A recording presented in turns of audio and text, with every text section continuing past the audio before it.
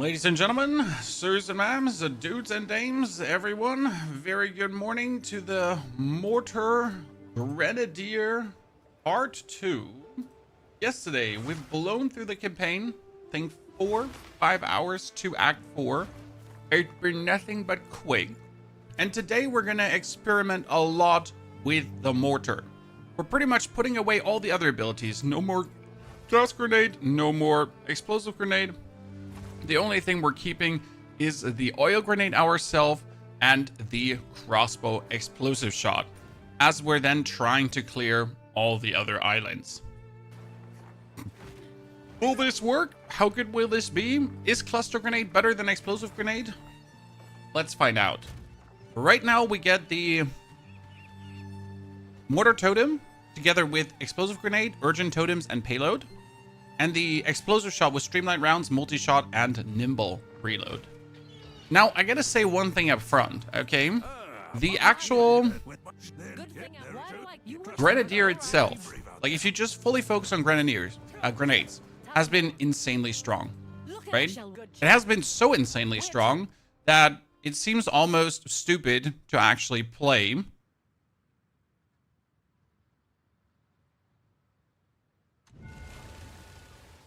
a Mortar Totem, but I don't see why it shouldn't work. Okay, so if you just want to play grenades, right? If you just want to play grenades and not actually swap over to seems like a good place to lock someone up and throw away the key. a Mortar, that could work.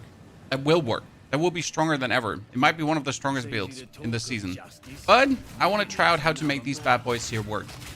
And the plan was you're going to shoot them out and then instantly shoot into the totems. So what's going to happen is we're going to put down 1, 2, 3. They shoot their payload and I instantly shoot into it. And that's actually pretty much wrecking all of them. So quick, it's not even funny anymore. That being said, though, I still have to summon this ahead of me every single time, right? So it's 1, 2, 3. They instantly start shooting. I instantly start exploding. It is a really quick gameplay loop. But considering that the grenades themselves, I just run around and I pretty much pop out the stun grenade and it just kills everything already without these intermediary steps. You know? But we're hoping that the cluster grenade might bring the break.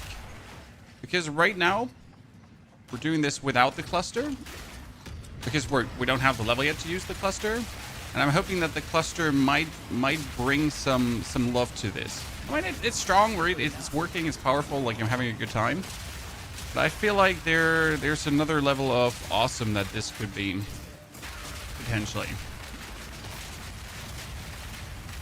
So we'll have to see. Kimatetsu, good to see you there. Donkey Kong, also good to see you there. Wonderful, good morning. Kimatetsu, also thank you for the gifted subs and congratulations on your portal. We found the... What did we find?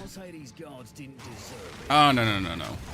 So, like, put the totems down. The totems instantly shoot explosive shots, explosive grenades, and I am instantly shooting into these grenades to explode them. Like, right? It doesn't matter anymore that we don't need to wait for triggering. We don't need to wait for anything. We just go vav, vav, vav, vav, vav, vav, vav, vav, vav. J Club.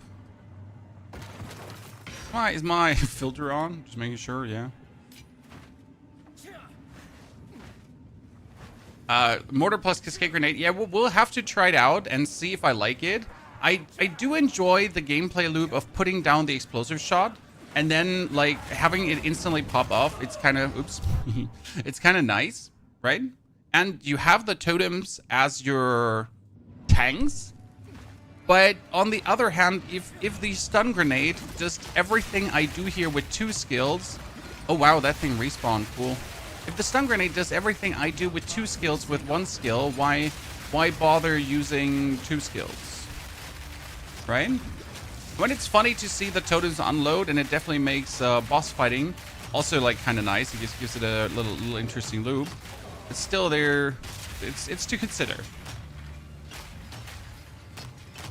For Deadeye Ranger is way worse. I mean, Deadeye can be good. Deadeye can be bad. It really comes down to how you actually play it, right?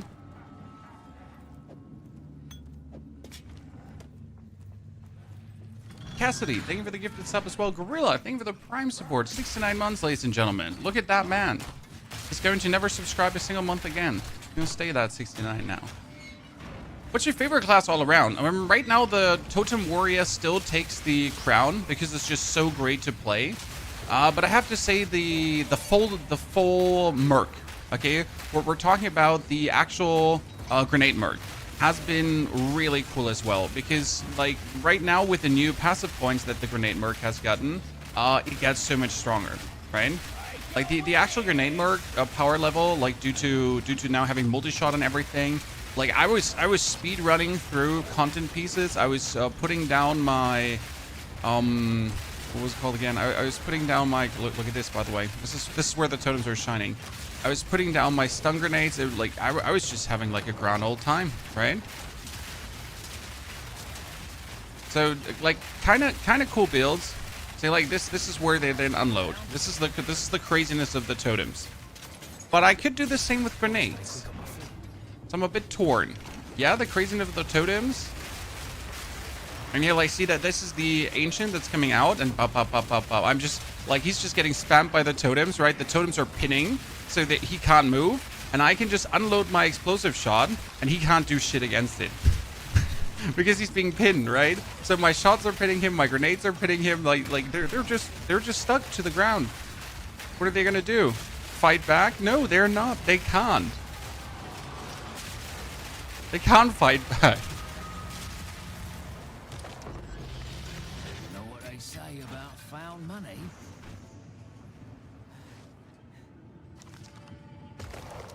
That was kind of nice. Okay, we're gonna go back all the way here now because there's a bombard crossbow on the ground. Let me teleport back.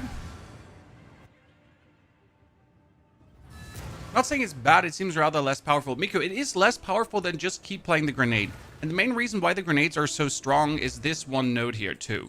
It's called gain 4% damage as extra fire damage for every different grenade fired in the past 8 seconds. Now the demolitionist you have consistently active. Like usually you would be having the 1 grenade, then explosive grenade 2, then the oil grenade 3, then the flash grenade 4, and you could even add a galvanic grenade to it. But that's already a 16% bonus damage as fire damage to everything you're pretty much dealing just for throwing the grenades. And that's on top of what you're already doing, right? The grenades were already able to do tier 16. Now they have better support gems, and you're getting that bonus damage on top. But the orientation is so weird today because you're in the horizontal, in the vertical stream, not in the horizontal stream. But the orientation is not weird. You're just in the wrong stream, brother. Need some. Here is the gear. Okay, that helm is worse than what I have. I'm never sure if I should turn these crossbows into something, right? We gotta double check for things. Farewell. My biggest issue right now is with this act that I can't do squat about getting bombard crossbows, right? I have to be extremely lucky. How did you split again? Right click, right? Yeah. Left click. Do you think Abyss on early games is hard? You should avoid it in the first 2 zones and then it's easy. So in the first 2 zones, I would really avoid the Abyssal. I don't see a reason why you would actually do it, right? It's just only going to make it harder for you, unnecessarily hard at that. So like if you actually ignore the Abyssal in the beginning, you're better off down the line. In my opinion.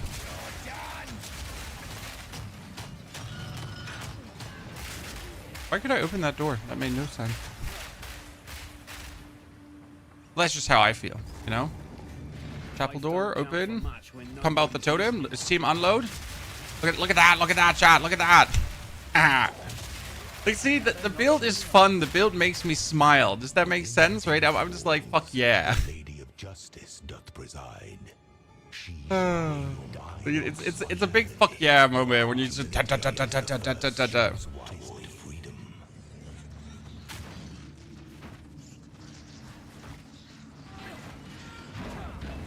Burhad, good to see you there. Zorth, thank you for the 6 beautiful months of support. Dankeschön. I play Tactician with banners. How is that? Please tell me, Montgomery. What do the banners do for you? Can you give me like a TLDR? Because I've like never messed with banners and I have like 0 clue how they feel, how they work. Like, what do they do? Are they powerful? You know?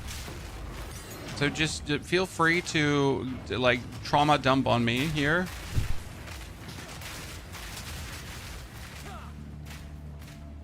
seems like it's awesome. It's definitely fun. Like, shall I tell you what the biggest issue is, chat? There's two issues with this build, and I hate that, that's a problem. So you either need the perfect desecration multiplier, because there is a desecration that gives you another ballista. You heard right, chat. You can desecrate your weapon and get +1 ballista totem. That means we need, in the end game, a very good crossbow, and that crossbow needs to also have the +1 ballista totem. Kind of stupid, right? That is problem number 1. Problem number 2 is, if you don't get that desecration multiplier, then you're kind of forced to get yourself a unique item that gives you +1 totem. Do we have another patch today? No, not that I'm aware. Not that I was aware. So right now I have this amulet here. This one.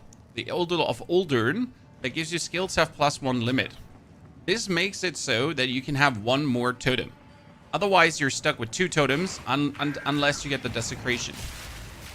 And that's a bit of a bummer. That being said, you only need the amulet when you're in Act 4. And in Act 4, you get trading. So technically, you could get it. Right? Still kind of stinks. Oh, let's do this, Chad. 1, 2, 3. Actually, 1, 2. I don't have 3 right now.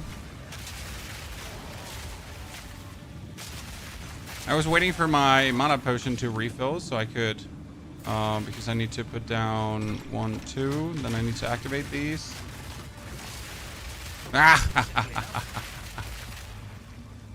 Beautiful. Okay, let me quickly refill my totem. My mana. Do you think POE 2 is okay for casual gamers? Absolutely. But if you want to play the game casual, you should maybe consider using a build. Whoa! That's better than what I have. What? That's better than what I have by tons. Oh. No way. Oh, well, I need to desecrate that thing. You know? My man.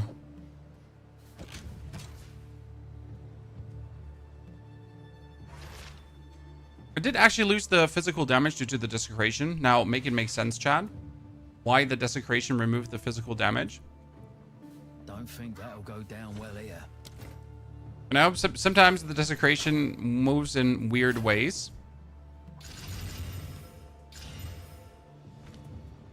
That being said, the desecration is probably going to be bonus physical damage, so that's fine.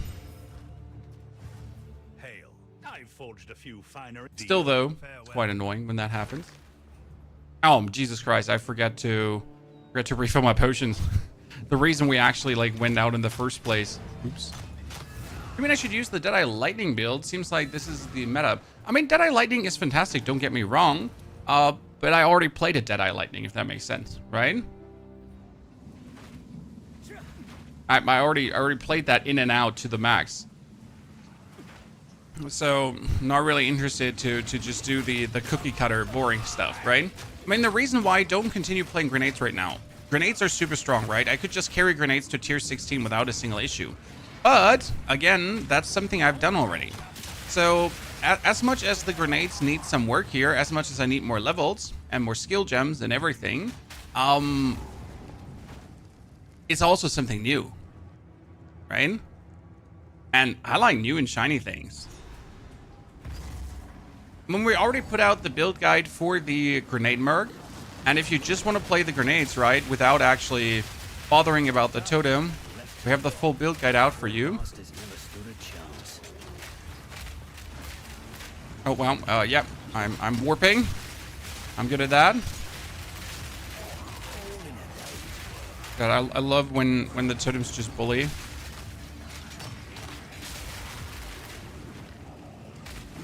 the totem down, have it shoot grenades, shoot the grenade instantly. If they then actually hit the minions, right? Don't fly past. Roll pony.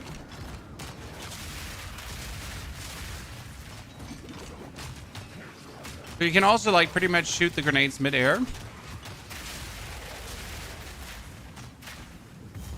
Oh, warden. Yes. Last time I get some really good stuff here. They did such a good job with Act 4, it's gorgeous. It's funny because Act 4 blows every prior act out of the water. Water. No, but seriously, like Act 4 is just design-wise superior to the acts that have been before. Not that the act before have been bad, right? But generally speaking, just from a level design, from an environmental design, from how the world interacts with you, that is definitely top-notch. And that's something that I'm not sure if they actually have to revisit the other acts now, right? To make up for that.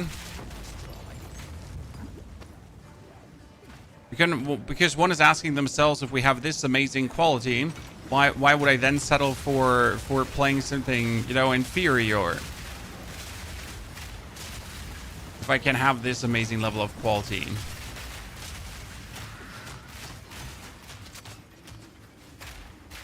They've been doing a Leap Slam Titan. Leap Slam Titan is great. I mean, if you go for the Leap Slam with the heavy stun restores health, and then you go through and you leap on the leads and everything, you should be totally fine.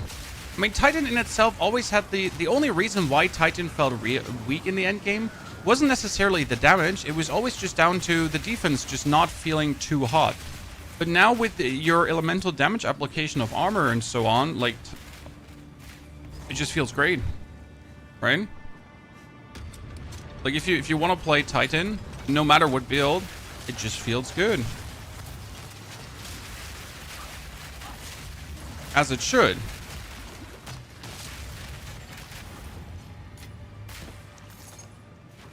Right? Oh, the element of ice, have you tried it? I was thinking about turning fire damage into ice damage and having your totems shoot ice. Then again, like, that's maybe completely unnecessary because this build is already pinning. So, like, you see how these enemies have chains around them. That's the immobilization ideal. Jesus, immobilization, hard word. You don't want to know, yesterday when I recorded the YouTube video, I had to say immobilization 8 times in a row before I got it right. And I felt stupid.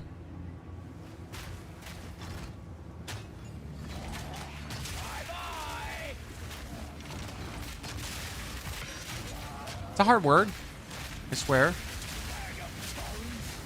Don't get to use immobilization often in a conversation. One of these safe words.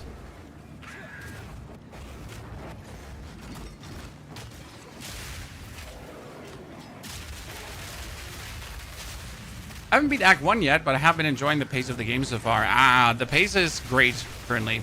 The new support gems are doing a lot of good for the game. Like, generally speaking, it just feels better to play with your abilities because you don't have to make compromises anymore. So before it was like, my main ability gets the best gems, my second ability gets like inferior gems, but at least I put them on. And then you get another support gem and you're like, man, I don't actually need anything, but I'll just put a random support gem on something before it just goes to waste.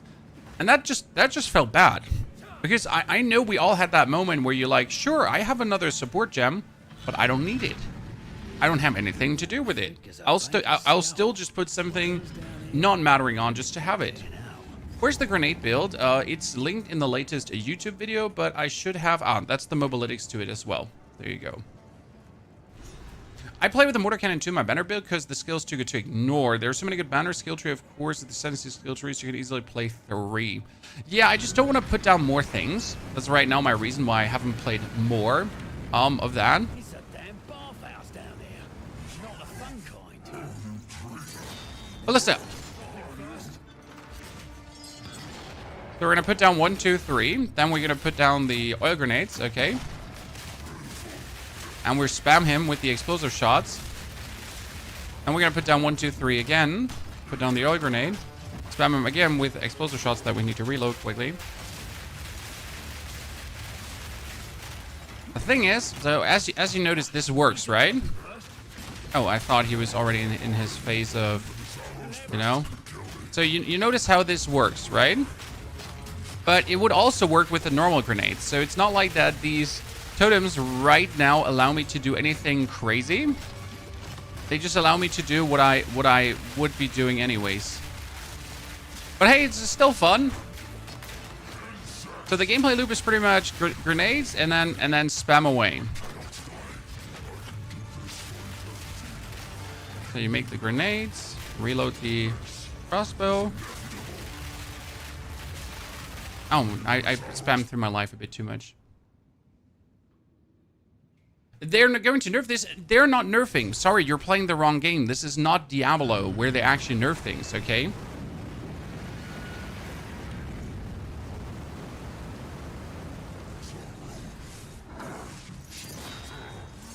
In Path of Exile, things stay good. That's always how it's been in Path of Exile. And they will pretty much just not nerf things just because something is too powerful. Unless it is functionally broken, okay? So the only reason to nerf something if it's like actually broken, okay? But nothing about this build is broken, it's just working as intended.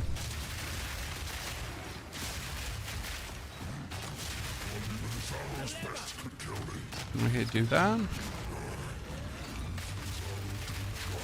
That's the important part about Path of Exile. And the big difference to some of the other ARPGs you might have been playing.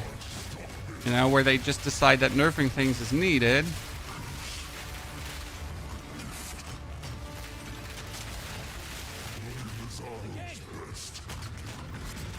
One, two, three. Mortar grenade. Oh, use the ballista again? Really? Oh, he's just dead. Okay. They've been kind of strong, not weak, not too powerful, kind of fine. What I need is the cluster grenade now to really test this build, because the explosive is working, but the explosive needs me to have the explosive shot. So I wonder if the cluster grenade does better, because the cluster grenade pretty much explodes instantly. Right? Set sail. We got this one done. 35 Nagakanu. We need to travel to the eye of the... Go down.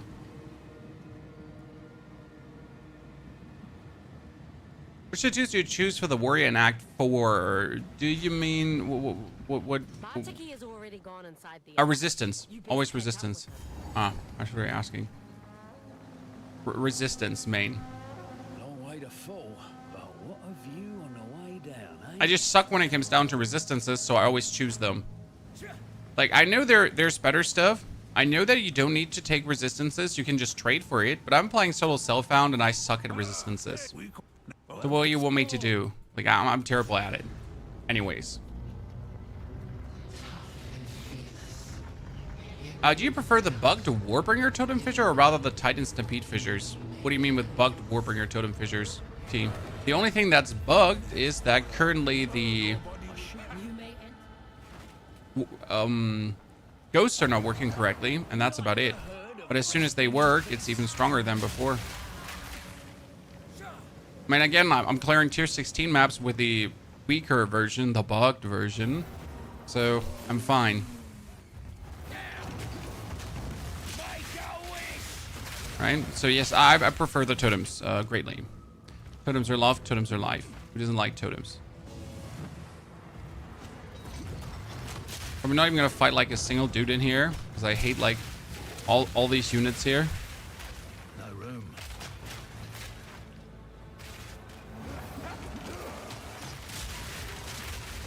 Yeah, Jack Ground on Fissure is also not working exactly. If the small minor things are getting fixed, we're gonna be pulling the warrior out again, and it's gonna be stronger than it was actually before.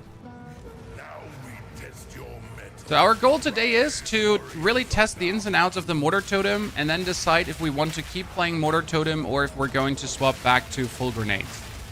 That's going to be what the stream is about today. Okay, guys? If Mortar is more like a, yeah, sure, you can do it if you really want to, or if there's actually, yeah, Mortar does something like that is really, really fun and exciting to do, right?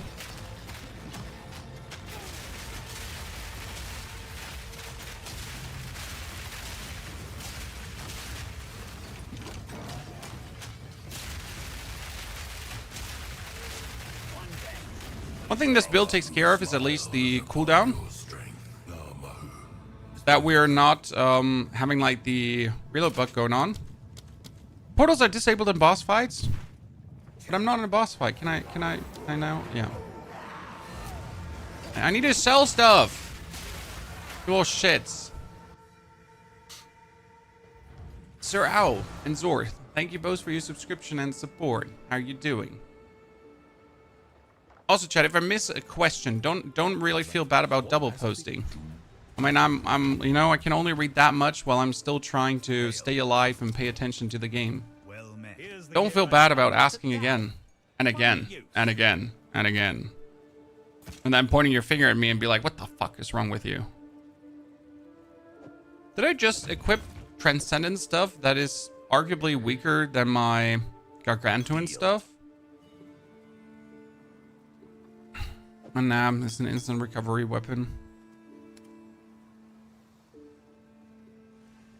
No, we still haven't desecrated this one. Oh, yikes. It's about time that we desecrate this because we're just lacking damage right now. Well, lacking damage. We're missing damage, not lacking. Missing. That we could potentially have.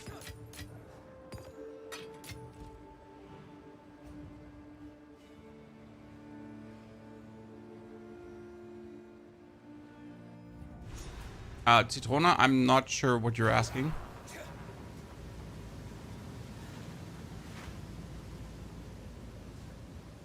Do you think that the fact the imagery looks like the people of Maori culture is appropriate? I mean, it's an island. They're the Kauri. They're, you know, there's some tribal tribe dudes. I haven't like a single time sat there and thought, yeah, Maori.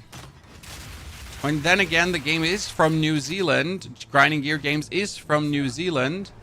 So what's inappropriate about a company from New Zealand potentially including parts of their own culture inside a game? I fail to see where that is in any way an issue. Right?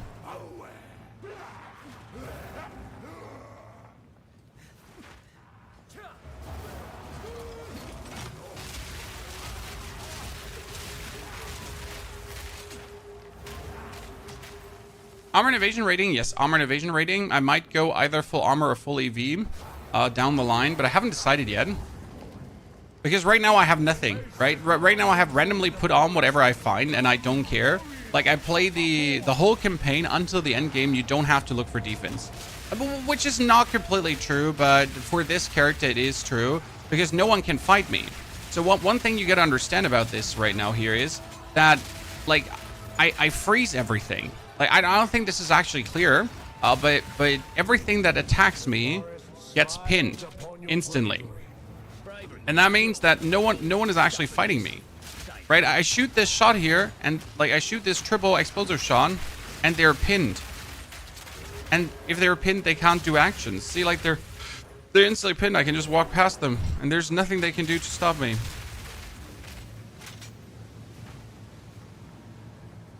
There's vertical on YouTube because you're in the stream that says vertical in front of it, sir.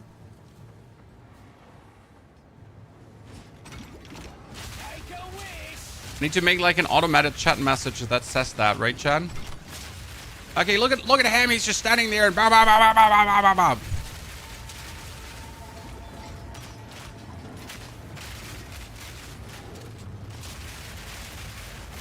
One problem with the build is you can't really aim your grenades, right? So I'm gonna put these totems down like in the cluster of enemies, and then I'm pretty much shooting my explosive shots right on them because, well, I explode the grenades as they're leaving the mortars, right? So you put them down, they're leaving the mortars, and I pretty much instantly explode any grenade that's coming out of that. So I can pretty much put them here on top of the Abyssal Trove, 1, 2, 3. They come out, I put down the grenade, and then I just spam the explosive shot.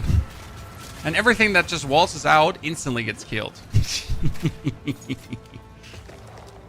I mean, seriously, yeah, instantly.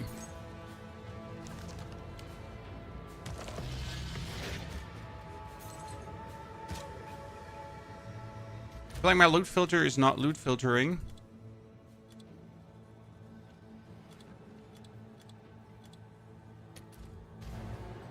Nah, someone loot filtering. Not as much as I expected it to. Ooh, lesser jeweler's orb. Cool. Don't need. I do have. Right now attack speed. Thank you very much. Any advice how to master the new running thing?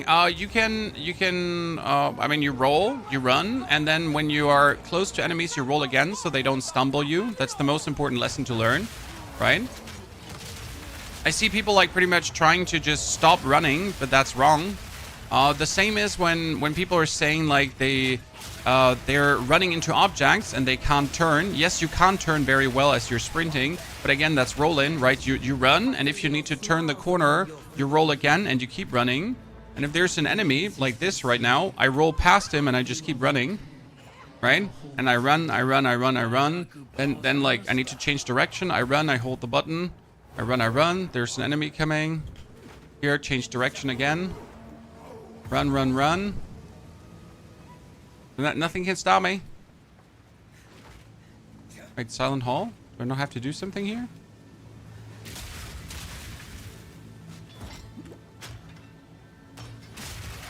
You know there is the... What was here again? The Navali's Rest, right? I don't know where it was again.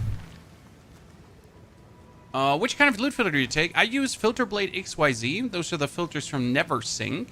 And I use Semi-Strict for campaign and Strict for the end game. You can also use Strict for the campaign already. Pay your respect. Wait, I wasn't here last time. Huh? Until next time. Oh, this gives you 5% maximum mana?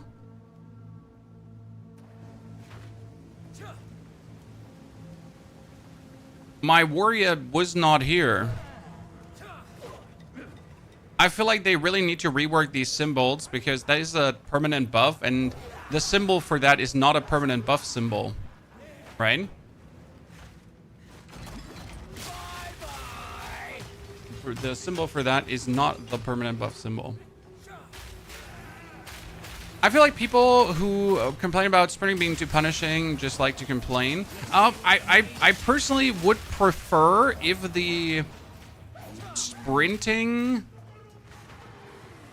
like let's shave off 0.5 seconds or so. Then again, sprinting became a high risk, high reward kind of skill thingy, right? It might be less convenient on controller, I don't know, but for me personally, it's super easy to control. It takes a bit getting used to. And then again, it's not like that sprinting is mandatory. I mean, you could play the complete game without ever sprinting, right? Tactician with minions good. No, Tactician is really not the minion playstyle. I don't see a reason why you would play Tactician with minions. I mean, it's not that it's not possible. Like, things are always possible. It just doesn't profit from it in any big capacity. I mean, I'm not sure if the pin of the Tactician also applies to minions. So if your minions shoot projectiles, if those then also pin. If that is a thing, then it could be an intriguing, but even then, it's just not worth it. I don't see like the reason to play Tactician with minions ever. I mean, sure, banners, maybe. It's probably the only thing.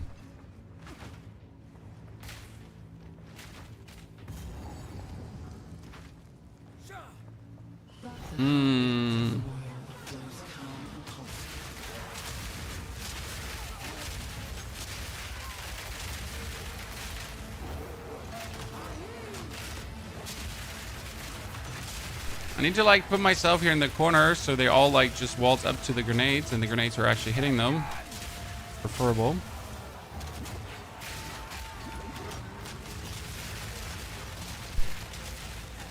Very important part is that my explosive shot itself does not do damage, okay? If you wonder, hey Pony, why don't you just do damage with your explosive shot? It doesn't. Here, see, I take resistance because my resistances always suck. So getting a permanent resistance boost seems too good to not grab it.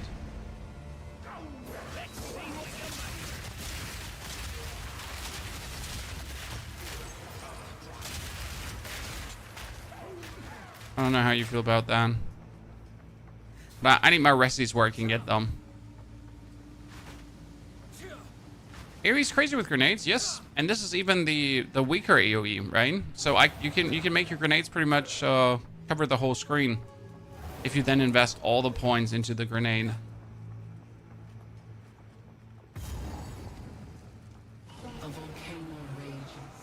From here.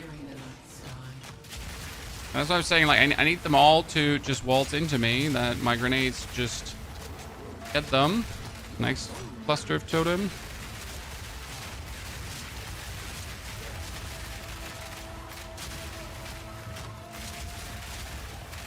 Next cluster of totems. Oh, did someone not come? I'm sorry, Mr. Ancestral Warrior. Did someone still not come? Oh my lord. Okay, we got him.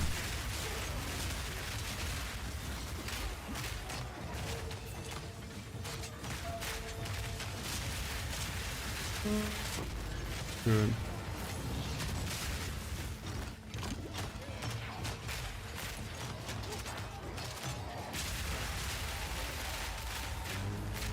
Give me the Resi. Wait, oh my lord. He's just in that corner. Fire resistance. Thank you very much. See, my Resis are actually good this time around on this character. Even for the campaign. Like, again, I usually don't have resistances in the campaign. Because who has that?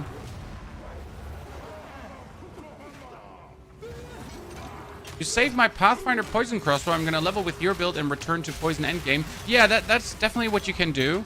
Like, just play the grenades into the endgame and then swap to whatever you feel. That's also how I feel a little bit with the totem here right now. So my playthrough could be faster with full grenades. And then when I hit level 65, you pretty much decide to go for the mortar. Or when you actually have level 52, when you can use the cluster bombs, right? That might technically be the better way how to play this. But again, we're here to, like, find out how good grenades is, right? Like, I know grenades are better per se. But since we know that, it's like more interesting for us to actually try around with this instead of just, you know, not showing you. But now, one final challenge. This is the interlude? No, this is Act 4. This is still Act 4. So is that, by the way, meant to be Wukong, Chad?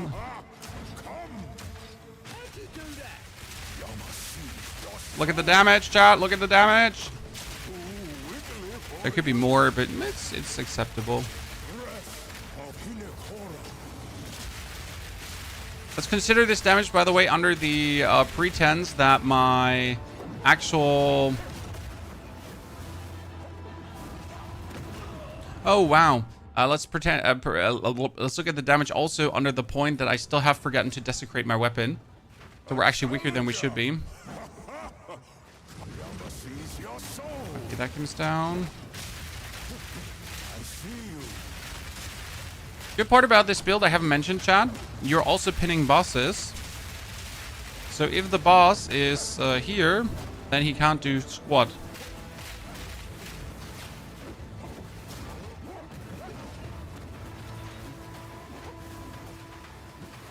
How much I dislike this face here.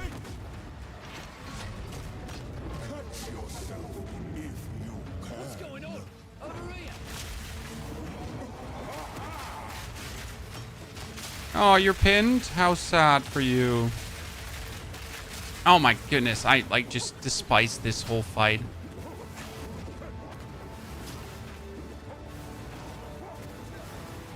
You are not worthy. I see you.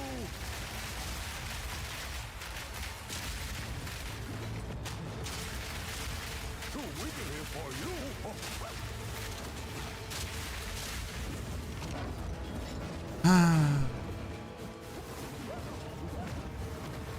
I wonder if it's actually better to run here, right? Because you should be able to just outrun all of these. You are not worthy.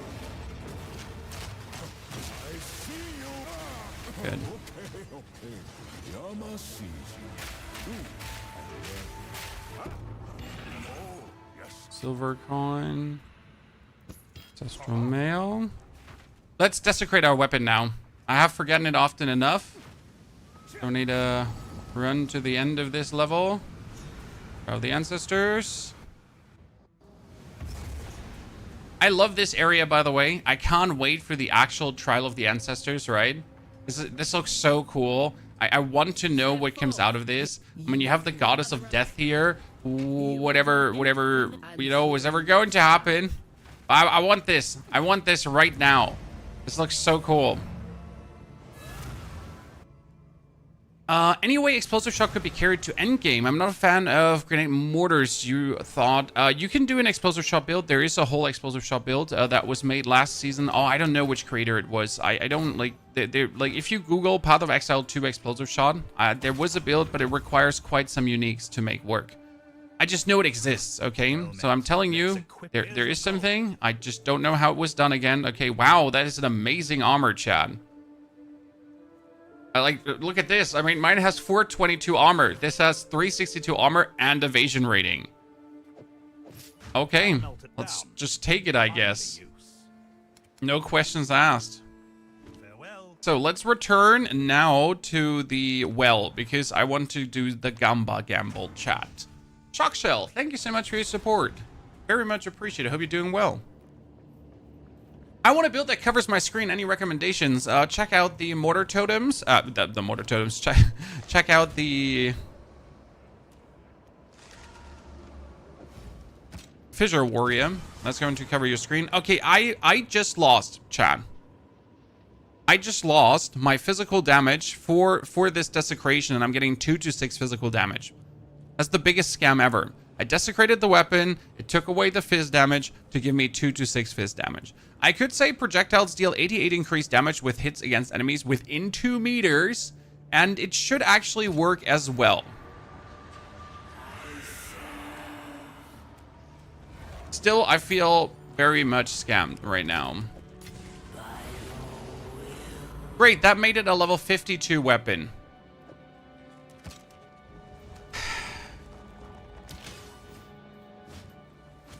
Let's get level 52 really quick, shall we? Let's get level 52 quick. I feel like we should be getting one disclaimer like, behold, in case you're going for this, be aware that you will end up with your weapon getting a higher level. Oh, you didn't know? Well, get fucked, you little shit. You're like, but sir, I just wanted to play my weapon.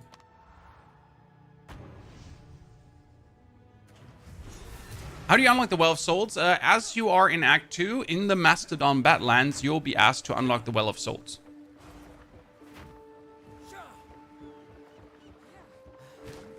So that's fantastic. We just got this weapon now completely uselessly rolling around until I pretty much just...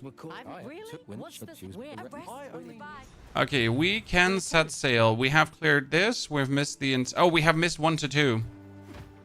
Great. Let's head back. And try to weasel out the last level, I guess. I feel like there's so much bonus to miss in Act 4. Right? Is this where the tattoos are? Yeah. I think the 1 to 2 I missed was in the middle.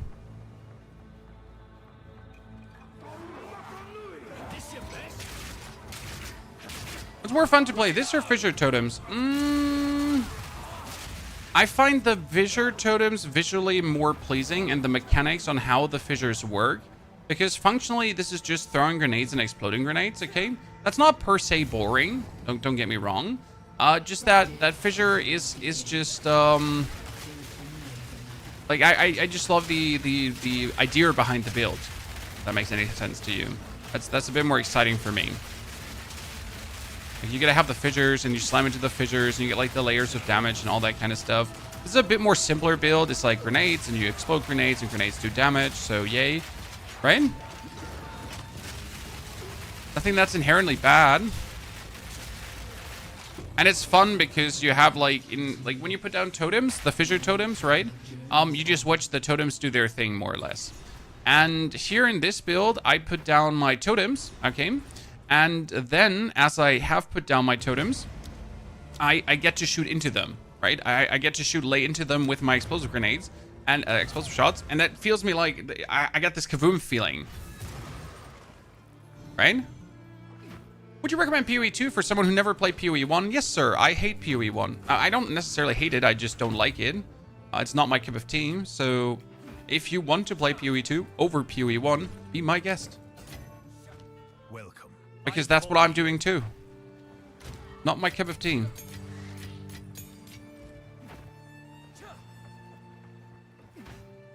You haven't gotten the Mortar strat yet? No worry, Paxing. I played grenades to this point and it was a breath through. If you watched the video from yesterday, I put out actually the full mercenary videos out. Illegal. The word we're looking for is illegal. Because I was running through maps just throwing stun grenades left, right, and center. And they were just clearing everything. It was so quick. I do love a good treasure hunt. I use gas grenades and explosive shot and mortar cannon. Alex, you can do the full grenade playthrough. The problem is, if you use gas grenades instead of the explosive shot, it takes a while until your shit blows up. Right? Always like watching things explode.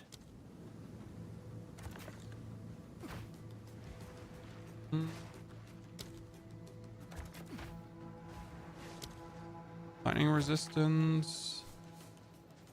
Experience. Do chaos damage? Oh no.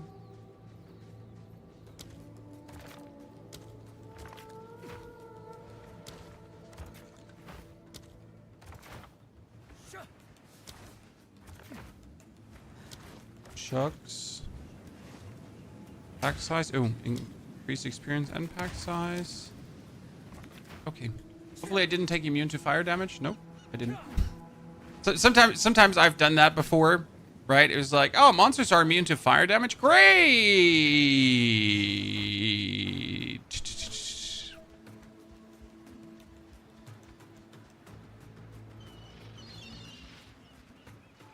You prefer this game to the Diablo series? No, sir. I play both games. Cut me. When you're farewell, please note this.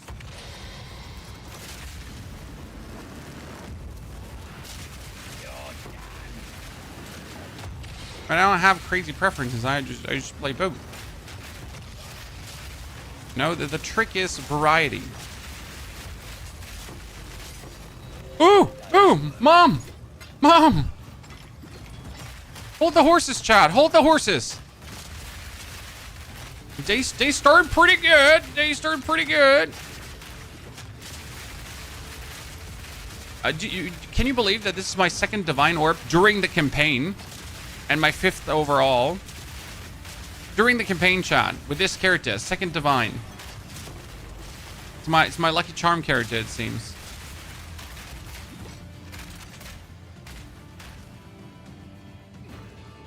Did all of these explode already? Yeah, they did.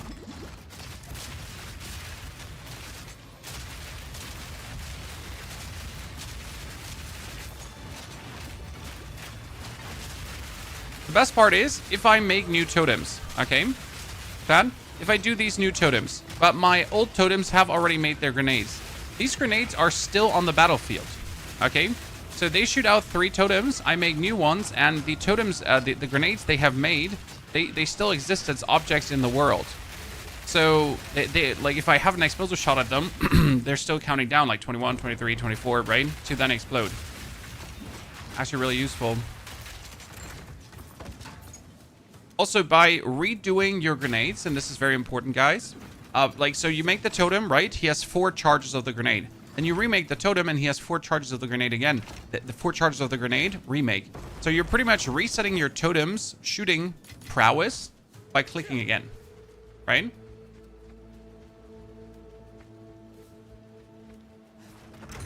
I see what you're saying, Zitrona. I see what you're saying. Oh, no. We're good. Can we see the build anywhere? Yes, we have the YouTube video uploaded. Here's the mobalytics with the video linked into it. I always prefer if you watch the video because, well, watch the video because it has more information, right? Don't just do one thing, do both things. Do yourself a favor. Get all the information. Don't get just half the information. Ooh, ooh. I'll take it. Farewell. Thank you, Danning. This was enough to get me to level 52, guys. So you know what 52 means? I can finally do the cluster grenade. So let's figure out how good that is. Right now, we have done the explosive grenade, okay? I can first and foremost use my stupid crossbow. Weapon set 1. Let me double check. Weapon set 1 is red. Yeah, that's correct. Let's unlock the crossbow. Maybe I'll get a good one.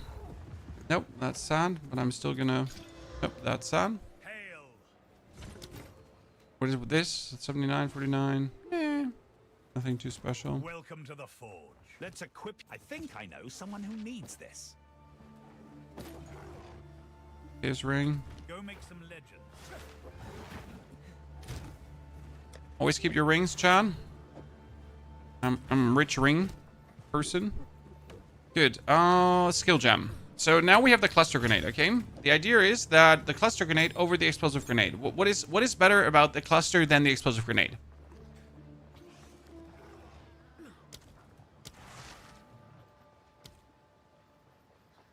With the increased cooldown recovery rate, the grenades fly out and more or less instantly explode at the current moment. I'll have to see how well that works. If that is better or worse. I mean, damage-wise, we're talking about this would deal 1,288 damage, right? And the mini grenades each do 700 damage. If I now put out this, we have 2,000 damage, so technically more damage, right, with the explosive grenades as they explode. But considering how many cluster bombs we're getting, it might be that the cluster bombs turn out better. Now, I don't know yet. Therefore, let's experiment, my friends. Let's experiment together and see what comes out. I wanted to take this one. No, wait. What do we have? Increase pin build up. Attack speed with crossbows. Quarter stuffs. Let's see. Projectile. Good.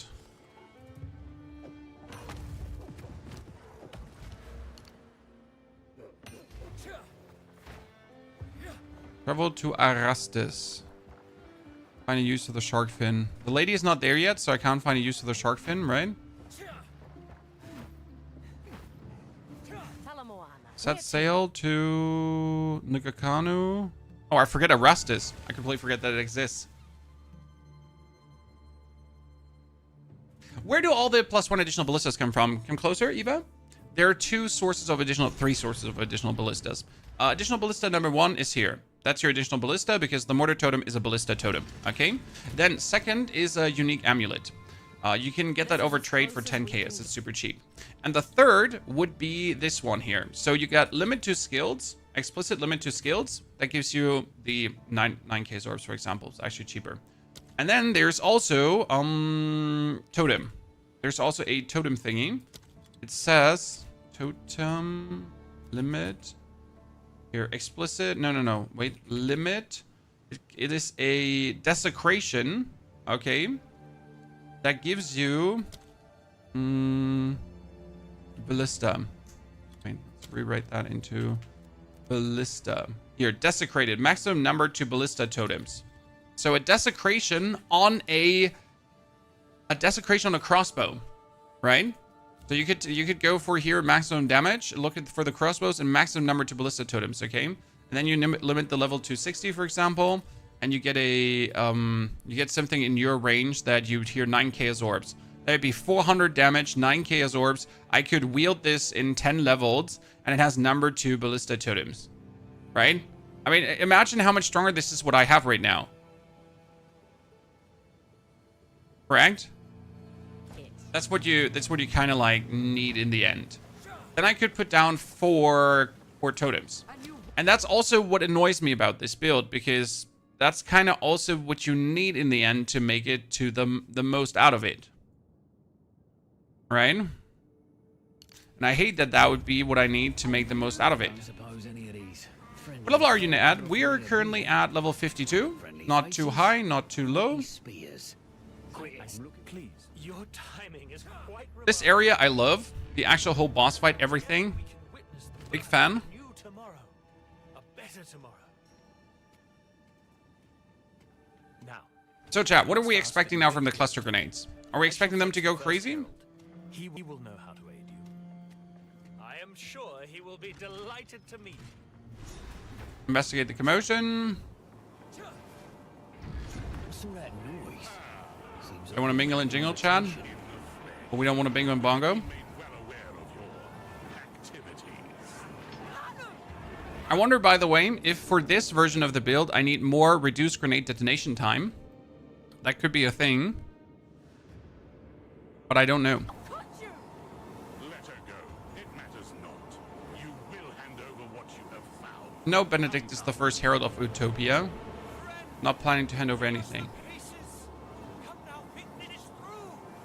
We promise you more. Accept Utopia.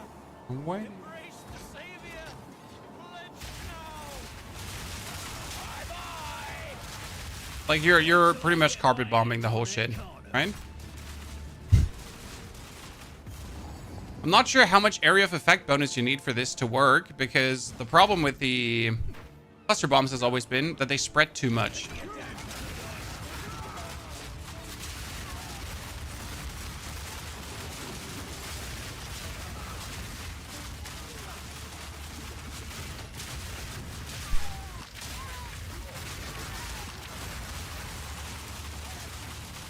I mean, some of it works.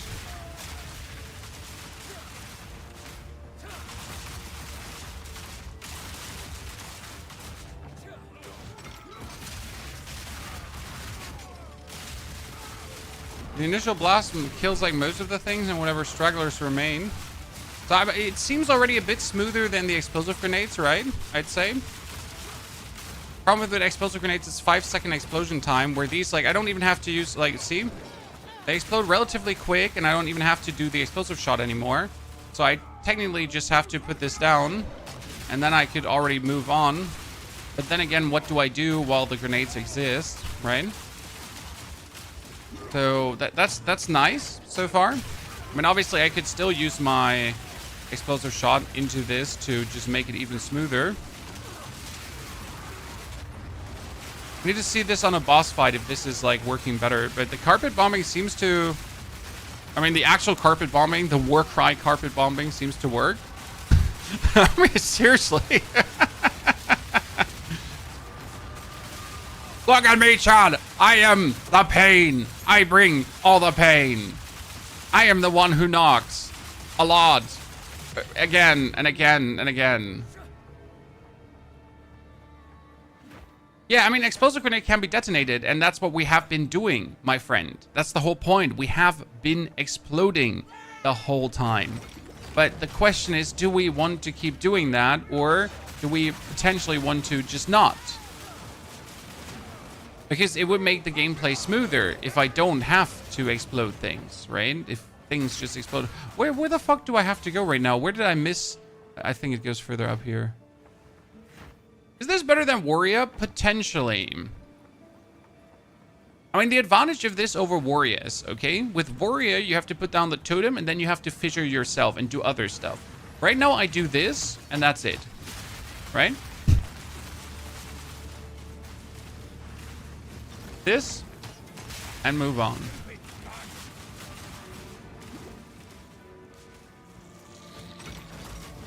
I mean, the tops thing I have to do is throw in an oil grenade.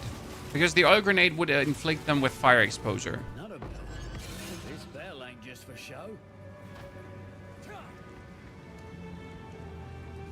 Those grenades do way more damage. No, they don't. I mean, sir, we're just literally testing this. Like, if you go back 10 minutes into the video, we've been playing explosives, and now we're playing cluster, and the cluster is actually working smoother. This is a factual thing. This is not something we made up on the fly, you know? Because we felt like it. But now we have to see versus a boss, because I think this is like where it gets interesting. Okay, let's put these down, Chad, and then pop this. Ah!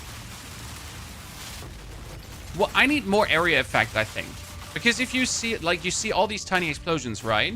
The bigger the area of effect is, the more damage I would deal to one target. Correct?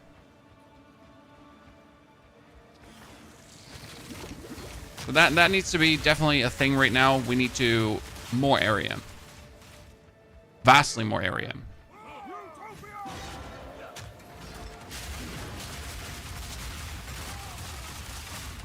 Because then we're also doing more damage.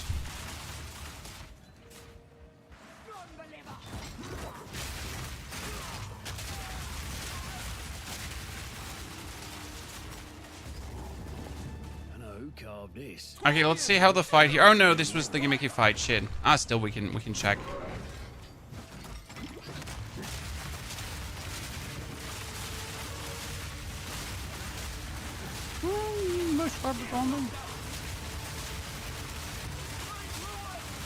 There's a gimmicky fight, so in this fight you have to like have him throw stones at the dudes.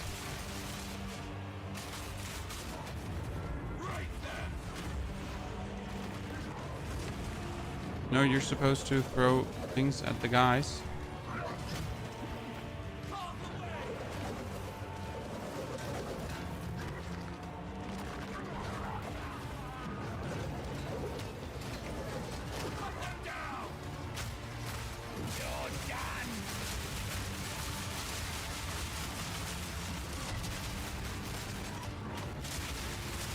I wonder if we have to like look for any of the other two guys. I mean, he's like,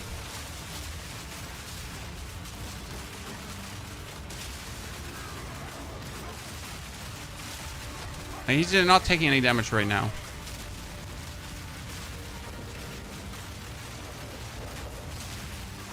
This fight is not good to gauge how strong this is, because we're like in the process of not getting the full damage in this case. I hate this boss. The boss is definitely not a good benchmark. That's the issue. All the wasted AoE from clusters. It is. That's why we need more. Big operation. Whatever they're after, I want it bad.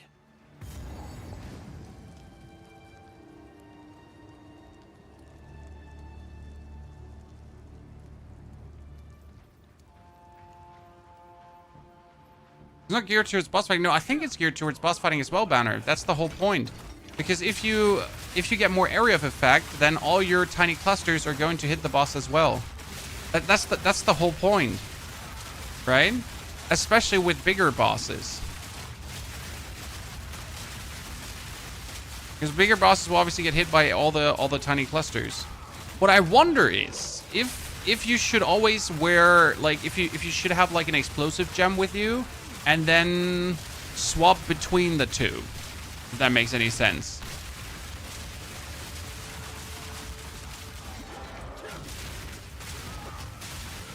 Right, cluster for clearing, because obviously it's clearing well, and then you should take the explosive grenade for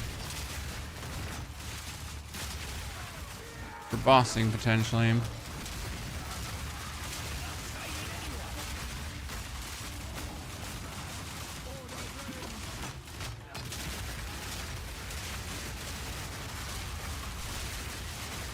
I can definitely see this in mapping stages, like, right?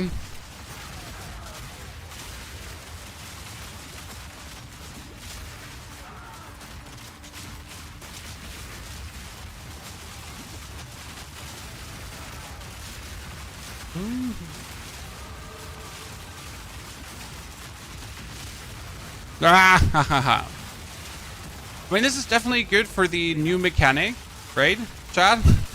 I mean, an abyssal mechanic is just going to get torn into pieces by this. So right now, recommendation, hold off until level 52 before you start using the Mortar Totem, right? So you might get it with 41, and it might work with 41 already, but definitely the cluster feels better. But there's one thing I actually haven't tested, chat, and do you know what it is? I haven't actually tested if the...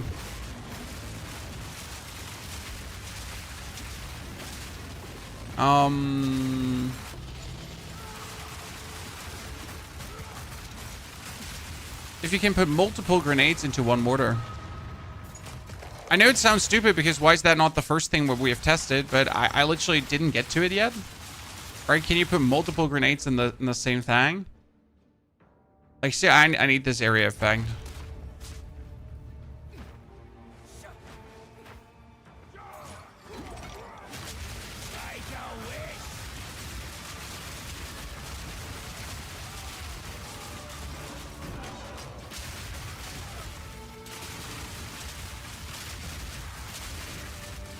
The problem is with putting multiple in that you would need to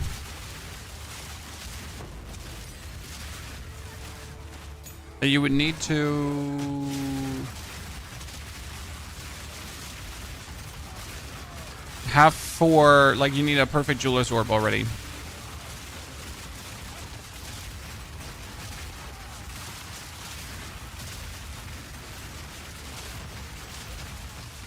Otherwise it wouldn't work. We've done oil, gas. Yeah, but you don't want to do too many grenades because there's no use in doing too many. I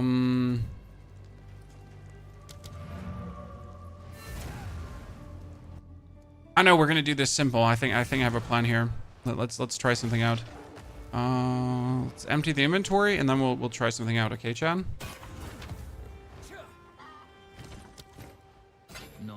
Look on. Welcome. Here is the gear. Here's your gold. That's a lot of fire and lightning damage, but it's like 0 defense.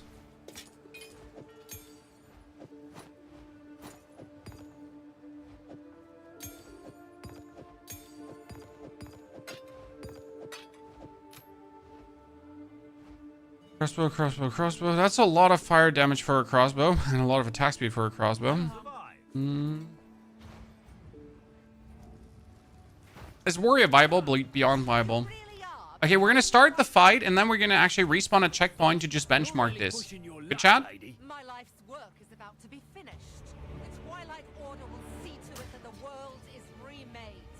A world without gods, without suffering, without the disease of divinity. You and your shade cannot stop us. First Herald, deal with them. As you wish. Same. Now that he can actually take full damage and doesn't like have like some damage twinking going on.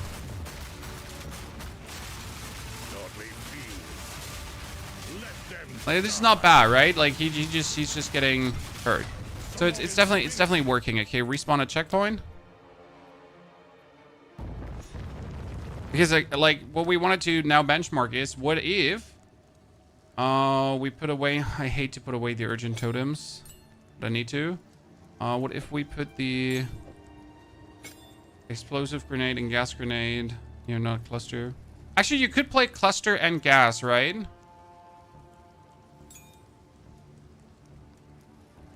I could play both.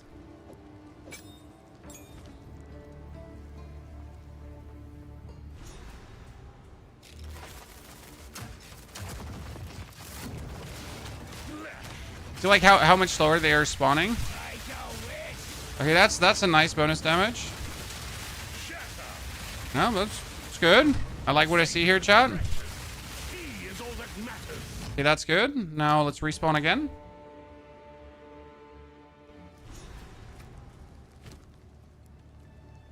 And we're gonna try explosive now cluster. Okay, how that feels. Because now we would get the bonus damage from the gas and the cluster at the same time, so it seems kind of good. Also, Gehad, why do I ask you things? Because we're in this together, brother. I mean, this might be my stream, but you're here as the community, and we make decisions together. If you say, like, this is a dumb idea and this will definitely not work. Okay, what did now more damage, Chad? I feel like the cluster performed admirable.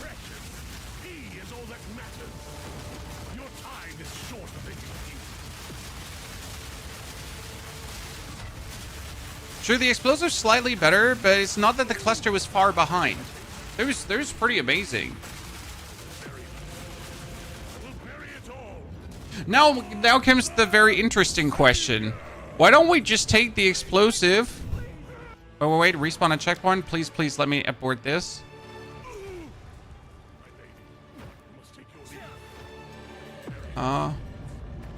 What if we do...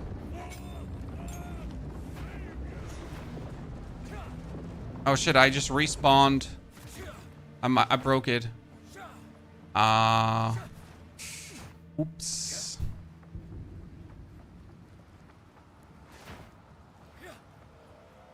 I broke the area.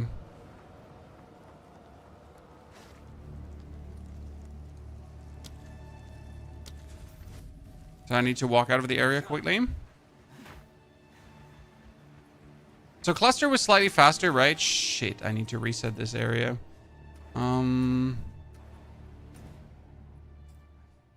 Fuck. Yeah, please do. So I'm gonna do a new instance now. Shift left click, by the way. So the plan is that we're now using explosive and cluster.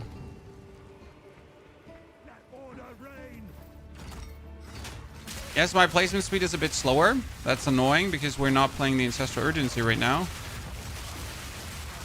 So instead of just having one goodness going on, we just have both goodnesses going on, Chan.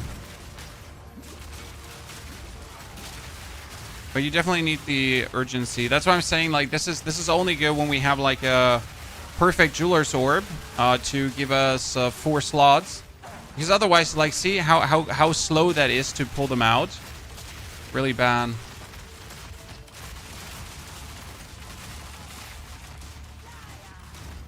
How do you bind 2 skills to your weapon? What do you mean? How to use weapon points? You just open this up, pop it out, and then bottom here you can decide which weapon they're going to be using for which skill. Okay, good. With 2 skills, I feel like we're getting somewhere here. So this is the first time I'm like, so the cluster grenade made me feel amazing, right? Because of the clear potential. But now with the potential of either cluster gas or cluster explosive, things are looking very interesting.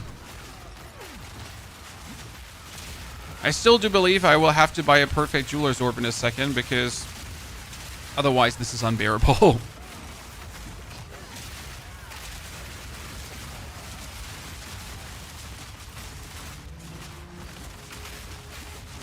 I mean, there's obviously faster totem placement speed in the skill tree. So I could do an Anoint, for example, for faster placement speed. You don't necessarily need the Ancestral Urgency. I mean, explosive and cluster together is kind of rad. I mean, seriously, look at what's going on. Look at what's going on. Especially with the payload gem, because the payload gem has everything explode twice. Okay, just in case you wonder what's happening here.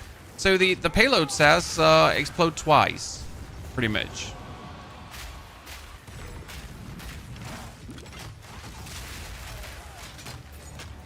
Just if you wonder where all that damage is coming from.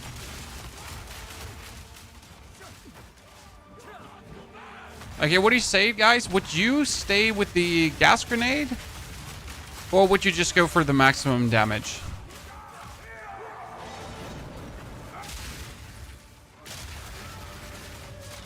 Did I miss the new area? Did I have to go to the right? Shit, I probably had to go to the right.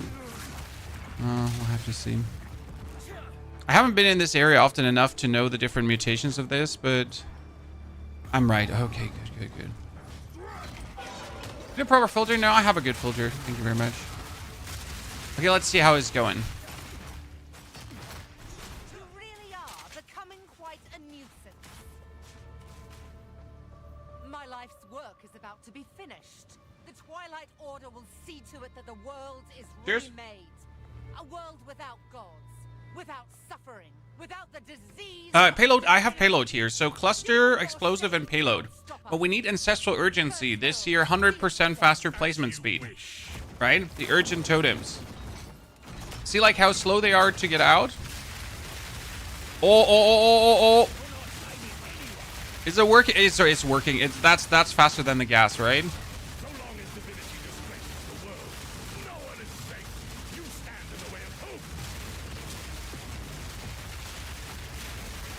I mean, he can't take damage right now, just in case you wonder, right?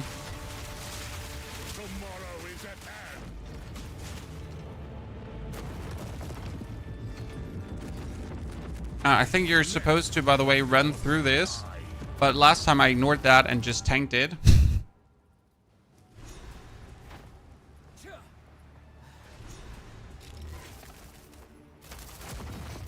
Now, the gas, by the way, did more damage now.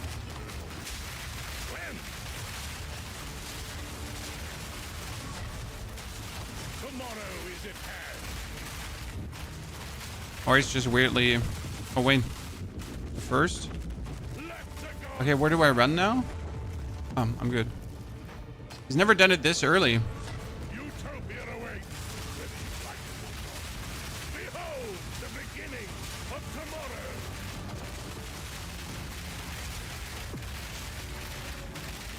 We rise. Yeah, the cluster gas grenade was surprisingly better so far. I would reckon, right? Tomorrow is at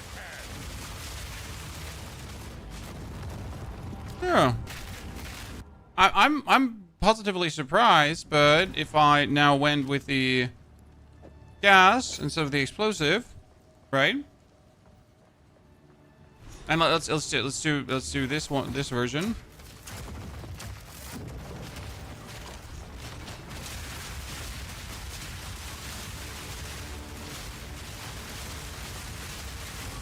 So long as divinity disgraces the world, no one is safe. You stand in the way of hope.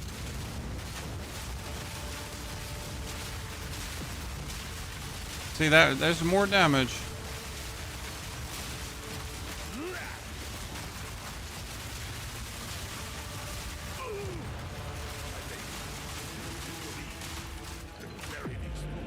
Hinge any builds in which we can see the screen? No. Savior! Please, please take me with you, please. Wait, This is actually one of my favorite scenes in the campaign. Orif, they're in Orif. Please, please forgive me, Makoru, please. Treason is unforgivable. Wait, no. He just literally splatters them. He doesn't just hit them. He just pulverizes them out of existence. Little shits.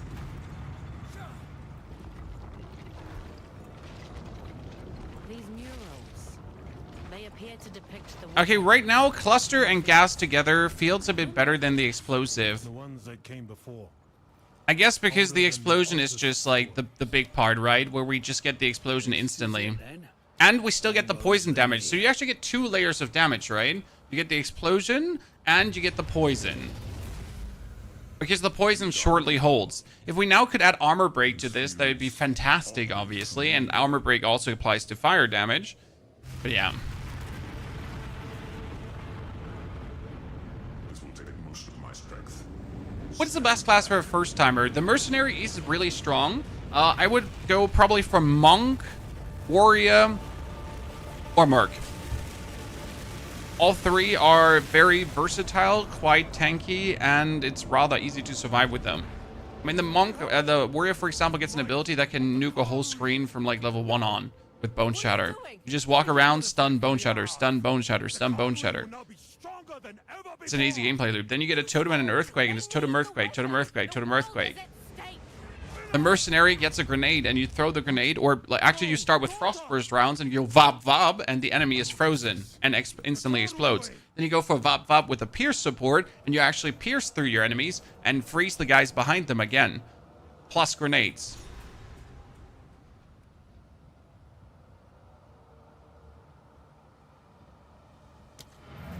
Oh no, the hooded one is on the ground. He's crying, chat. He's my weapon. Okay, I think we settled right now for cluster grenade and gas grenade together. Let me actually see. I do not have a perfect jeweler's orb. What would a perfect jeweler's orb cost me right now? Angie, currency exchange. I want a... Not a perfect, a greater jeweler's orb. Perfect is too much. How many divines? I could get 20 greater jeweler's orb for 1 divine. That's pretty generous. How many chaos orbs? What? One is what? Why is what? Why is that so cheap? I just want 1. Yeah. That's super cheap. That's crazy. I'll post it right away. Currency exchange for the win. Because now we can put the urgent totems on and we can put them down faster again. That's crazy. Like, what the hell? People have been grinding like never before. Need something? Here's your gold. Go make some legend. Okay, let's empty my inventory. First and foremost, let's check here. I need a Mortar Cannon 13. Thank you very much. I wonder if I want to thread in one of the other totems, but I don't feel like I want to do that. It would be great if I could do 2 different Mortar Totems. That would be fantastic, because then I could put down like one Mortar Totem that does this and that, and the other Mortar Totem that does that and that, but that's sadly not possible anymore. Okay, we're like, now we don't want you to do this. So a bit of a bummer on this side, I gotta admit.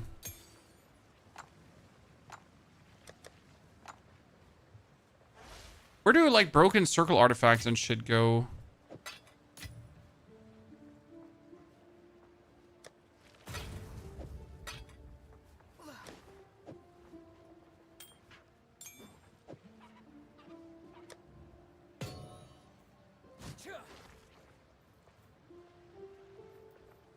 I'm loath to use iron runes, in case you wonder, because I just don't have that many iron runes. Like, these are my only 2 iron runes I have in a long while, and it's like really hard to get them.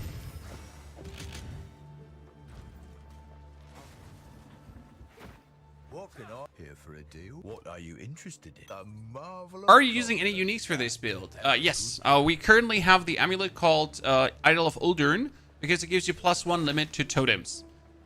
Otherwise, I would have to go for a desecration. That gives me +1 to ballista totems. And it would have to be on a bombardment crossbow. And that's kind of like, that's harsh, because you need both things, right? You need the desecration and you need the other stuff. And you don't just get that easy. You don't get those both things that easy. So it's better to go just simply for the amulet.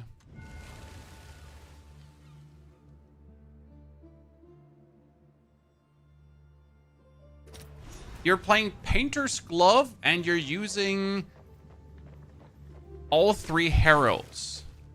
Coming. Could do. Could do. Watch your step. Something's not right. Urgent Totem's crazy. Yeah, I mean, look at the totem pop speed now in comparison to before. Oma, thank you for the Prime subscription. Sansai, good to see you there too. Potato, also, Dankeschön. I feel like the totems are just flying out like there's no tomorrow.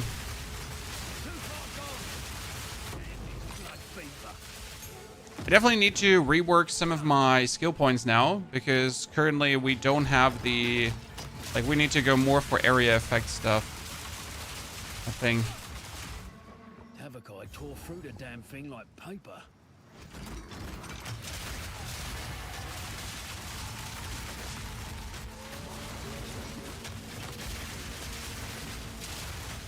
I wouldn't want to use the Painter's Gloves, though. I'm not a fan of using uniques in general.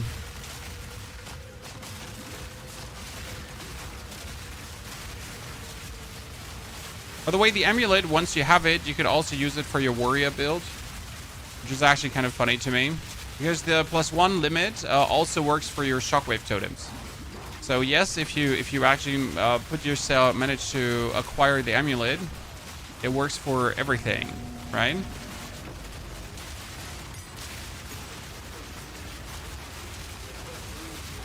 Oh, this is just a nice little carpet bomb.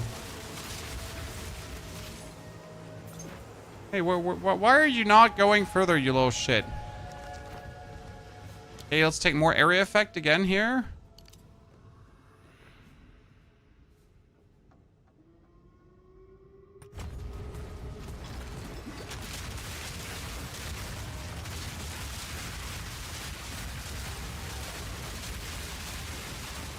I wonder if it's worth it to go for the more area effect, or if it's just better to just say, hey, what if I just focus on the main grenade explosion, right? And the small explosions are just being taken as bonus yank. That's just pretty much happening. right? Maybe that's a better choice. I don't know. I have no clue where this little ghost is taking me, Chan. And it makes me just absolutely hate the whole spirit mechanic even more. It's not like we ever liked the spirit mechanic, but it's really not making it easy to like it. Okay, my totems just decided to shoot in the complete other direction. Not a single thing was shot in his direction. Are you putting multiple copies of the same grenade into your mortar? Am I? No. So we have like here cluster grenade and gas grenade in there. I don't think you can put 2 clusters in there. That shouldn't work. But I also haven't tried. But it shouldn't work.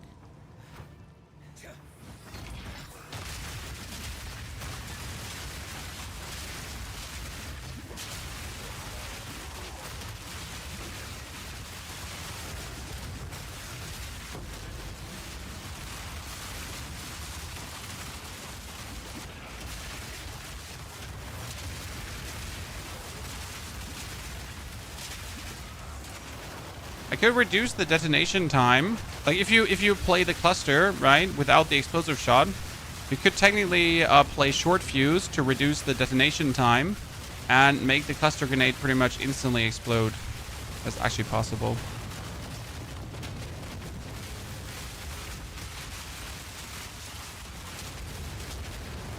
Oh, my totems just get killed by him killing things. The supports you have in your explosive shot, a nimble, blah, blah, blah. I can show you in a second. So you need the support that gives you 5 bonus bolts because that brings you up to 6 bolts. Okay.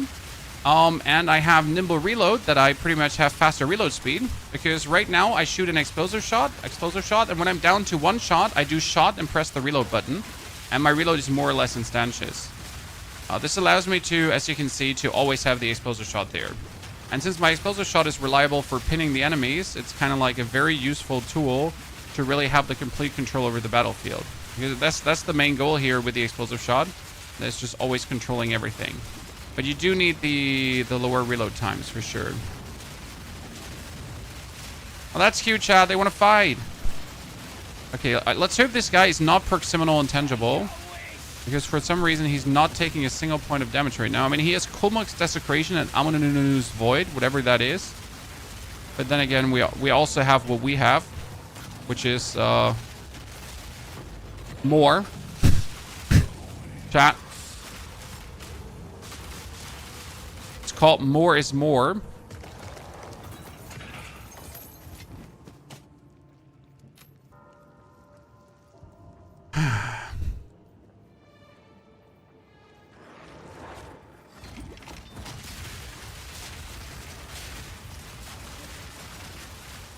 I need to go left side.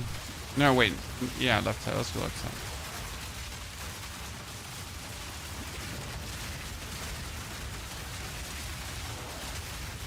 Good.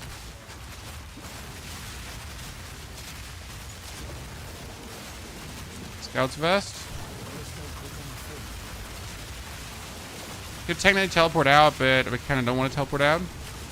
One thing I was thinking about is like to take the recoup node. So there is technically a node that says damage your totems would take, I recoup as life, and I'm not sure if that would actually be good for what we're doing here, right? I didn't have potions anymore, Chad. I don't know if that would be interesting for what we're doing. If my totems would actually heal me, so I don't have to use potions. Then again, we technically have everything under control, so I might not need this and just get some life regen, and that's it.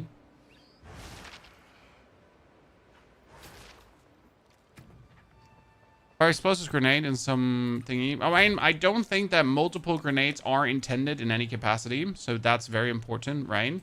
Only because it's possible. See, like I can choose another cluster grenade, and then I can put it in. So yes, you can play multiple clusters, but I'm not sure if this is what GGG would want. Right? Greetings. Because it was explicitly said that multiple is not, you know, Let's equip you. in the Here's patch your notes. gold. So it seems like more of an oversight than anything. But hey, we can give it a try. And see how it does. We're here to try out things. Might as well.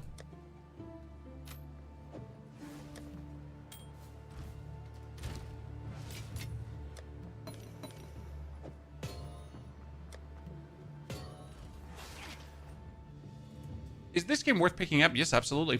Carrots, thank you for the 105 months of support. Ethic, also good to see you there. Grüße gehen raus nach Frankfurt. Hope you and the family are doing great. Yes. My daughter is enjoying school tremendously. She literally told me before bed that she would like to not sleep because she wants to go to school, you know, instead of going to sleep. So I guess yay for first grade success.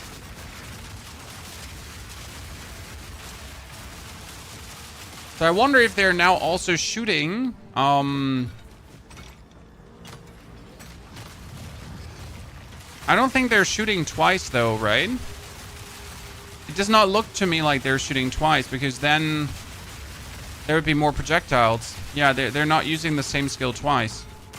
See, it's still only 3. It would have to be 6 if they're using both. So the double cluster is not working, in fact. So, we figured out it's not working, chat. Anthony, thank you for the gifted sub. We'd love to have you here. Deadshots, thank you for the 18 months as well. Pleasure. Toffer, dankeschön. Good your answer, chat. Multiple of the same does not do a thing. So I guess that's cheese protection. Oh, we get a level. Let's go for gas grenade.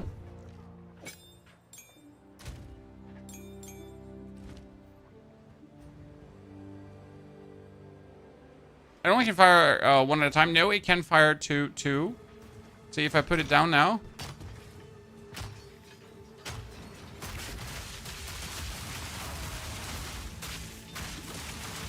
Actually, it's fired them alternating. I didn't know they fired them alternating. I assumed it shoots them all at the same time. So you're actually right about that. Nagakano, Mad Butcher. Whatever, it shows that we killed him, but there was nothing here.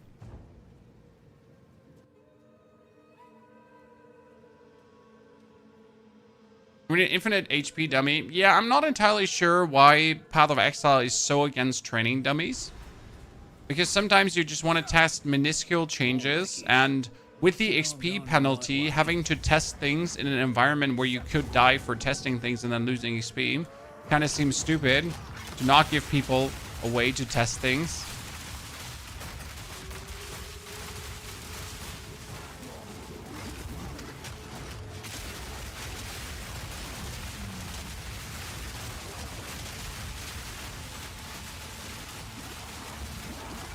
That's just me.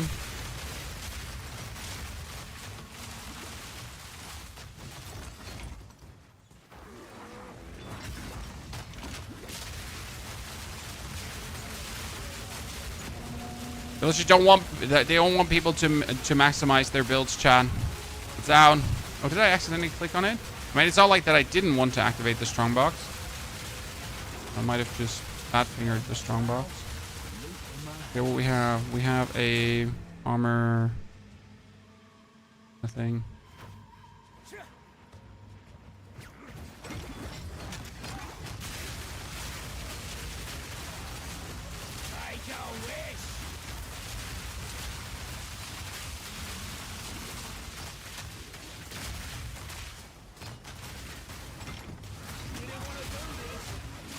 What we definitely need is a better crossbow, because our crossbow is currently doing 120 main damage because it's our only bombardment crossbow, and crossbows at this stage can do up to 300 damage.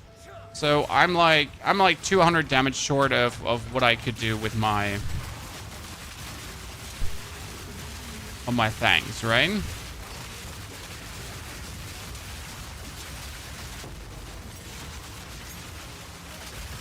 Problem is that the trader is not selling you bombardment crossbows. Yay. For the most annoying thing, right? So you get that trader, but he's like, bombardment crossbows? I've never heard of that. What is a bombardment crossbow? Besides, we're looking in the crossbow. Maximum physical, sir.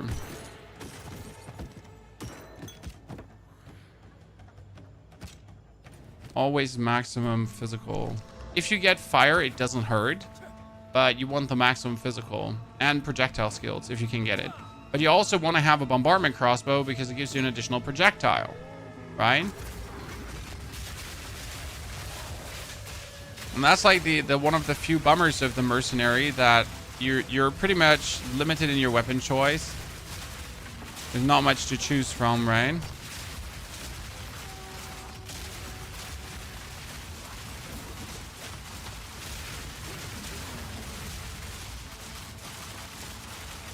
Towley, thank you very much for your subscription. Should have stood up as Towley.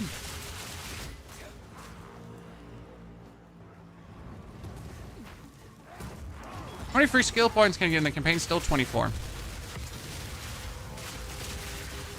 That hasn't changed. Unless I missed some. Right? Should be 24 with the interlude acts.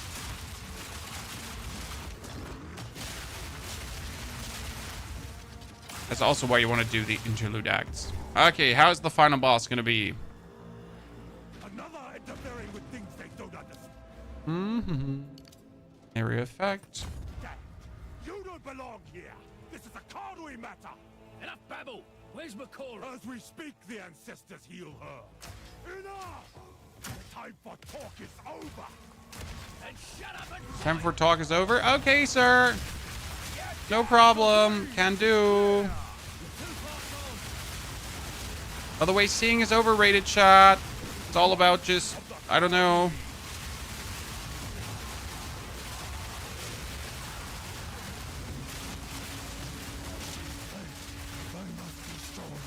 Seeing has always been overrated.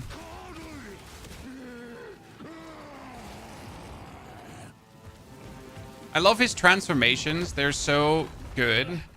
Especially his final transformation when he goes from like, I am very angry to I am so angry. Full Hulkbuster mode.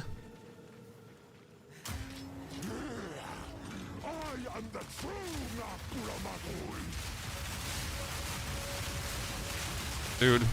Dude. Sorry, mate. Let me your strength, ancestors.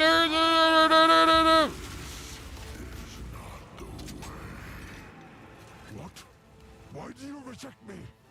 All I have done in your honor. So be it. I will save my people myself. Like he's just like what's it called again? He's just like Doriani in that regard, right? I must save my people.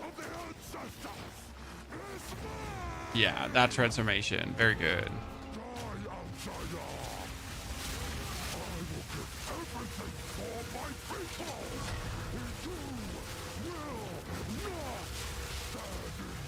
Yeah, this is going very well. GG. That went good. Please, can you heal her? I believe so, but we have to move quickly. You must relinquish the weapon. Do what you must. Oh, I actually get the full view finally how he opens his hand, because last time I didn't see that. Look at his hand, Chan.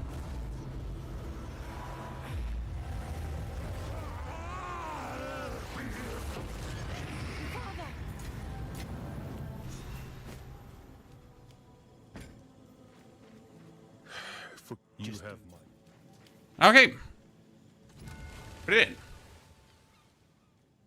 Oh, we missed the... We never freed the lady, Chad. Oops. I actually need to go back. That's a bit awkward. Because we never freed the lady. There's actually the... In the heart of the tribe, there is the medicine woman, right? There's one. I'm pretty sure. She's in a cage. And you need to free her. Because if you don't do that, you're not able to hand in the shark fin. Right? Is this doable in solo self-found? Yes, but. Okay, yes, but. Again, in order to get the +1 totem, you need to either find the unique amulet, ergo, you have to use your chance shards on crimson amulets to potentially get this, okay? And or you need to get the desecration for another totem. So there are two ways to achieve this. But one way is necessary. Because otherwise, you're going to run around with -1 -1 totem. And I don't think you want that, right?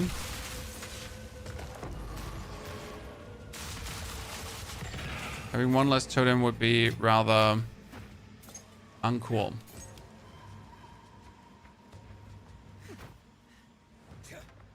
So yes, possible solo self-found, but it needs really, like, very specific things.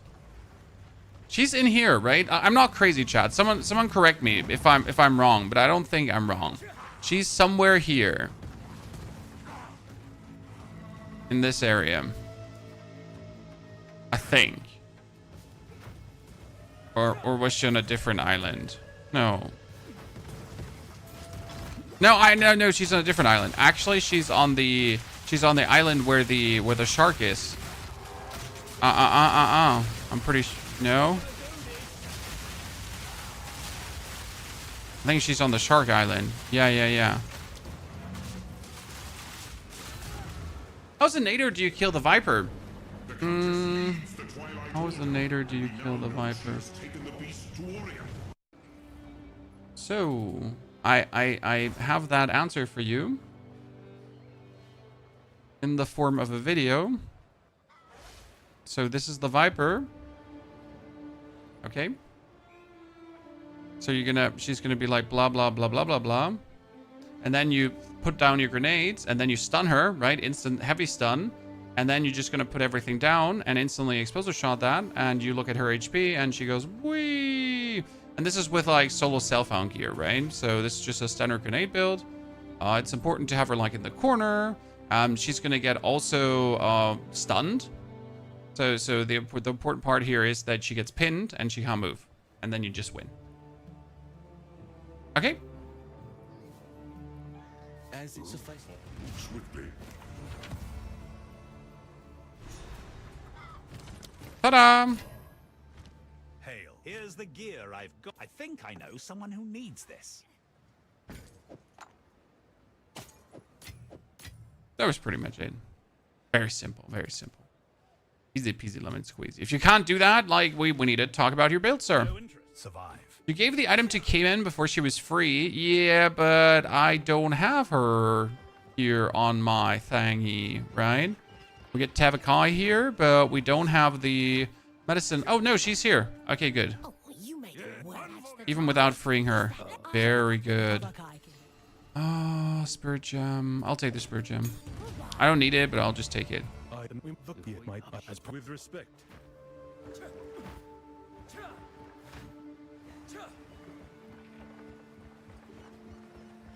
We have the whole grenade build guide up, chat. So for the people that have not played the grenade build yet, this is the live. That was it. Yeah. See, that's the thumbnail. That's exactly how The grenades themselves are 100% broken currently. Like it's literally it's absolutely mental how stupid grenades are, in my humble opinion. Themselves, like grenades, right? Without the totem, so just grenades are already stupid strong. Renly, can you sell me bombardment crossbows now? No, it was so clear he's not going to sell me bombardment crossbows, and I'm so mad at that. This is a very powerful crossbow, though. Just out of the house, right?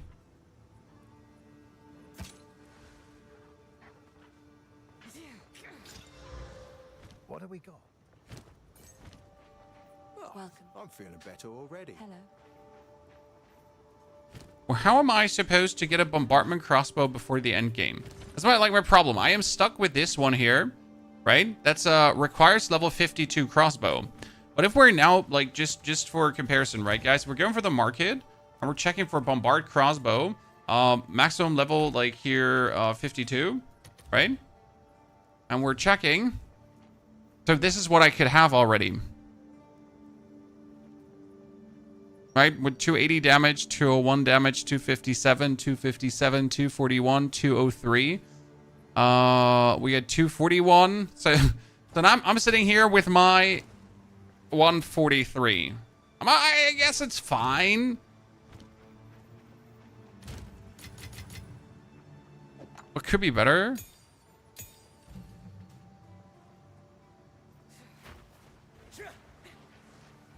The +1 totem desecrate on the crossbow is crazy. Yep.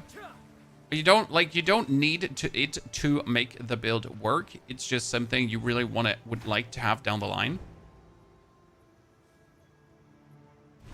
I've never done grenades. Grenades are super fun. Like, the best part about grenades is they're super quick to play.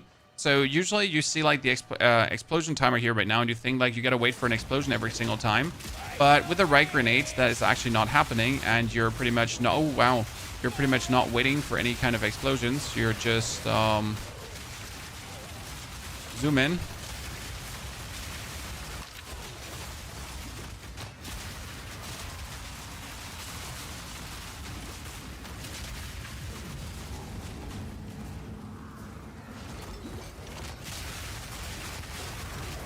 Even with this totem playstyle, you're not really like static, right? Because your totems are just spewing out their payload instantly. So I'm pretty much putting totems down, and then my shit is still exploding behind me while I'm putting totems out, and my shit is still exploding behind me. So I'm not actually ever waiting around, right? I'm just constantly on the move, going forward, spreading carnage. Just keep moving. And the totems also function as like a little bit of a tank, right? Because you engage with the totems. I don't walk into my enemies. My totems walk into the enemy.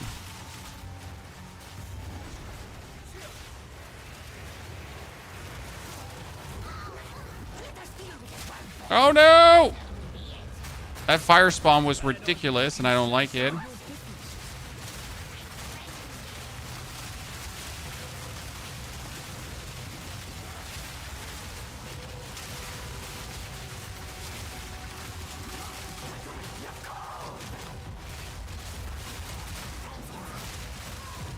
Okay, now let's get her killed. You see how many grenades are just flying onto her? Look at her life.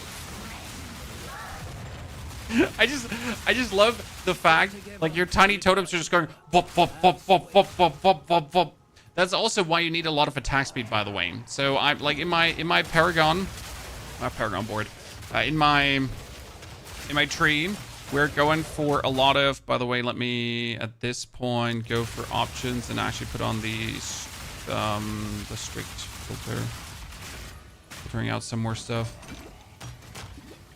Time has come.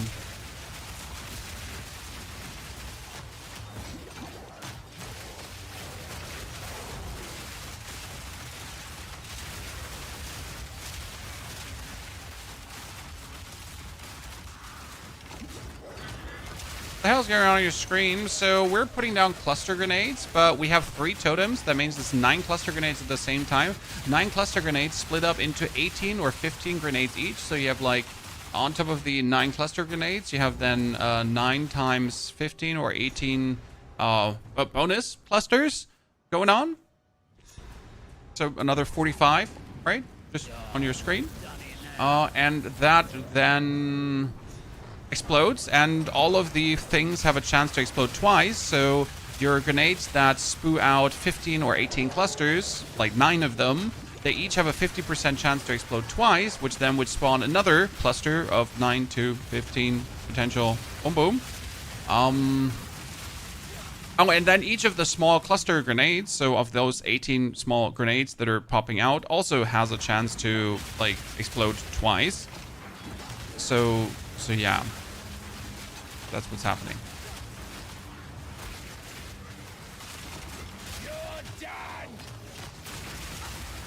Kind of. Long story long, short story short. A lot of boomfy.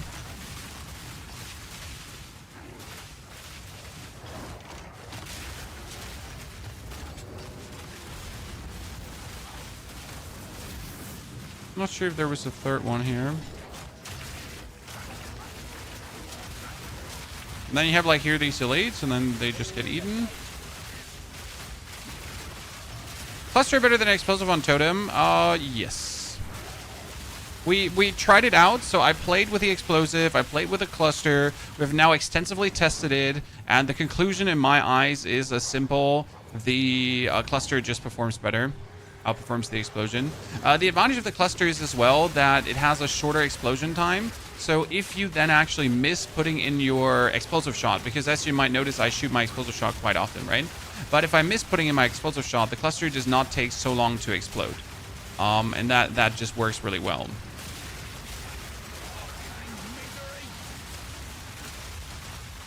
The bigger your opponent is, also, the better the explosion is going to be.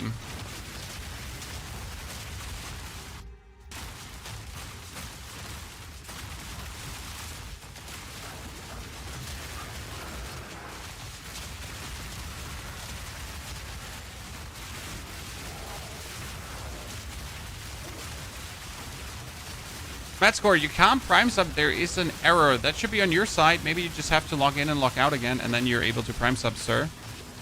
Because I can't do anything about, you know, like when your end is showing an error. But no, there's nothing known. Did I activate the remaining megalith?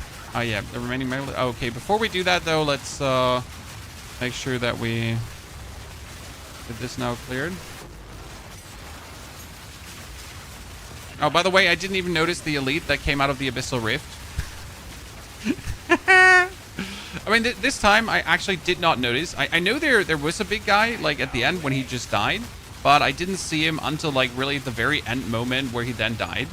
Right? There was the guy with the two-pronged spears. That's usually very annoying, right? But he just died before I, like, couldn't take big notice of him.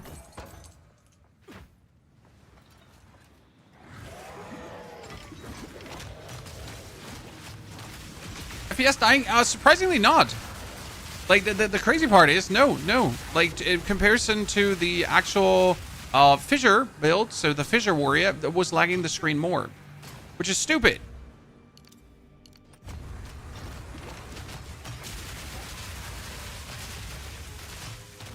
But it said activate the remaining megalith, but where is the remaining megalith? Which one did I not have activated? Is there one more? I mean, I definitely missed one Abyssal Trove, so I need to walk up anyways. Is there one more here that I missed? No. Your PS5 is going to explode if you use this build. Yeah, I mean, you're going to get this meme where the PS5 is going to make the jet engine noises, right? What you need to use is declustering. So in the options, I have the dynamic culling on. Graphics, FSR, very important. Quality could go for balance. Shadows down, that was important. And the dynamic culling. All of that, easy performance. Okay, let's kill the boss. The boss is quite annoying.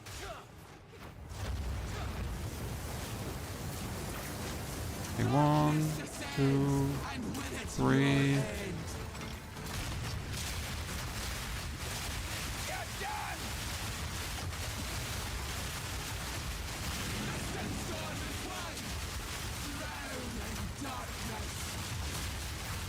She was pinned, that's why nothing was happening, by the way.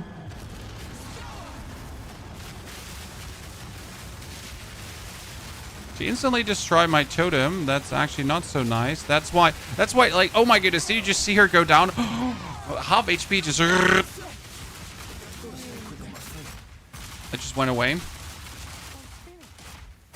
Poor lady.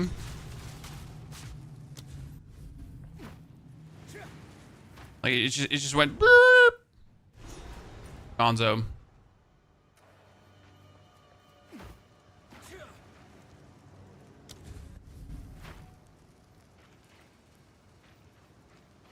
Eh? Is that not... Eh? Oh, I needed to talk to the person in the middle. I need to talk to Una. Yeah. I was too quick. Sorry, chat. Fast as fuck, boy. Not taking the appropriate time. Do I need to actually teleport back to Una?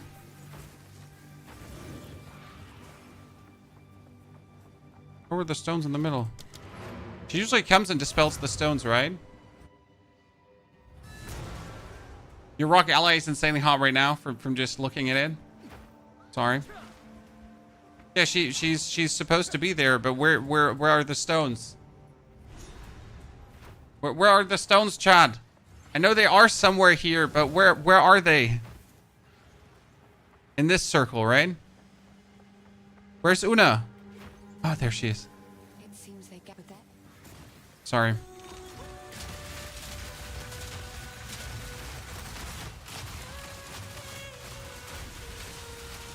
Carpet bombing. It worked.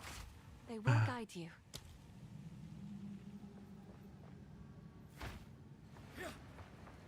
Okay, let's teleport again.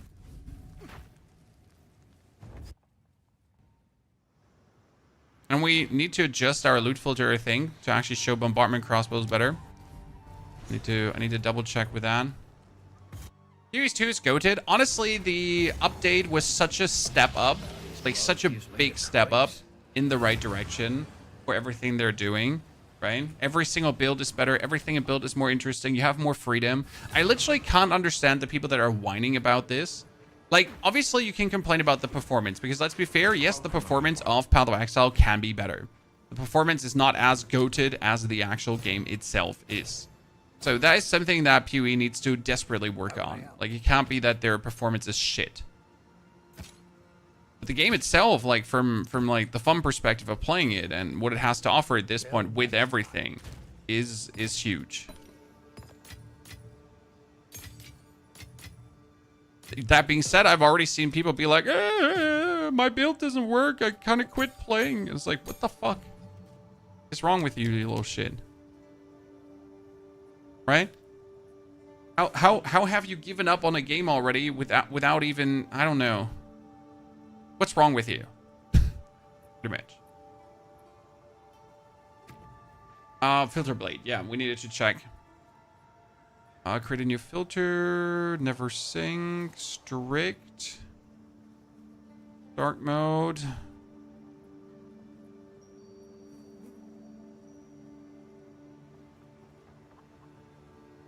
Merc. Crossbows.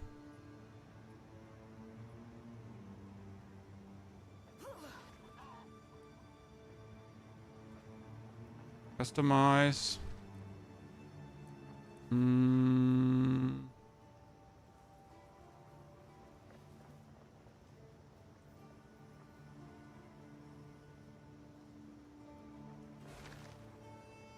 No, it should be fine. Straight merc.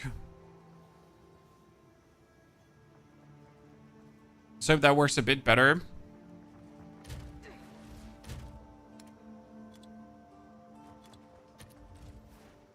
How's the clearing? Show me like the crossbows better that are dropping left, right, and center, and like rear out the other weapons. Because we're like, I'm not too interested in trading, so I'm fine with doing that. The Abyss is bugged on maps. So the Abyss leaves behind too many corpses that don't despawn and ruin the performance. We literally had a map where my performance just, like, I wasn't even using an ability, okay? You have to imagine, like, I wasn't doing anything. I was not casting. And my FPS were just halved, just from being on the map, right? So obviously there's something like that wasn't intended that way going on, right?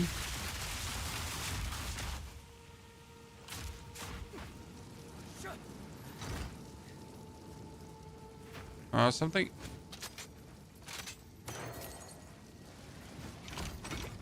You're at Act 4. We've beaten Act 4 already. This is currently the intermediary act.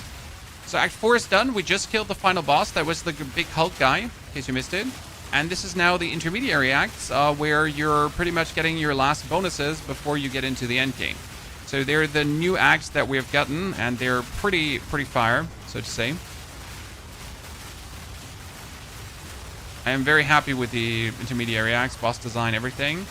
Some of the level designs are a bit exhausting, I'll say, so they made them personally a tad too long. They could have made it quicker, but then again, it gives people that don't like the mapping stage more to play, so I think it's fine.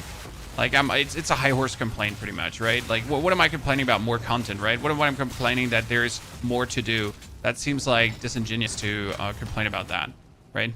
Like, oh no, I have too much content. Ah, the pain. No, please not more content. Can't wait to get this 2 OP damage. This is actually not even the good damage. Hey chat, this is not the good damage. I'm sorry. Because what we're missing right now is a good crossbow. Alright, so we're working with a crossbow that has half of the possible damage at this point.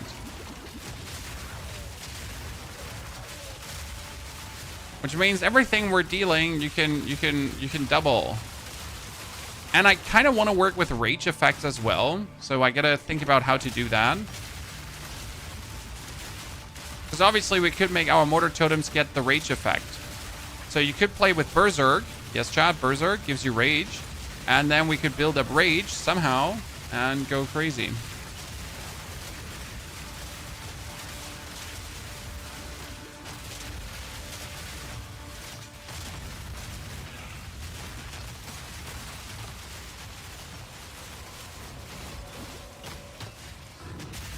We're probably gonna make a video on the Monk. I make videos on every single class. So today we're gonna be pushing the Merc at least to the end game, and tomorrow we're probably gonna play endgame Merc. You're also gonna get the updated Mortar video today. So as the stream is done today, I'll sit down to actually create the video on what we learned about the Mortar, because I feel like that's necessary, as we had like a lot of new findings today and generally like improvements to what we're actually been doing, especially with the cluster grenade.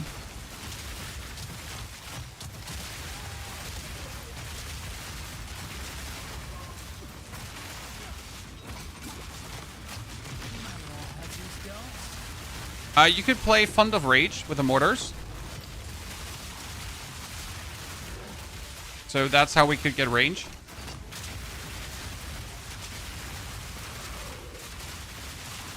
And then you could play the passive node that grants rage to... Oh, wait. Blood is his prize. I never noticed that. That's so crazy. Did you thought about adding the gas arrow or something? Why would I add the gas arrow when my totems already have the gas grenade?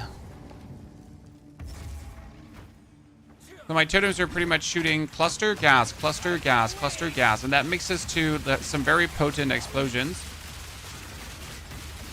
We tried out only the cluster, and it turns out that the cluster gas mix is just more damage.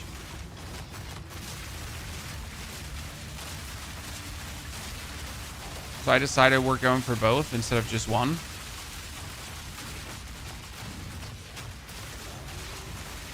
Oh no, I shouldn't have stunned there. That was greedy.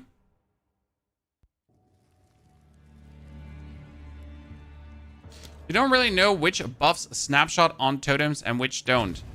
Generally speaking, everything snapshots on totem on the point of creation. Okay, so every passive point you have active on the point that the totem gets created ends up on the totem. If you then swap away from these points, then they're still on the totem. So for example, right now I have my totems are providing me bonus armor and evasion rating, and they're still providing that even if I swap away from these points. So there are currently my alternate weapon swap points, right? Because, for example, my crossbow that I have, my other crossbow, has points in quicker reload that I pretty much reload really quickly. But they're on weapon swap points because I don't need these quicker reload points on my totems, obviously.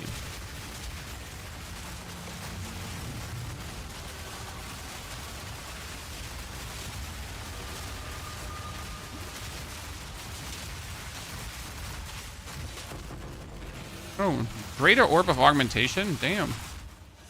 Dropping a bit earlier than anticipated. Which boss was in this area again, Chad? Because I don't remember. Haley Bloody, thank you for the Prime subscription. Haley, very good to see you there, partner. Hope you're feeling good. Oh, it was him. Yeah. I remember. Watch him drop, chat. Watch him drop. He's now pinned, so he can't move. Okay. And he's pinned again. He can't move and take actions, and I win.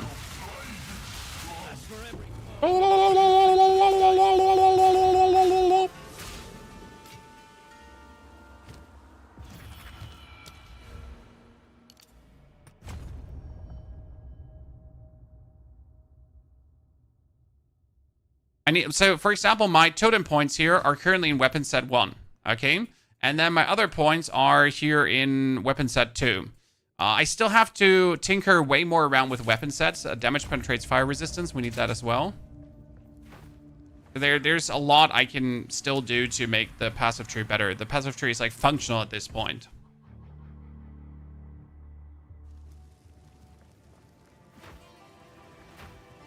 Would the mortar cannons work on Warbringer, do you think? Yes, they work on Warbringer, and yes, they will also work together with the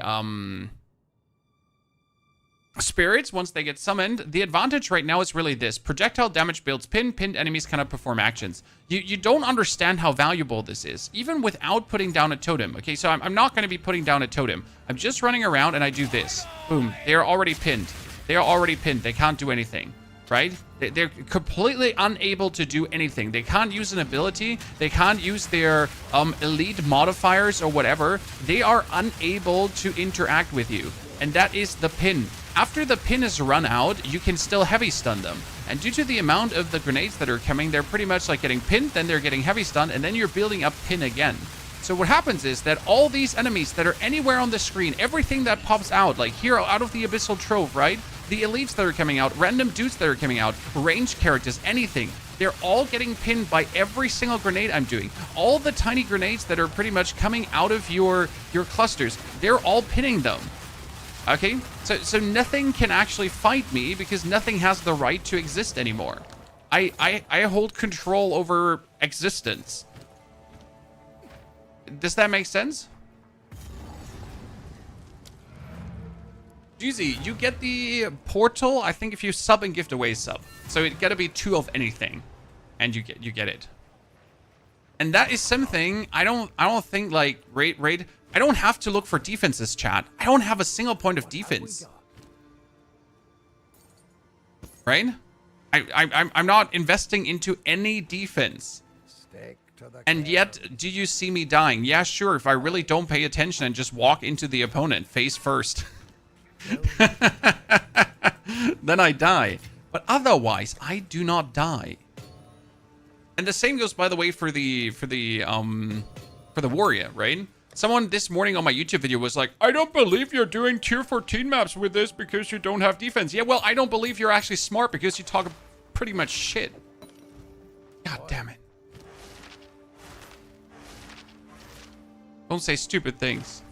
And people don't think you're stupid. Wow, this is like a lot of damage, right? And this is a lot of damage. But my second crossbow doesn't need a lot of damage. It just needs to be like shooting smart, fast. How are you? Found the amulet for mortar totems. Yep. I only have 3 mortar totems. I could have a 4th, right? Captain, thank you very much for the 10 EBD titties.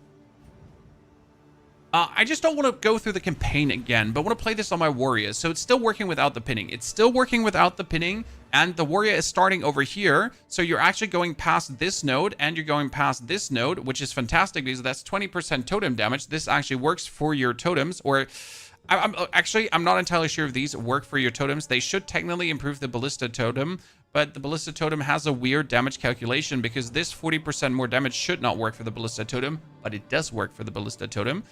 So, yeah. Not sure about some things.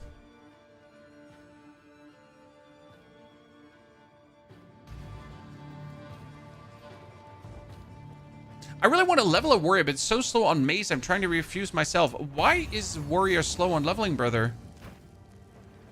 You just do totem earthquake, and you're flying through the level. I mean, Warrior was anything but slow. Like, especially as soon as you get Fissure, you're like Fissure Totem, Fissure Totem, Fissure Totem, and you're just zooming. I mean, the Merc was faster because Merc was just throwing stun grenades and then just zooting. Like, there's no tomorrow. But still, I mean, I wouldn't say Warrior's slow. At least not to my reckoning. We're going to find Thane Wolfrig, and we're going to find Siegbert and Goodwin. Siegbert and Goodwin is such a nice find. I know if you've done the find, like, they're both, like, super good.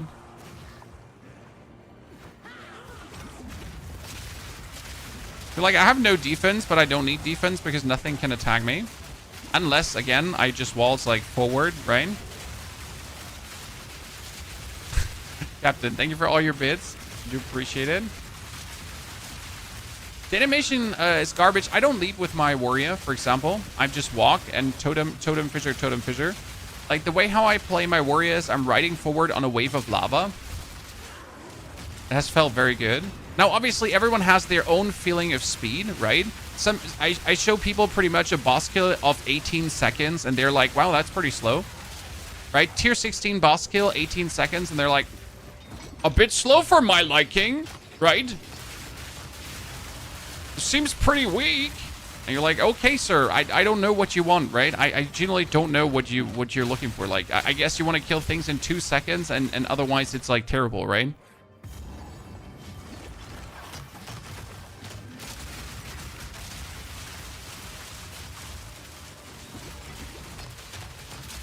Some people you just can't make happy no matter what you do.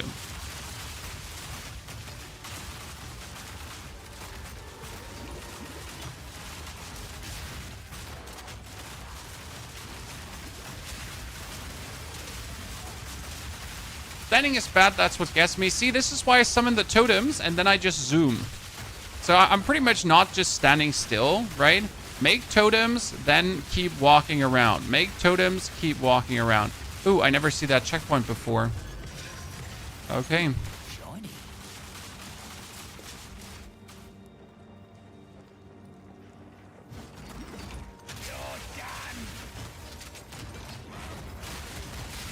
The best part is that the reload doesn't slow you down anymore, so you're actually consistently just moving out and about, right? You don't have these moments of, oh my goodness, I am so slow. It's more like, more speed.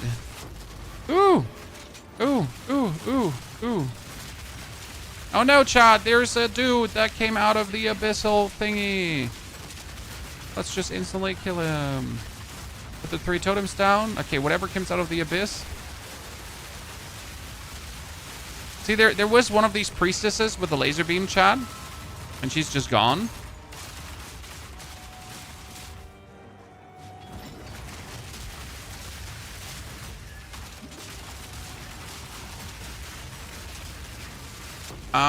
POE profile name. I don't know what my POE profile name is. It could be Ponyhoff with a W and Y, not with an O. But I'm not entirely sure. Okay, we found him. You will serve our master. One of my favorite fights. All the things I expected to see. You made your bed. Graphically pleasing. By the way, I don't know if you noticed, but Thane Ulrich and Lady Elswyn, they are pretty much Isinia and Draven, right? These two. I don't know if these are actually Isinia and Draven, but they are. From it's exactly their skill set. It's an outhouse. Boom boom, by the way.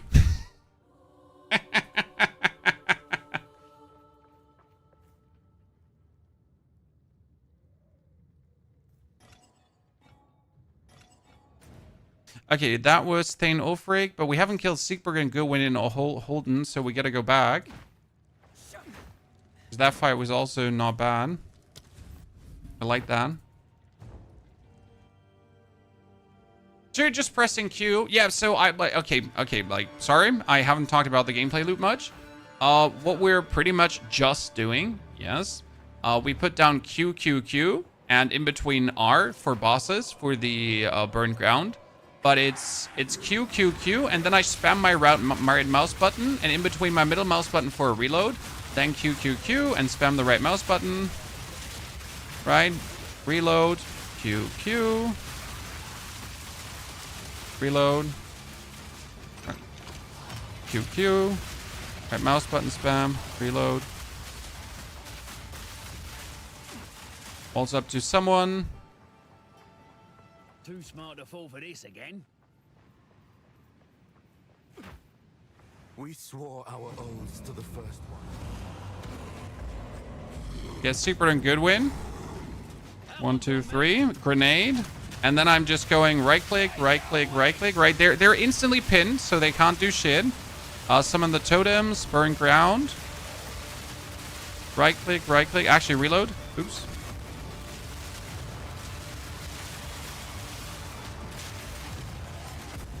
Ta-da.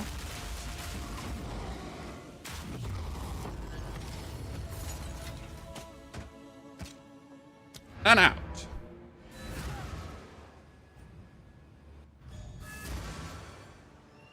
Yes, there's a desecrated mod on the crossbow. Here, let me show you. For the people that haven't seen the desecrated mod, market panel. You go for ballista, and it's called desecrated maximum ballista. And it's actually pretty cheap. So if you go for a bombardment crossbow, like just like if you're a trading player, if you go for a bombardment crossbow with the explicit to the totem, you usually find these very, very easy for like either one divine orb, and divines are pretty easy to find. And usually you get them for like also 10 KS, unfortunately, if you don't go for a bombardment crossbow. Okay, so getting that is not the hard part.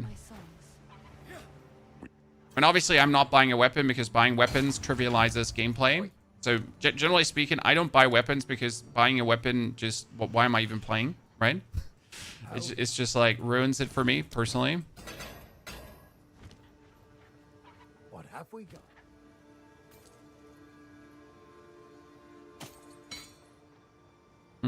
Armor life, mana, lightning resistance. Yep, I like that. By the way, were you aware, chat, that there's a permanent buff that you get +1 charm? Because I usually miss that. What have we got? One's gonna be kept. Well. How can I help? Go well.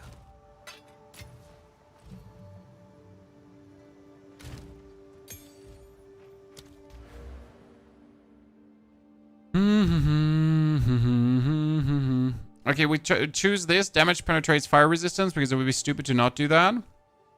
We could increase the grenade damage, and you could have, like, again, for every different grenade you fire, you get 4% increased as fire damage. And I'm not sure if that's worth it, because you technically are firing 3 different grenades, so it's like a 12% damage boost. So technically, that should actually be good, right? It should be a 12% damage boost. Okay, we're done with this area, are we? Everything is cleared, but the ferryman... have you actually killed the ferryman, guys? Does he give you, permanent buff? Because I haven't killed him last time. I didn't see it necessary. But I don't actually know if he gives a permanent buff or not.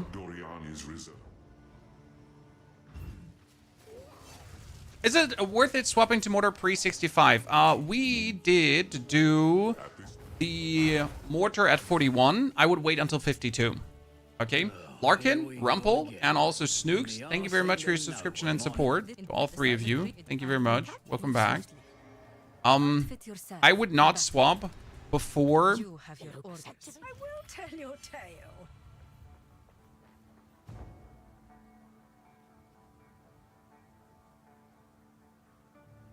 ...52, because 52 you get the cluster. We did try it with explosive grenades. It just didn't feel as good as. Right? The cluster is when it starts really feeling nice. And that means I would play like the standard grenade playstyle until 52. But that's fire because the standard grenade playstyle is insane. Oh, Wayfinder Seal. What is that?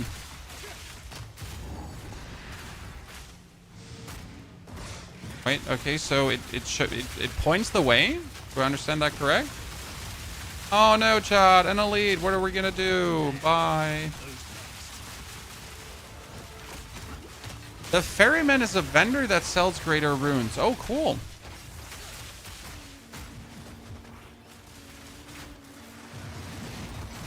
My favorite thing in the campaign has been the unique guy. Have you found him, guys? So in Doriani's thingy, there's a guy who sells you 1 unique. That's pretty fire. I think it's pretty fire. Because, like, potentially you could get one of the build-defining uniques that helps your build along, right? I'm not sure if his selection is fixed. Does anyone know that? Is the selection fixed? Is it always the same?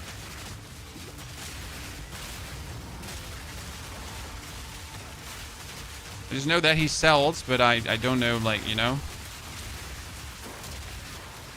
If gas grenades in the mortar, I have gas grenade and cluster in the mortar. Both. You can play with only cluster, and we tried this extensively now. But it turns out that playing it with bows just led to more damage.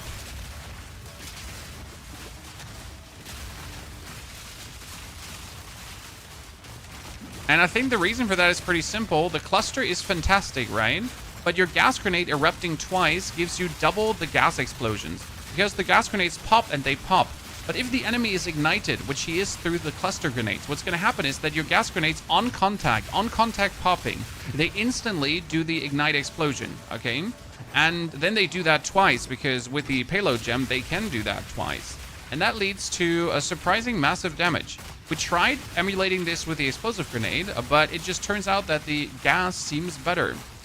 Like, I literally tried playing explosive cluster, but yeah, it just led to the gas being more DPS, at least for what we're doing.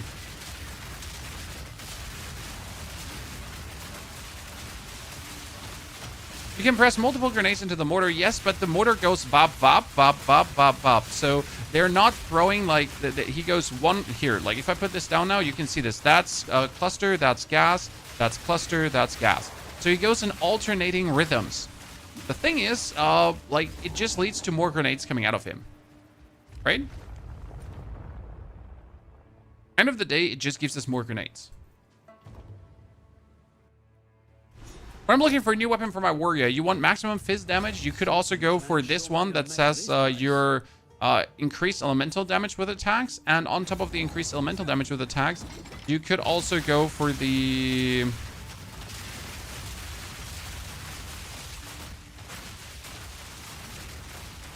fire damage generally on a weapon, because you're mainly doing fire damage, so it doesn't hurt.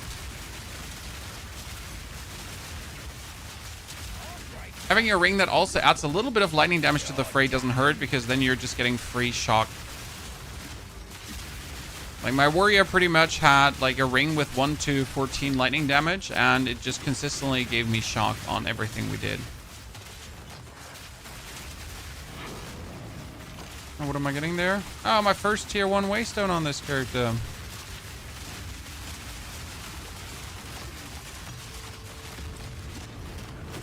Okay, what time do we have, chat? We're definitely going to be able to... Humans for Rhea. We're definitely going to be able to beat the campaign today from a timing perspective. 11. Oh, yeah, we're going to be endgaming today, chat. I can't actually wait for the Merc to start the endgame, because I think we should be getting XP like crazy. Due to the way how it works, due to the way how we're just hitting everything at the same time, I foresee a lot of XP gains. Okay, totem, totem, totem. Grenades. Totem, totem, totem. Grenade. He's going to be pinned in a jiffy.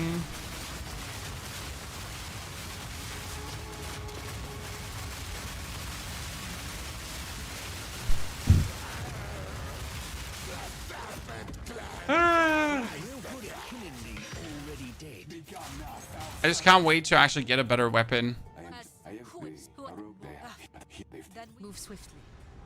Can't wait to get a better weapon, chat. Because then things are going to be looking very good. I still don't understand how attached you are to this build, Igor. Up to what level will you make any changes? Will you really play in this variation until the end of the game? Well, my friend, I bring every single build to 85, which then only requires you to find a better weapon to push it to 90. I always do my third ascension as well with every build. So this is my build from 1 to 90 now, or actually 1 to 52, and then from 52 to 90 with the Mercenary. This is the end game build, right? Obviously, there are different builds that you can only make in the end game. So you have to understand that Path of Exile has two builds, right? There are the builds that bring you from 1 to 90, very smooth. And then there are also builds that you can only make in the end game with very, very, very, very, very specific items. And a lot of these builds are then the absolute end stage super builds where you can in like 1 second kill the Arbiter and stuff like that. But those are not the builds we're making here because they're like, you know, they require usually an investment of a couple of 100 divines to get to that point. So this is my grenade merc that I will play to 90, that we will be flashing out, that we will have to find a new weapon for, that we will have to find the optimal passive tree for. Yes.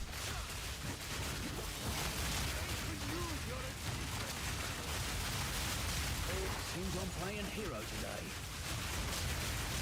Oh, traitor. Torbig, open these gates, Mr. Torbig. Amazed that with anything catch. Oh, again, Torbig. Does he only have caster items? Like last time he also had only caster items. I feel so rob-a-doodle by this.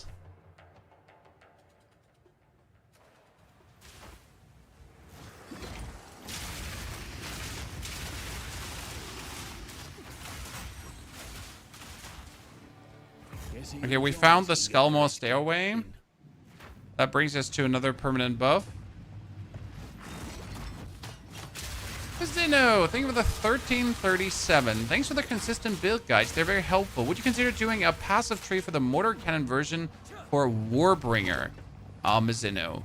I can see that we get something together, but the trick with Warbringer is just as simple. Instead of you passing through this here, obviously for all the projectile damage, you start here and you just go 1, 2, 3, 4, 5, 6, and potentially 7, 8, 9, and you're there, right? So instead of spending these 1, 2, 3, 4, 5, 6, 7, 8, 9, you just have to go from this side until you're here, because you need to reach this cluster as soon as possible.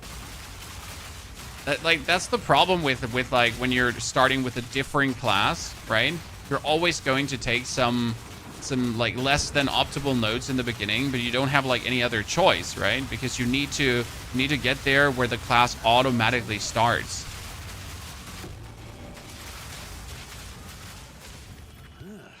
Now we're talking. When are you gonna make a build video? We have a build video already to this point. Okay. So from level 1 to level 52, the build video's up yesterday. You can already find it. If you haven't, how dare you? How dare you to not read my mind? And the updated build that we're making today, I'll make after the stream. Okay? So today you pretty much get to ask your questions. We get to theory craft together. We get to like push the character to 65. Okay? We're all pooling our brain powers into one big action, and we make the best out of the build possible. We're also going to be revising the Paragon board, the passive tree. Sorry, I don't know why I have Paragon all the way in my mind.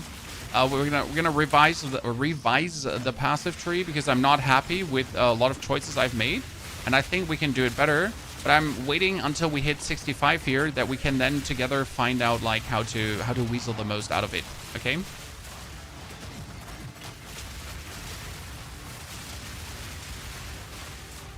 It's currently the plan. Do you think gas grenade cluster is better than the explosive grenade build you posted earlier? Yes, I think gas grenade cluster is working better. But that doesn't make the explosive grenade build wrong. It's just that this is superior. Okay. They're pinned. They can't do shit, guys. I'm going to focus on this stupid thingy here first, because otherwise I'm going to sink into the sand.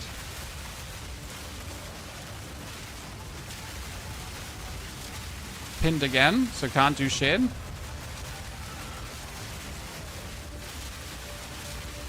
Ah, beautiful.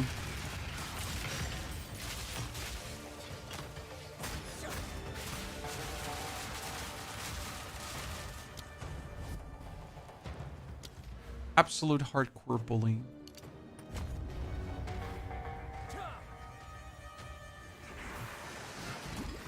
Let's show the passive tree for a second. The passive tree you can find in the build guide, FYI. My problem currently is that it looks a bit weird, as you can see. And we can definitely weasel out more things. I wasn't sure about the grenade clusters we have to take. I wasn't sure about where do we use weapon point 1 and what is good for weapon point 1, what is bad for weapon point 1. Because there are some clusters that are only useful for the totem, and they pretty much do nothing for my explosive shot. So my explosive shot is like, we have one weapon explosive shot, and we have one weapon for the totems, okay? So this is a 2-weapon build. Because you are using the explosive shot and you are using the totems, right?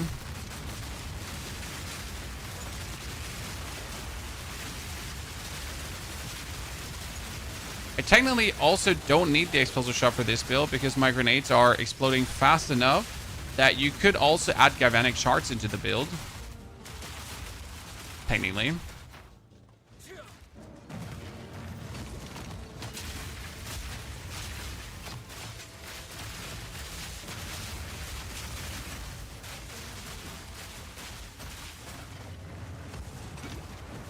I like the level design here, how they decided to make this a darker level. And then they put all these enemies in, fire brazier in hand, right? The fire guys that are lighting up when you walk past them, kind of stuff. Very good looking. And the boss of this area is like, it's a really cool fight.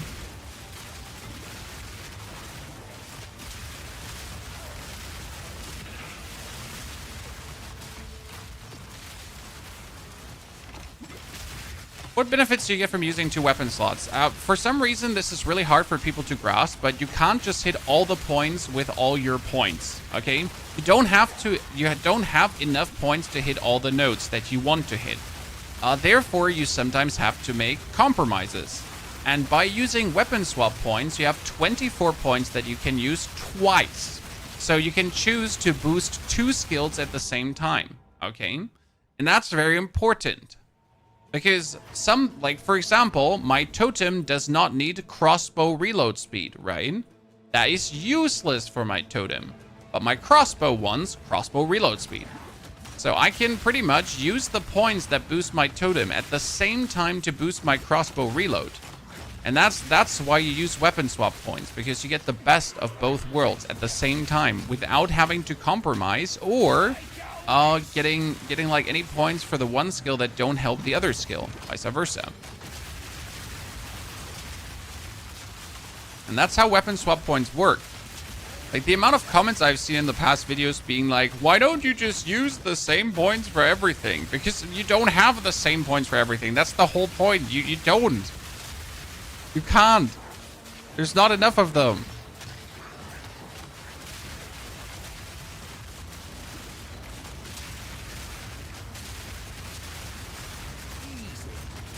I even tried to explain it as in depth as possible. It still does not seem very clear to people at times. Random round over. I'm sorry, Chan. I did not mean to hurt your feelings.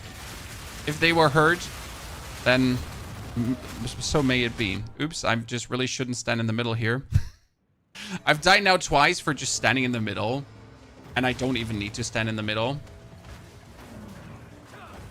Just get more points for head. Exactly. Sorry for standing in the middle. That's where my no defense comes in, Chad. So technically I could have quite some deflect already and so on. But I tend to take like almost 0 defensive nodes for the campaign. As, well, worst case scenario, you die. But like, these are my first 2 deaths in today's stream, I guess, right? Maybe my 3rd death. Ooh, nice. Oh, that's an ascension. What? Level 60? No. No, wait, it can go as low as level 60? I should sell that for a divine. I'm pretty sure I could get a divine for that. Someone would buy it. Because level 60 is just trivializing the ascension. It's actually pretty illegal.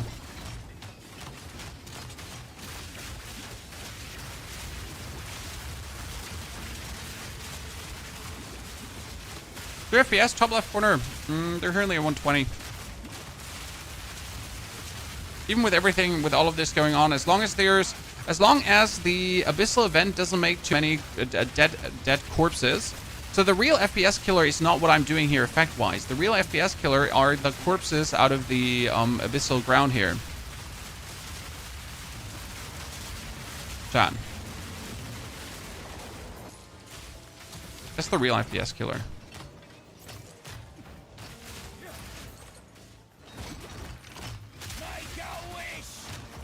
Like the actual explosions and everything, nah. They're just minor FPS inconvenience. Oh, we gotta go one further down. It turns like a marker when you switch. Yes, you don't even have to do anything. It just automatically swaps the weapons. And it's an instantious swap. Like, I think the weapon sets, like, when weapon sets came out into Path of Exile 2, I was like, why? I was the same like most people are. Like, I'm not going to mess with this.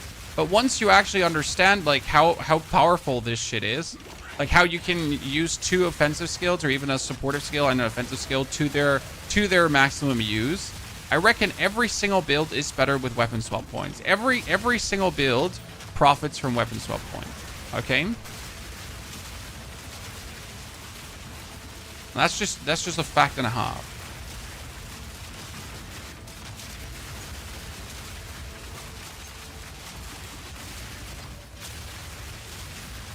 Yeah, the change that you can use the same weapon for the weapon swap made it even better. Exactly. So you don't even have to use 2 different weapons. You can just use 1 weapon. Chan. And 1 weapon for the weapon swap and still get the best out of both worlds. Which is the funniest part about it. Right, it's like, oh, I'm using the weapon swap on the same weapon. Okay, who wants to see the third Ascension 2, ladies and gentlemen? I think we're gonna make it to the end game, equip our like basic end game equipment, and then we can go.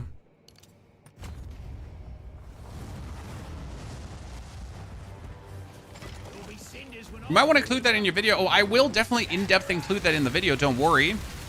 But even if you in-depth include that in the video, I did that in the Warrior video, people were still struggling to understand it. Like the basic functionality of it. Not how weapon swap points work, just like why you would even do it. because the main comment was really, can't you just use, like, you know, like, why don't you just use your points normal?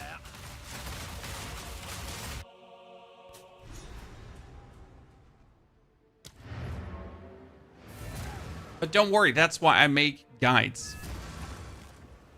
After your 84 Deadeye, I'll try your Totem Warrior pup, and you're gonna love it. You're gonna love it to death, right? What do you? Oh, she's selling me 4. Oh my lord! Please, mom, this is it, Chan. We're in heaven. For glory. She get all the bows. By the way, is anyone like confused as me? Because they, for some reason, decided that this whole area here does not have workbenches. What is it? What do you Right? require? They were like, oh, hey, so we're going to make this area in the end game, and it's not going to have workbenches. Yeah, let's fucking go. Oh, the reason for that?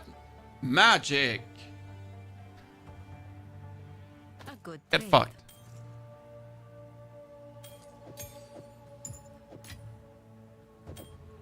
You have your orders.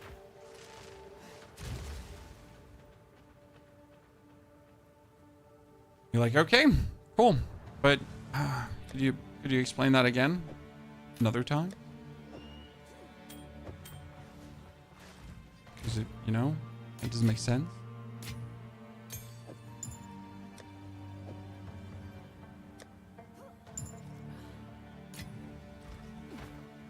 What is it? What do Use you scavenge require? plating. I actually don't use scavenge plating, but I should probably use scavenge plating because, oh no, give me that back. Okay, we're buying all of these, Chad. So, are you ready for some crafting? I'm actually going to use greater orbs of augmentation because I'm hacking. Let me use alchemy orbs for these 2. Oh, Lordy Mac Lord. 3 to projectile skills, 45% increased elemental damage with attacks. Sadly, weaker than what I have. So our current bow has 143 damage plus another 34, so 170 damage plus 2 to projectile skills. Pretty good, and projectiles deal 88% increased damage with hits against enemies within 2 meters. Kind of nifty. That one just fell out with this lightning damage.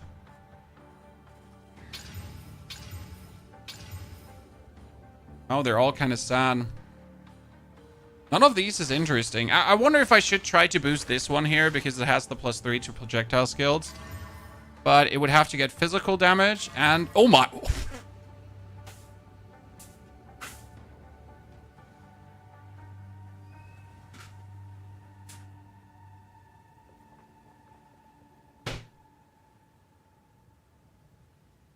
Okay.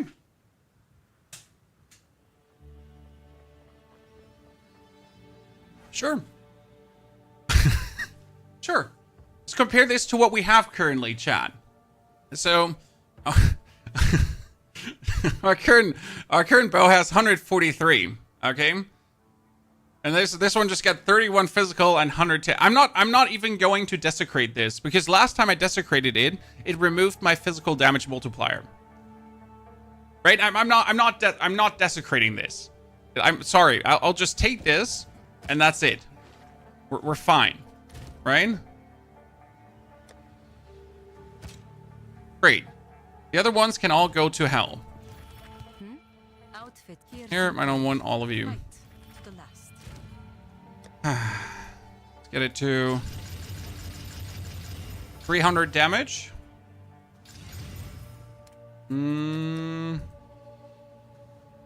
I got 2 perfect greater iron runes. Okay, so 357 damage.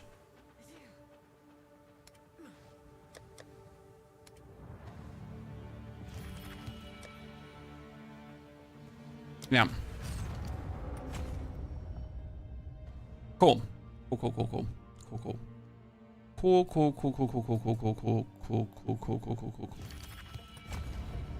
So that brought our grenades now up to...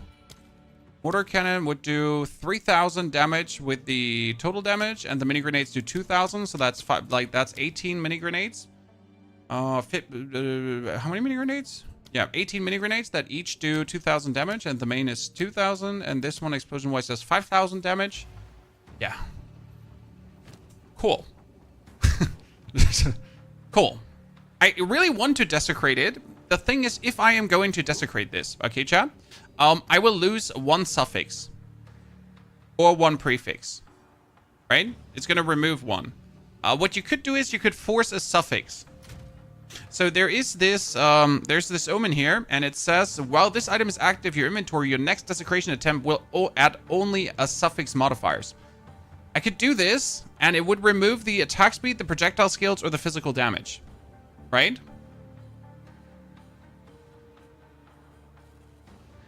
I'm not sure. Morgar, thank you for the subscription and support. Morgar, good to see you there. Do you like cluster? Yes, cluster is working better. We literally tried around, and it turns out that cluster is just king, right?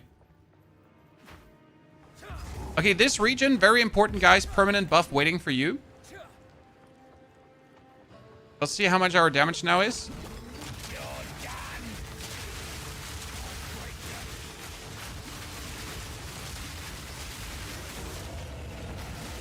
By the way, I should use this weapon now for both skills, right? Yeah, the damage is just higher now. Everything seems to die instantly. That weapon was just cheat code.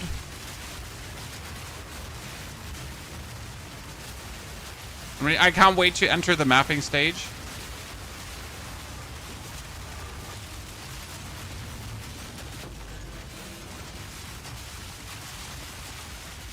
Could you please just let me enter the mapping stage now?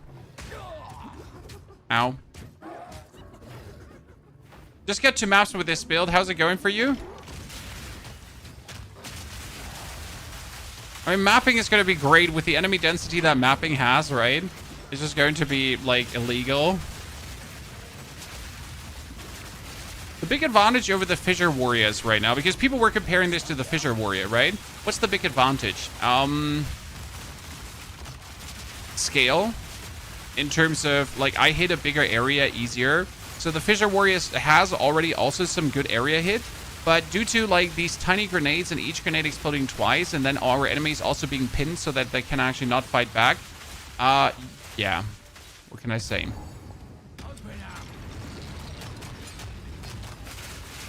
See, like, they're all just pinned. Like, any enemy that gets spawned instantly gets stuck to the ground and can't fight back. Okay? Did they make a patch, chat? I'm like, honest to God question. Was there a patch? Because I have not gotten a single iron rune on my other character until the very end game. And now I'm just having, like, iron runes being shoved down my throat, left, right, and center. Not that I'm complaining, don't get me wrong. I'm just wondering.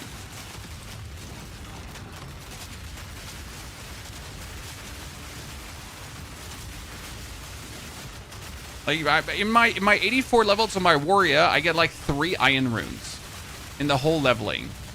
And you're gonna say, Pony, that can't be. You probably didn't pick them up. But, like, fuck you, okay?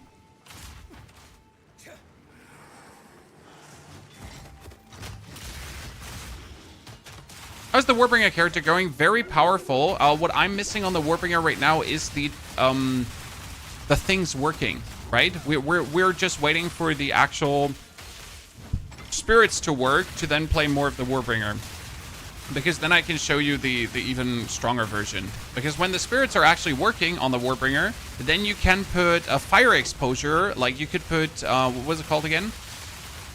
Infernal Legion and fire exposure on them. And that's insane, because then they'll actually, like, you get a even more bonus damage, because you're now having your enemies be exposed to fire. Really nifty.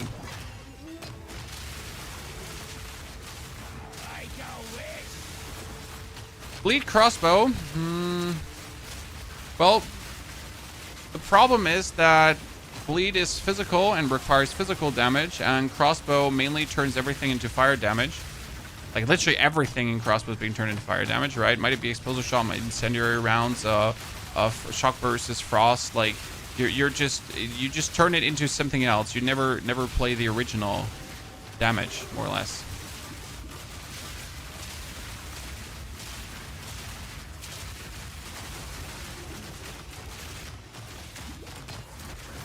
Fissure was Explosion Madness, but this is even more. Yeah, it's a little bit more. But in a good way, don't worry. Right? Oh, about way. Okay, where the fuck did I miss the entrance? There's a side entrance into, like, this little permanent buff thingy. Oh, there it is. Jesus Christ. Okay, what are we going to take, ladies and gentlemen? What do you take? I usually go for increased global defense or the elemental resistance. And no, I don't go for the experience gain. I wonder if I should go over this side, because I'm not going to take the magnitude of the ignite, even though I do ignite. And I'm definitely going for Force of Nature, because I want the penetration. So usually I would take the resistances here right now, because this helps just to get you maximum resistance.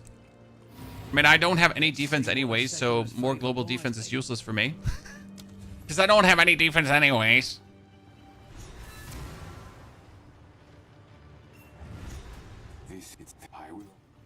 I took experience gain, and then I'll change it once I get the pass points I need. Yeah, I'm just a scaredy cat. Like, I don't care about the minimal more experience. Movement speed for campaign? Yeah, but the campaign is pretty much over, sir.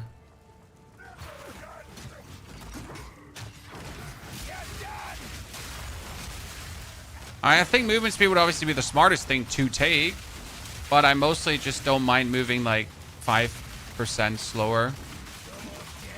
Generally speaking, not the movement fanatic. I need to take every cannonade crossbow. Like, this is the universal rule of playing Mercenary. If you don't take every Cannonade crossbow, you suck. And I hope you step on a Lego and die. Not only if time. I mean, you just notice what happened to my character with the Cannonade crossbow. Is the lifeblood of the desert. Wait to keep this because it looks like it could turn into a very good pair of boots. That is a lot of resistances. I should just take this. No questions asked, right? Yeah.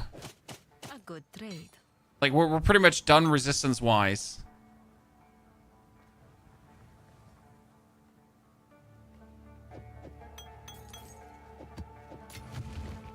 Here's your gold.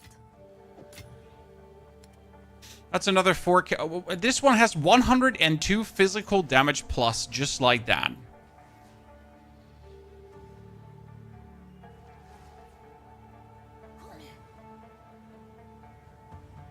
You know, I'm not planning to craft with this bow. I'm not planning to craft with this bow. But what I'm gonna do is I'm just gonna put them into a stash, right? Let's call it the bow stash for this point, right? Just put it in there. It's fine. We can actually put this one away and lock the weapon to both. Welcome.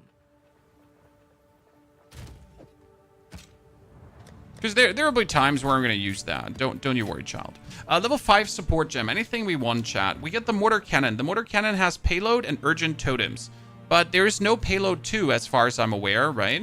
So there's nothing I can actually take here. We get long fuse, useless, persistent ground 3. I could take persistent ground 3 for my oil grenade. That's like literally the only thing. Which makes the oil grenade last longer. It's pretty useful. It's the last one. Suppressive ground inflicts 30% less cooldown. Recovery ground. Surface critical. Oh yeah, that's actually cool. I'm playing Warrior anymore. No. I still play Warrior, sir. But I'm a content creator. I need to make content, right? Why aren't I using the crossbows? Because I got a better one. My crossbow's insane. So I'm a content creator. I gotta make content. So for me now, just playing the Warrior onwards, what's the use? Like, sure, I could grind with it now, right? All the way. No questions asked. But what kind of content is that?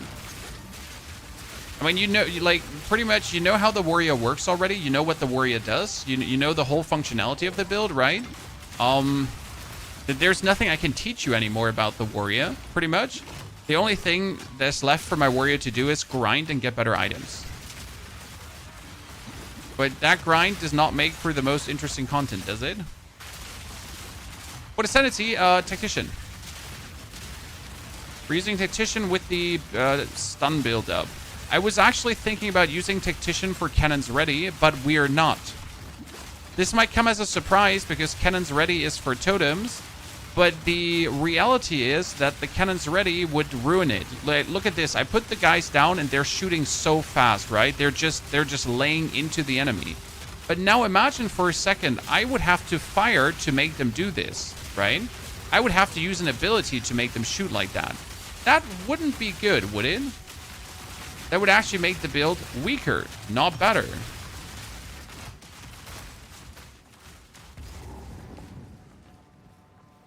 Oh, yes, nice. We found it. Because that thing has blood bilge in it. Oh, sorry. We didn't mean to kill you this quick. We did. Sorry. Had a moment there.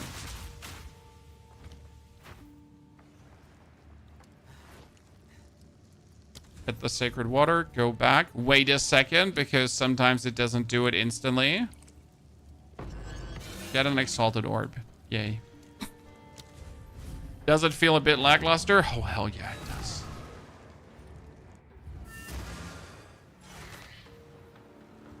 Boss just melted in split seconds. Ah, that wasn't even a boss, you know? That wasn't even a boss, sir. Just a victim. That is a lot of armor, sir. I just need things with cool resistances at this point. A good trade. Okay, increased recovery rate, charges gained. That's good. Recovery rate and whatever is going to come out of it. A tier 14. We can get a tier 14. Okay, so we need to do this a bit stupid now. I need to pull the cluster out, equip the cluster. Then I need to go for this to upgrade my cluster to tier 14, and then I put it back in. Because otherwise, you keep making new gems. And I don't know how you feel about that, but I do not want to consistently keep making new gems.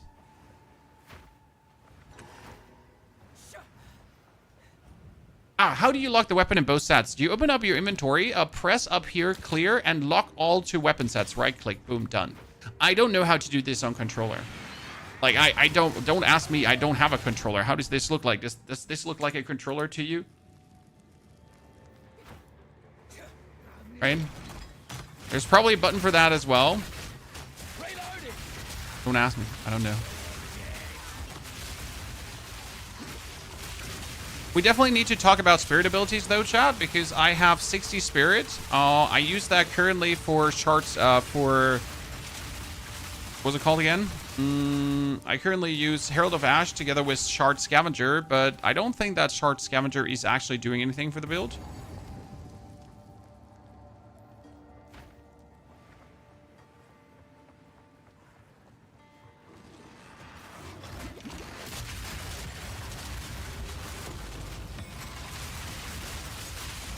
So we're gonna try around with that. Oops, I definitely get lasered there. Sorry. Looking at chat.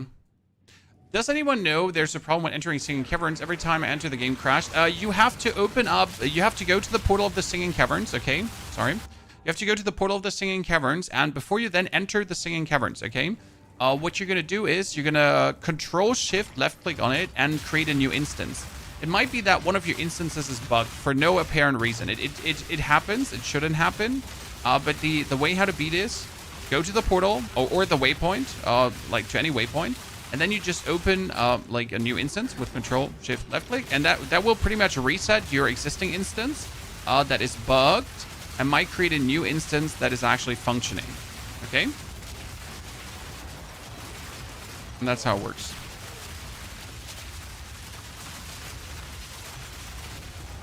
I hope that helps. Do I see my enemies? No. No. Do I need to see my enemies? No. Oh no, I walked into a ground effect. So I need to see at least the ground effects, I guess, every now and then. Assume that the chaos stuff always has something, right? Sorry, chat. Maybe I should get some defenses, but then again, maybe I shouldn't just not get any defenses. Because I really don't want to.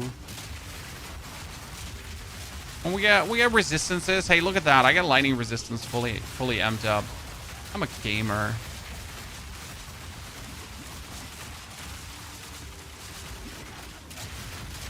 You have a similar build, but you have so much trouble. What do you have trouble with? Come on, tell us. We're here to help. If you have specific questions, if you struggle, come on, chat.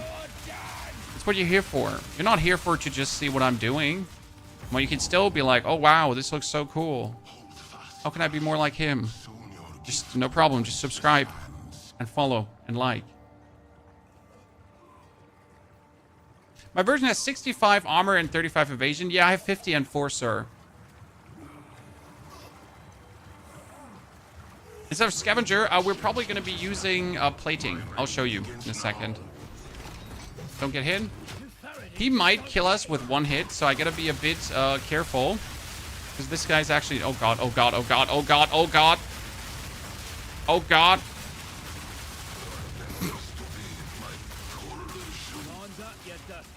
I'm sorry.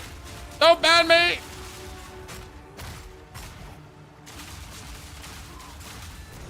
They are not shooting multiple grenades. I mean, the totems shoot multiple grenades because you're having here the grenades have additional projectiles, and you have the cannonade crossbow for additional projectiles. That's how they're shooting multiple. FY.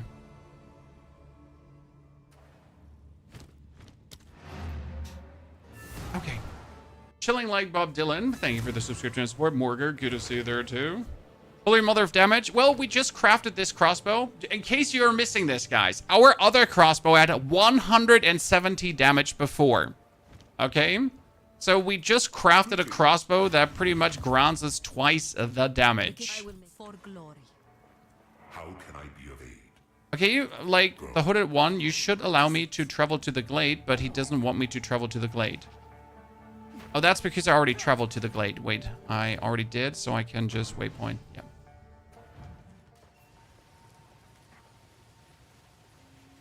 It would be interesting with cold. No, you don't need cold. Sir. You have immobilization pin up, pin build up, pin build up. Okay, 80% bonus pin build up, and projectile damage builds pin. Pinned enemies cannot perform actions. Plus, you get here the immobilization build up, increased ballista immobilization build up. You don't need. You don't.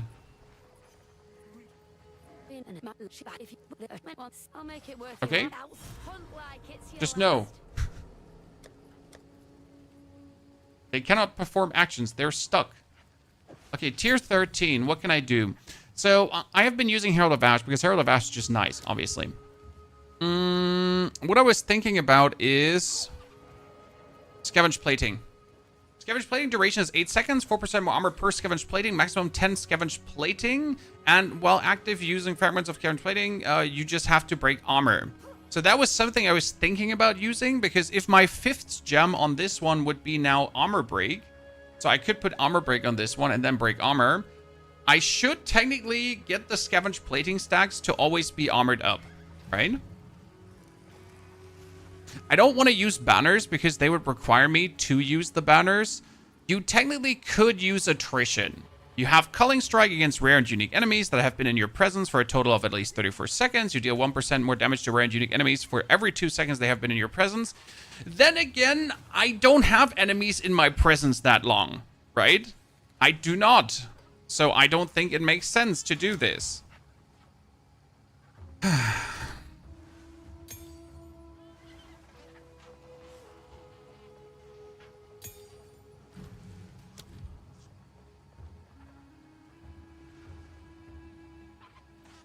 You could technically play Wind Dancer because Wind Dancer just rebuffs enemies, so that would not hurt, right? You could do Combat Frenzy because we pin enemies, but I don't know what to do with the charges, right? So technically Frenzy, but what ability would I do with what would I do with Frenzy charges, right? Can I do something with Frenzy charges? But can I, is there anything, like, is there a keystone that allows me to do more? I know there's more frenzy charge stuff, so, if I consumed a charge recently, right, we got, if you, like, we would need an ability to consume frenzy charges randomly. Is there a single crossbow ability that consumes frenzy charges? There is none, right? I would need another weapon again for that.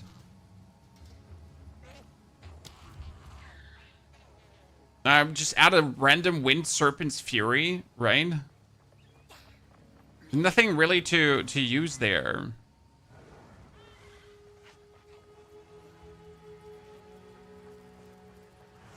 So yeah. What are you gonna do? Running bombard crossbow? Yes. There's charge regulation, a spirit skill. Charge regulation. More critical hit chance while you have a power charge. 18% more defense while you have an endurance charge. And 14% more skill speed while you have a frenzy charge. Consume one of each charge every 10 seconds. Yeah, that seems horrible.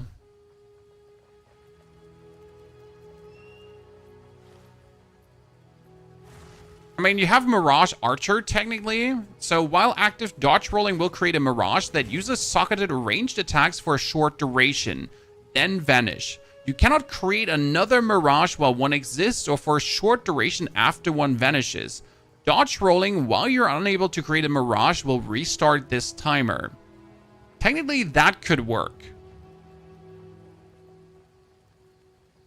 Because it's using ranged attacks, I could make it shoot... Can I make it shoot grenades?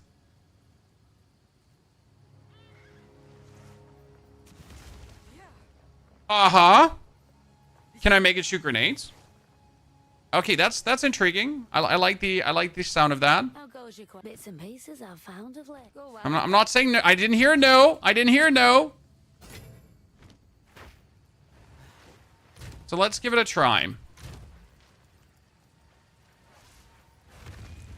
Good day. Oh, bits and pieces of... Oh, I could use this. Go well. Is there a vendor here? Doriani the vendor? Yeah, Doriani's that vendor, and Delwyn is the other vendor, right? Well, if not, the land provides. Cannonite crossbows again.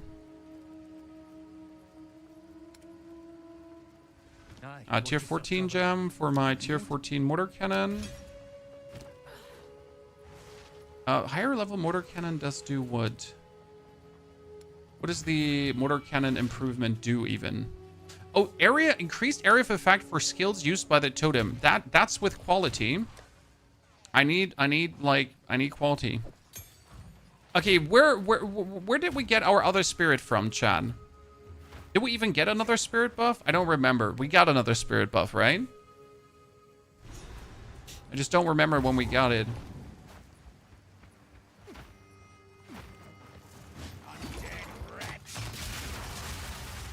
Reloading.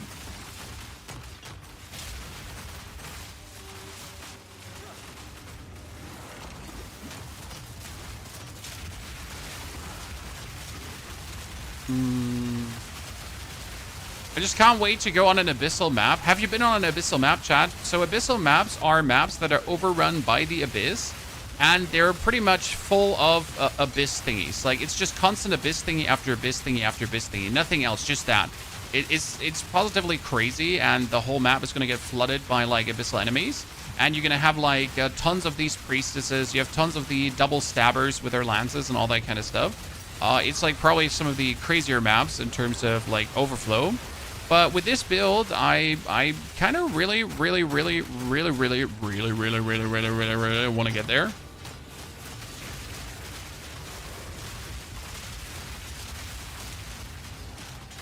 It would be kind of cool.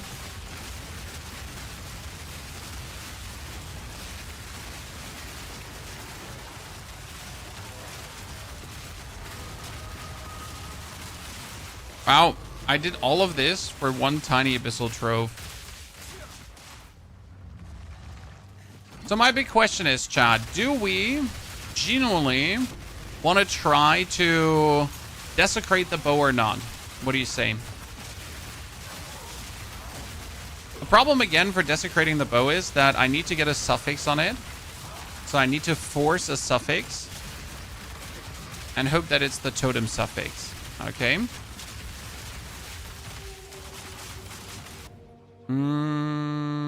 There's the ancient monument here, but I don't remember what it did.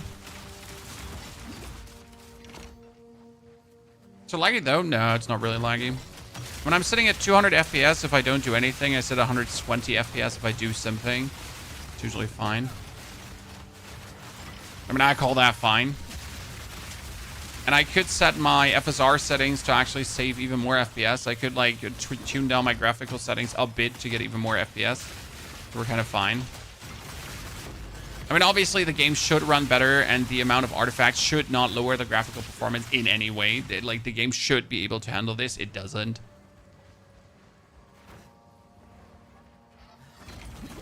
Should be able to, though. You can get even more physical damage on it. Yeah, but so what has happened already to me, chat? And this has happened on a weapon, and I was really mad about it. So my bow currently has 110% physical damage and the 31 physical damage, right? I get a prefix, and it actually kicked my physical damage out. Yeah. So my 110 physical damage on a 200 weapon just went away. As I desecrated it. So my formerly good weapon that was doing like 400 damage, that was worth at least like 1 or 2 divines, like just got ruined.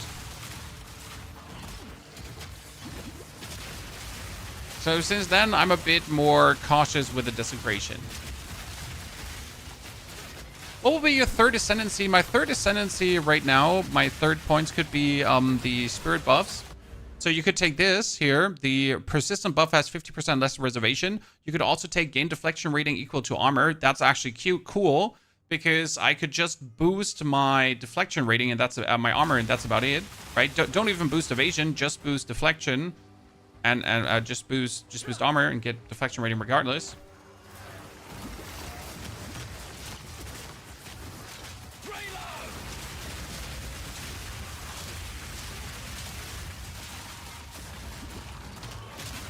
So the thing is, why don't we take the bonus physical damage, guys? Because we could get one more totem. Okay, so for you to understand what we could take there, we could take one more ballista totem, and then I can either play a different amulet, because I'm currently forced to play a unique amulet, and or I could just play with 4 ballista totems. Because yes, I can get a 4th ballista totem, ladies and gentlemen. Imagine everything we do, all the damage we're dealing, and then I could just add another layer to that. Like my whole DPS times another time.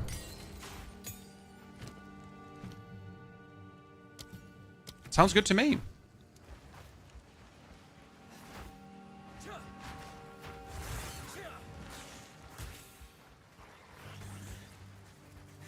Oh, there's a bleed.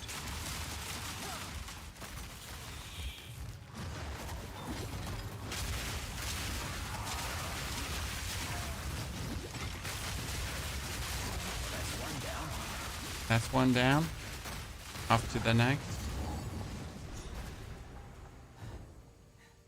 Does the desecration only get rid of a modifier if all 6 affix slots are full? Yes.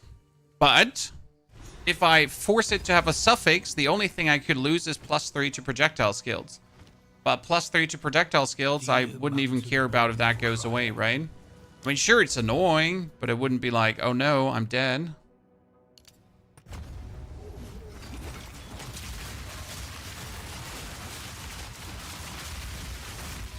Whereas if my physical damage goes down, I'm dead.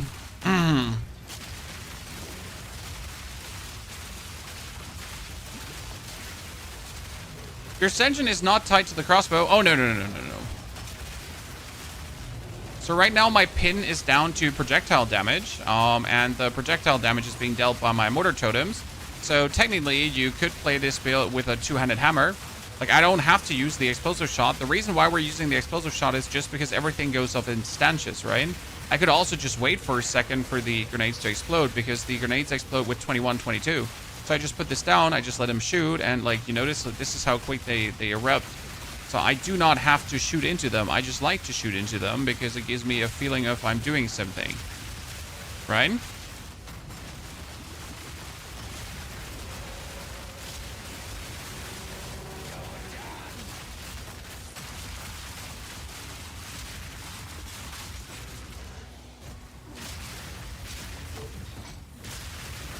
That armor, it potentially has more armor than my one thing he has here, but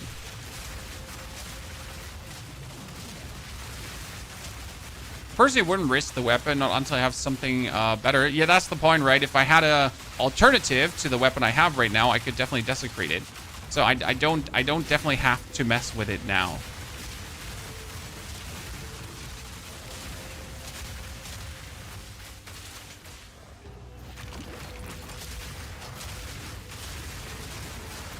Is there anything here that I could miss? We got the Lyra and we got the Roving Wisp. Yeah, I actually didn't do the Roving Wisp the last time. Oh, utility belt? You don't say so. Cannonade crossbow? You don't say so. Oh my god, my inventory's full. Spear goes away. Like, once I have a good weapon, I sometimes lose my will to look for new weapons, right? Because now I got a good one. I'm like, so why would I even look for a new weapon now?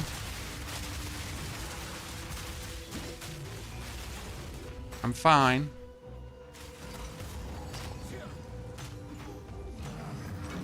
But it's better to have a physical damage. All your physical damage is being turned into fire damage anyways. If you now get a weapon that has fire damage, it doesn't hurt you because you're doing fire damage anyways. But again, you're turning physical into fire. Therefore, you would actually mess with most physical. Because, like, if you 20% a weapon up, then it's boosting only the physical damage up, right? So the 20% boost from you putting your sharpening stones on does not sharpen the fire damage, which I find stupid. What do you think, Chad? Should if a weapon has fire damage too, and you put on like the stones to upgrade it, should that also upgrade the fire damage? Because I always found that so bad, since if you have a weapon that has bonus elemental damage, it's inevitably weaker than a weapon that does not have elemental damage, because that one gets boosted stronger. That's at least how I'm looking at it. After anything, I'll take it off. 174 evasion rating. Nope, thank you. Nope, thank you. That is a helmet with 300 almost, but no resties. My one has more resties. A crossbow with lightning. Nope, that one has also no resties. I actually should like probably upgrade my and see if I can get some more. Wait a second. It's actually upgrading the gas grenade. Yep, thank you.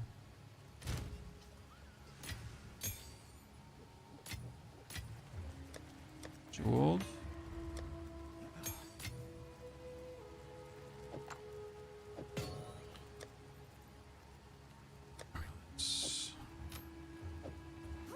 Good. You can also switch to one-handed weapon with 2 axes and have no obligation. You're absolutely hybrid. Yes. You decided on any annoyance yet? You can either take, like, I was thinking about this annoyance here. So recoup 5% of damage taken by your totems as life. Each totem applies 2% increased damage taken to enemies in their presence. That sounds like a killer annoyance, I feel like. Right? Enemies take 6% more damage, and I get life if they take damage.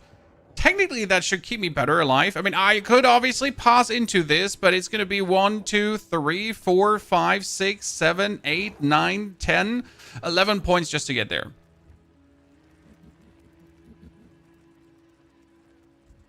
It seems for me some of the better one, right?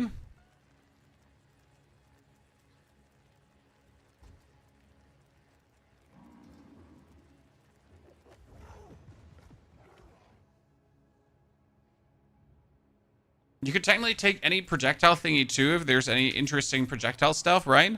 Because everything projectile-wise here works for you. If there's any intriguing projectile things, but there's usually nothing, right? You would like to take. Not useful. Here, even this one's not useful.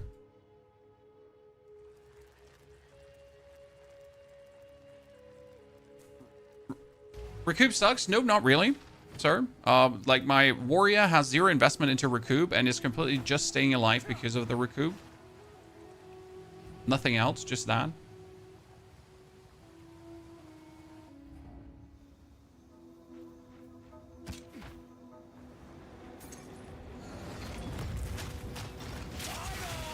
I mean, then again, I'm also just staying alive by existing, so I'm, you know, not like that I feel I need anything. I exist, so I am.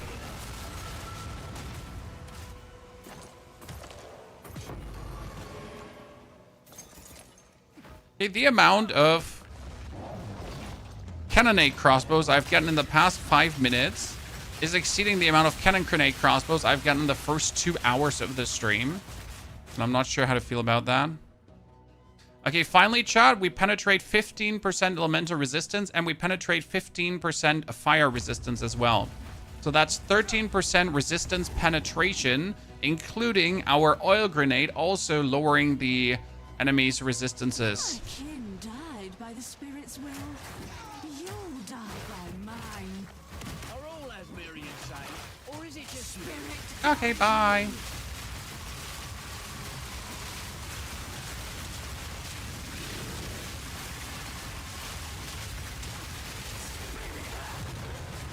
I win, you suck. I think I did you a favour, truth be told. My pockets are full. Okay, now that we have the bonus spirit, ladies and gentlemen.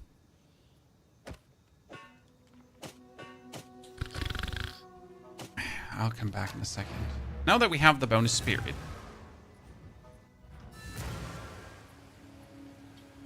What level do you start getting tier 3 support gems? In Act 3.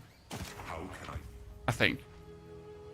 Crossbow, crossbow, crossbow. They're all like, these are all crafting projects. So I don't know how you're doing this, chat, but I tend to, when I play, I tend to just stack everything up for future potential shebanging. You know?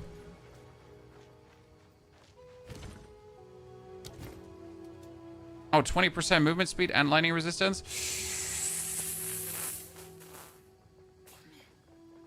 I don't care that much about movement speed, if I'm honest with you.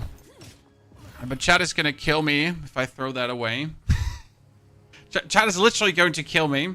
Ah, shit. This one has 100 maximum life bonus, but my other one has better resistances.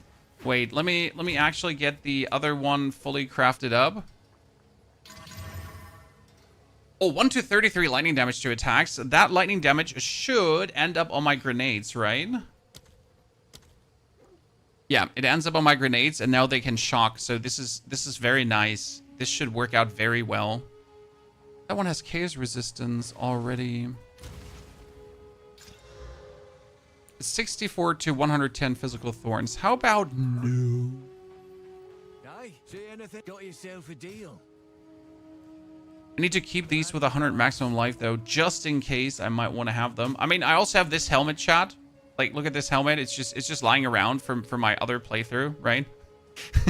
I just have these items that just like in case, you know, of doubt.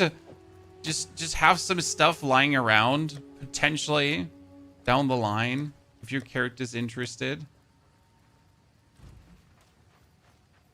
Good to see you. After anything in Aye, the land provides. Okay, we're going to go for, ladies and gentlemen, the Mirage Archer. So for Mirage Archer, we need 103 dex. We don't have 103 dex, so we need to get more dexterity. How do I weasel out more dex now? I could get the AC rating, but that's useless. I could take something like I could swap some thingies. I should just take this. I should just take that. That's the easiest way to do this right now. You know what? Let's remove these attack speed. That should be fine. I'm going to do here 1, 2, 3, 4. And this is actually really nice because it says 5% max life if you have 10 support gems, right? 5 increased maximum mana if you have at least 10 support gems socket, and 5% increased attack speed. So does that mean I just like have to randomly put support gems in? Like this is all 3, right? I get mana, max life, and movement speed.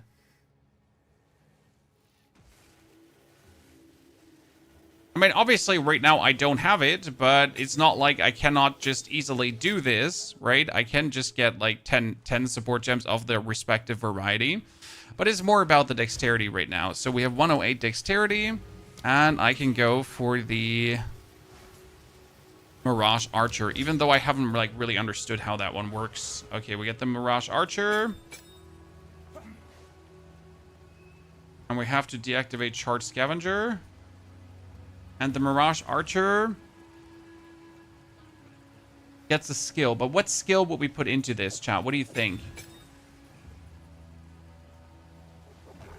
I mean, technically, I would want it to shoot voltaic grenades. Because voltaic grenades would be another grenade type that's being shot. And it could also build up electrocution, so we could electrocute enemies. Then on the other hand, I could just put explosive grenades on that one. And that would be it, right?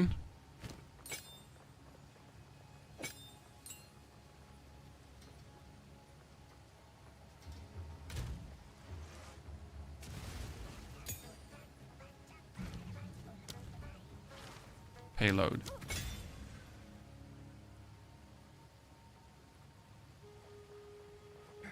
It still says missing skill. Why does it still say missing socketed skill? It has an explosive grenade in it.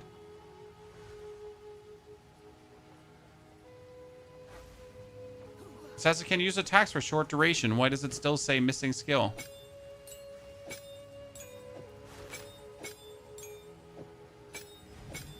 Does not count?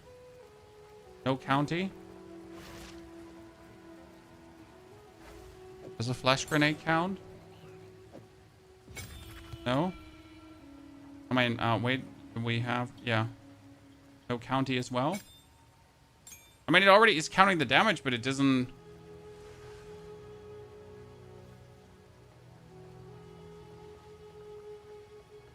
If you scale on your bar already, no, that doesn't matter. It's just like you put the thingy in, and like you don't have to have it like here. Like, it should be activable.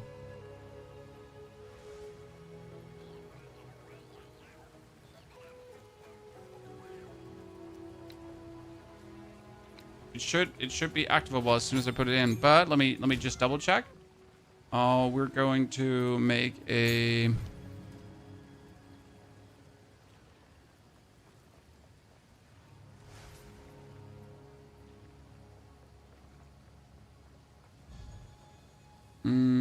Permafrost bolts? Okay, so grenade skills don't count. Weird. Weird.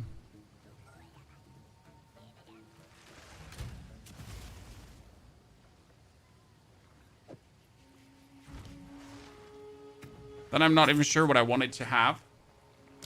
Right? I just want to see what happens. Like, the freeze buildup is pristine, so that thing would just freeze like crazy on top of what we're actually doing.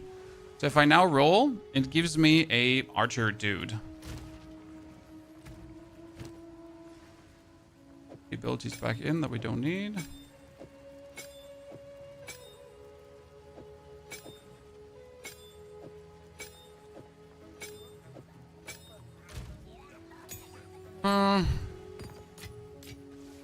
Not sure what to make out of that yet.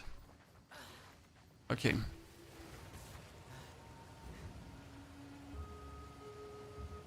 It just worked for you with the explosive gem. Well, it doesn't work for me with the explosive gem. What am I supposed to say? So I do this and it should shoot. But how does the cooldown work?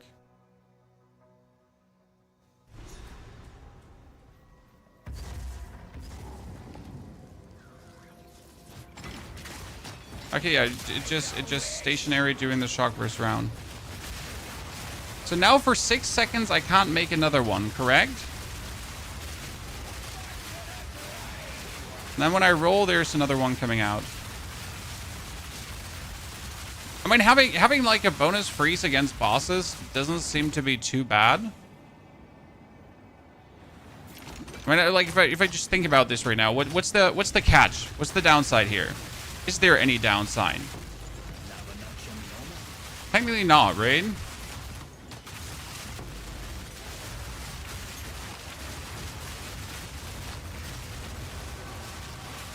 Okay, I just roll, and then the archer just shoots frost shots. I mean, obviously, if you could shoot a grenade, that would be better.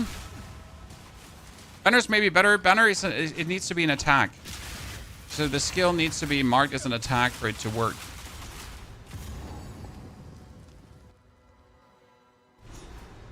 It makes you change playstyle to dodge roll less frequently. Yeah, but I don't actually have to dodge roll, right? The only reason for me to dodge roll is to sprint. I can mostly walk out of enemies' attacks.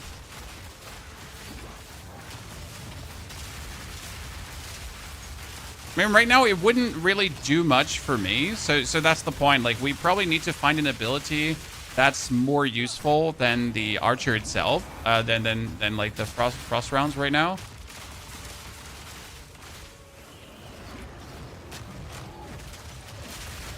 I mean, it's kind of funny, though, because you put it down and he instantly freezes something.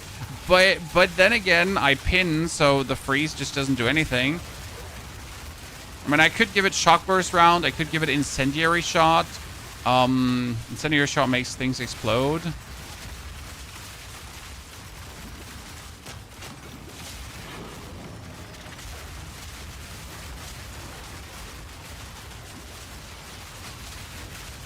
We could go for time of need, yeah, for the bonus heals, but also time of, like, do I need that?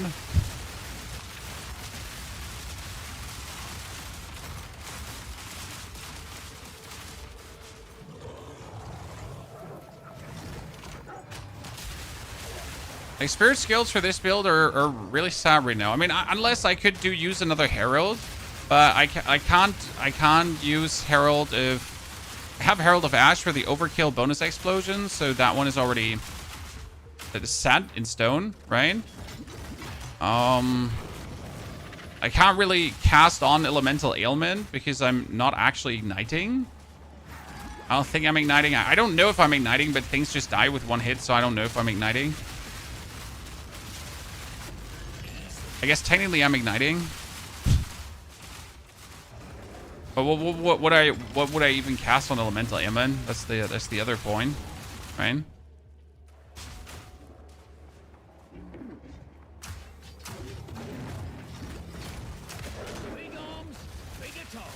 Why don't you just destroy my totems? I don't like you. I don't like you. Why you destroy my totems? You little shit.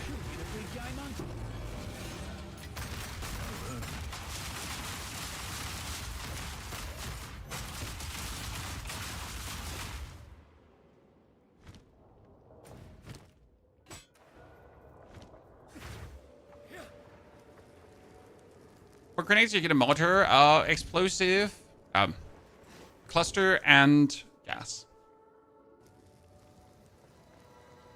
We're running the 2 grenade setup. It has turned out to be better.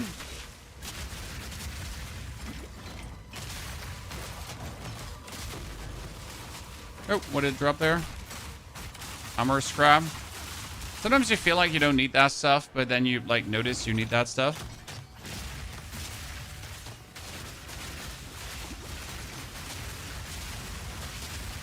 I've been using Painter, Servant, and Trinity. Yeah, we could use Painter, Servant. I have that ready, and then we could be using all 3 heralds. It's not possible, but it would require me to use another unique, and I don't like using uniques on my builds.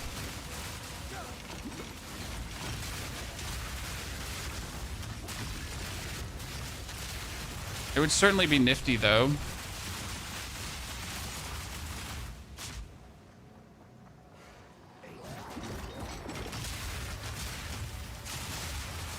You could increase shock chance with voltaic grenades. Yes, but I like with the minimal lightning damage I have, I'm always shocking. I mean, a boss is always shocked. I've yet to have a boss not be shocked.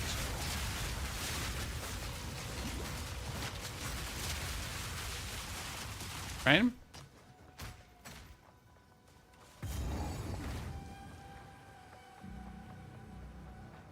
Ah, hello, Mr. Birdman.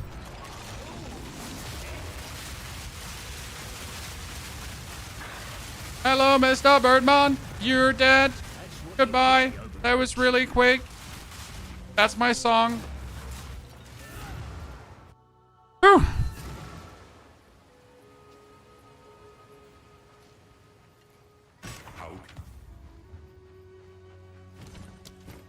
What the fuck? Yep, that's what the bird also thought. You know what? That's what the bird said too.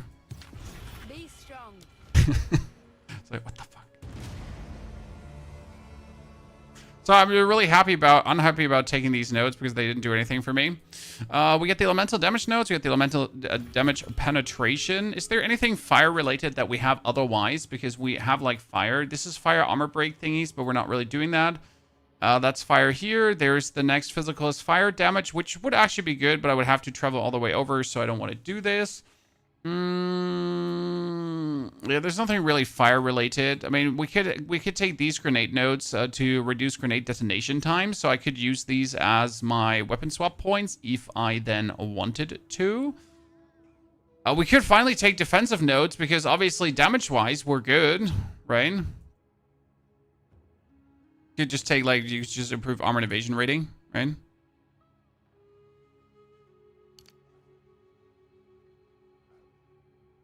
But I don't really usually mess with defenses. Take the more attack speed.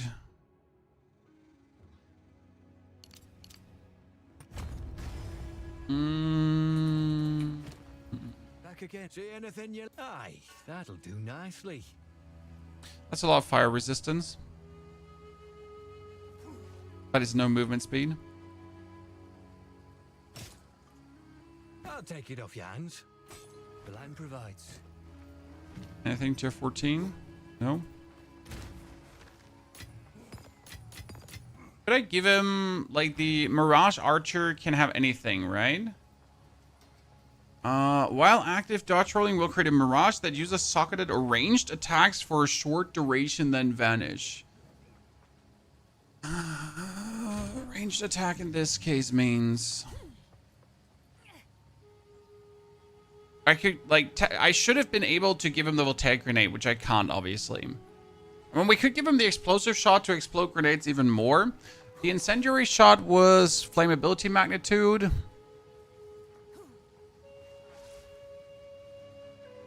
That's kind of useless.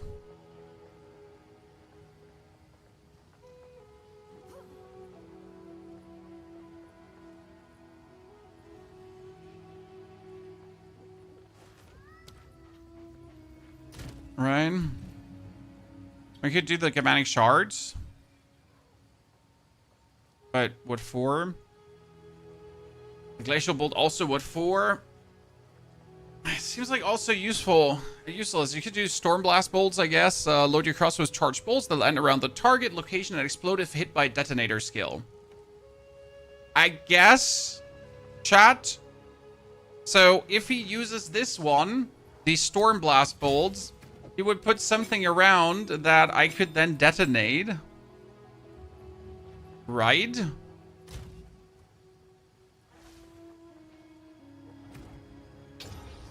But what kind of support would you use on these? On the Stormblast bolts?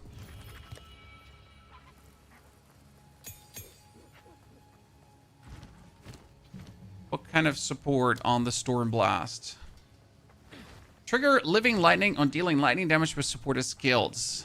Supported skills, hitting living lightning minions are created when dealing lightning. That seems so weird. We could do elemental armament, right? Do elemental focus. We could do multi-shot cadence. I guess just multi-shot. See what happens. And then here the Mirage Archer. Mirage duration is you have dodge roll in the past. Can I create a new Mirage? Can I use compressed duration on that? I wonder. Because now it should be up faster, right? But I don't have to not dodge roll so long. Not dodge roll so long, right?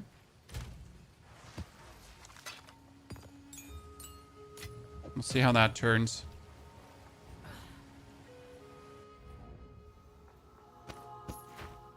Okay, let's get the unique vendor. And could someone answer my question, by the way?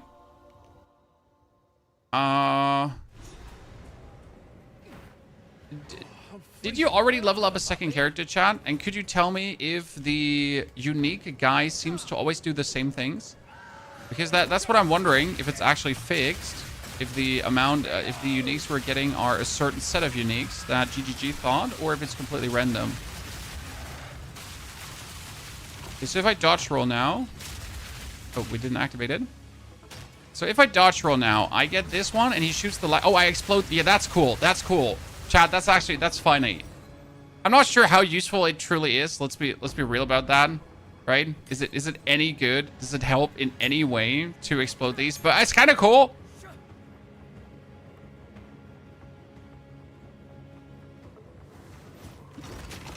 Here, it's bonus things. So I explode them.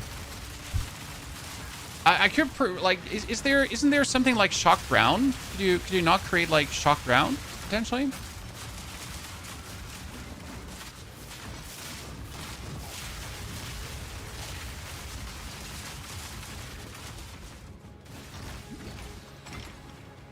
Mirage Archers is P with explosive grenades. Mirage Archer does not take explosive grenades. I tried. At least not in town. My Mirage Archer does not want explosive grenades. Elder Maddox. Okay, show me the money, Elder Maddox. It's random. Breath of the Mountain Sapphire Charm. Used when you take cold damage. Reduced charge per use. Grounds a power charge on use. Sapphire Ring pours... Oh, well, but people want this. The Porcelain is really popular. Shangonen covered Sabatons. Increased rarity, fire resistance. Gain deflection rating equal to 20% armor. Cannot sprint. The black powdered blizz. Replace your dodge roll with an explosive-assisted leap, firing off a round from your prosthetic cannon leg that blinds enemies and ignites enemies that are in your escape from. The explosion will cause any grenades in its area of effect to also explode.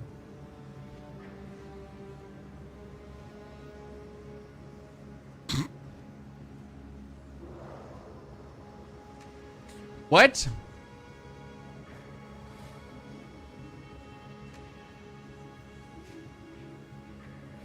Yeah, so I'm just gonna buy these boots, like no matter if I'm gonna use them or not, but Need more time.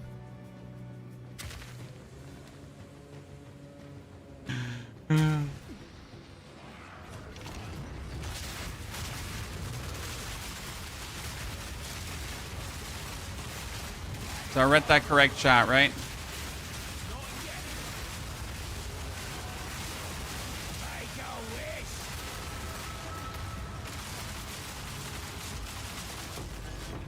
Wait, but if I do that, I don't get the Mirage Archer anymore.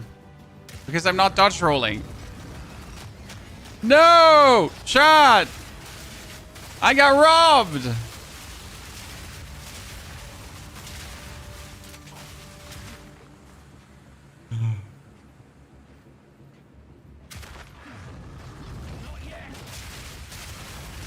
It's too funny. Not yet. Would it work with this build? No, this is gimmicky as best. There's no reason that I need to detonate things like this. So like I have enough detonation. I don't need any more bonus detonation.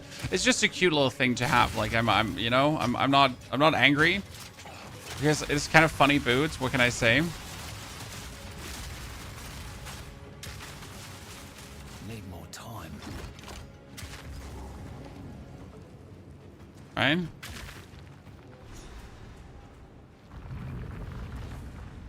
So it does take explosive grenade. I do mortar cannon and mirage archer, and they just shoot explosive shot.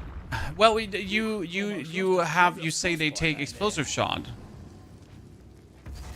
Let's see. What if I do it right here? So I have my explosive grenade with me, chat. I have it right here, and I'm gonna remove it. Then I'm gonna put it on the archer. Okay, so here it works. It just doesn't work in town.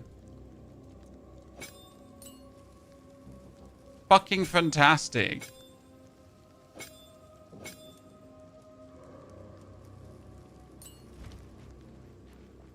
Okay, we need to swap the boots out again. Okay, let's try this now. By the way, I don't feel like that the compressed duration did anything on the archer.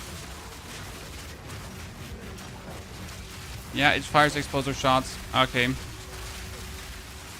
it does actually significant damage with it. It does 7,000 damage. No, now he's gone again.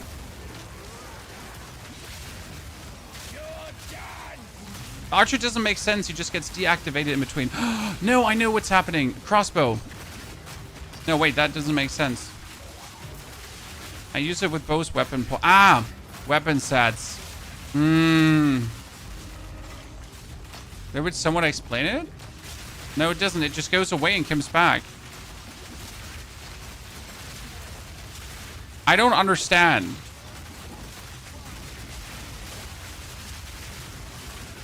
I think some of my weapon points are activating the dexterity. That's the only thing I could think about right now. Yeah, that's it.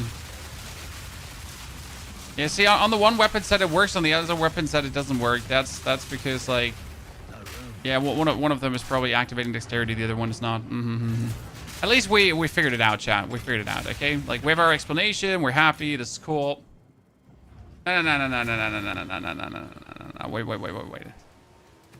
Yeah, see, it's working. It's not working. It's working. It's not working. It's working. It's not working. Which one is working? This is not working, and this is working. So if this is working, I have one dexterity note more. Which is dexterity? Which one does give me dexterity? Because if I go for this, I'm missing something.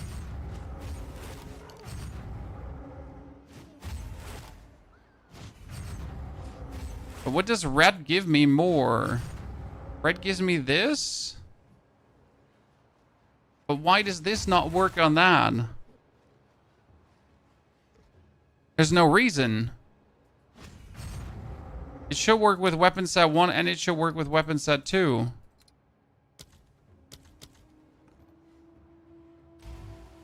Right?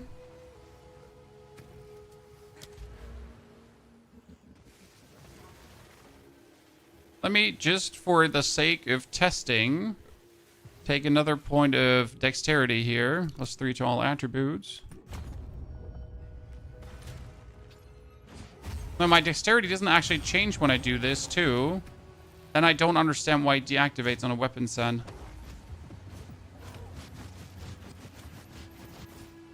Because the explosive grenade is activated.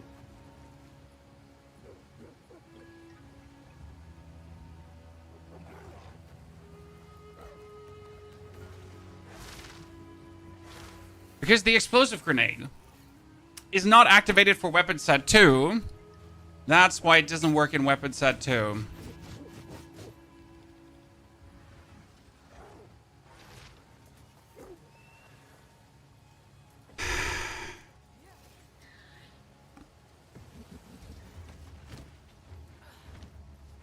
I hate it here.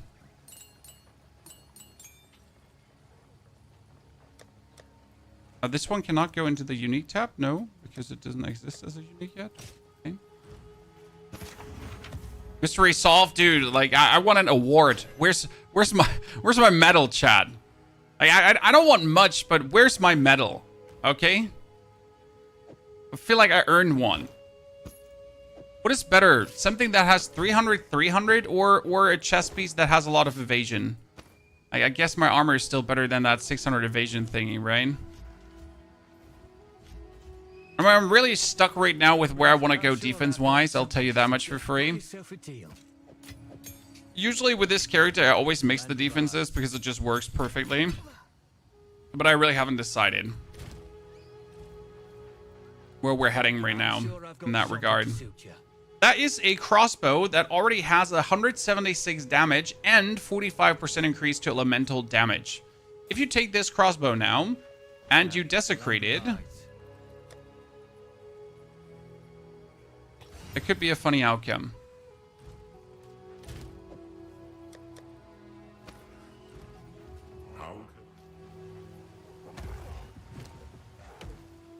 We're gonna check that desecration in a bit, because you can get like a huge physical damage desecration.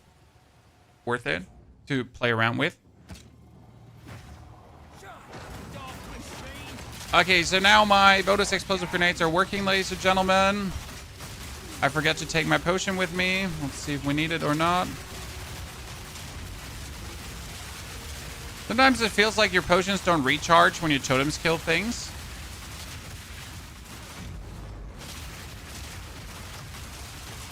Yeah, that's just going to be bonus DPS versus bosses.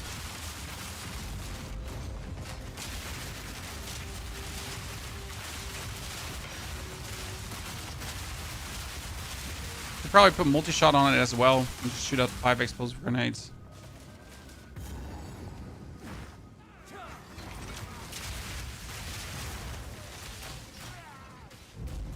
Bye! Ooh! Anyone else feeling like uniques are dropping left, right, and center like M&M's, chat? Because I gotta tell you, in all honesty, like those grenades, those uniques, they're just rolling in.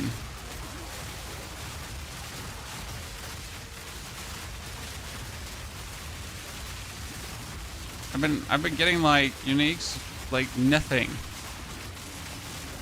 Like that's like compared to last season. It's oh look chat, there's a dude. Look chat, the dude is gone.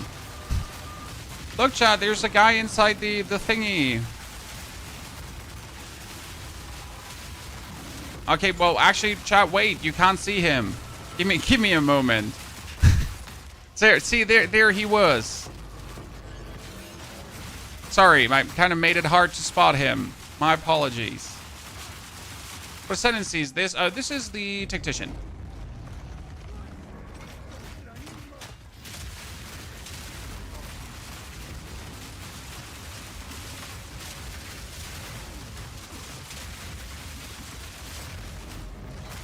The Mortar Tactician, and I think I can say now, finally, that this should turn out slightly better than the full grenade build.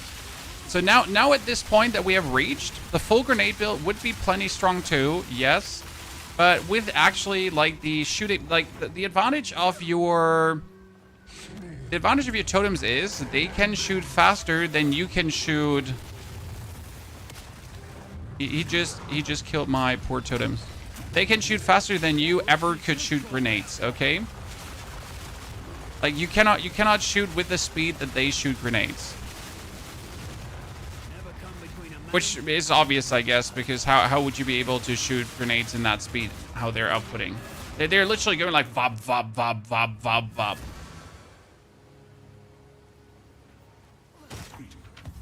I'm getting way too many items. Oh, that's a crossbow without anything. Oh, the first bad crossbow, Chan. Hasn't happened in a while. Okay, soon mapping. We have 1236. Useless, useless, useless, useless. What brings after My inventory's being filled like way too much. Let me take the prismatic ring and see what happens. Physical damage, maximum life, and attributes. I like the maximum life. You know how hard it is to get like any kind of maximum life roll in, right? We're gonna replace the code. I mean, the code ring is like a lot of shit. It's like, you know how hard it is to get maximum life rolling? Yeah, but the problem is that these rings were actually both really good, right? They give me fire resistance, cold resistance. Like this is 50% cold resistance. This is like 50% fire resistance and lightning resistance, right? I kind of want to have that ring, but what if the other rings are just better? I mean, they almost have me resistance capped, and I just have like not even done much.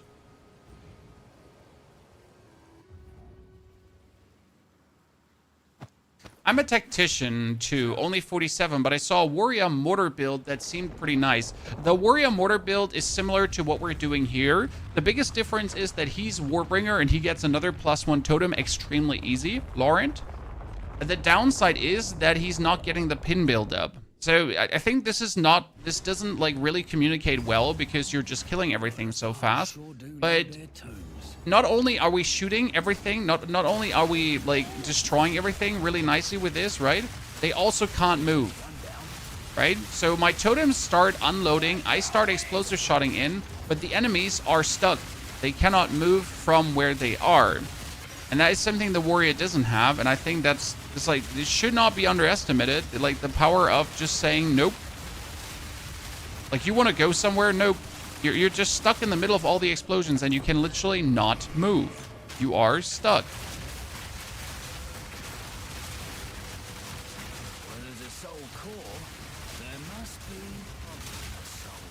So let's not underestimate how powerful that actually is.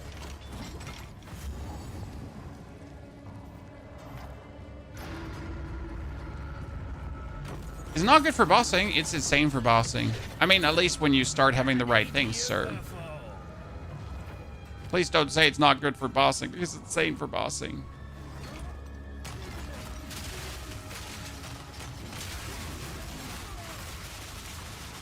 But you need area effect for bossing, so you actually, like, you know, have the overlap of your skills happening.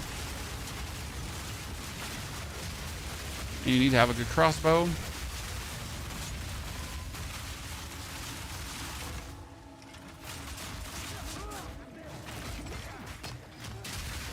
It's funny that you can really like play without defense through the campaign. Like I don't know if you're going for more defense, chat, but I always play with like minimal defense, as minimal defense as I can get away with. Maybe I just need this to feel alive again. I don't know.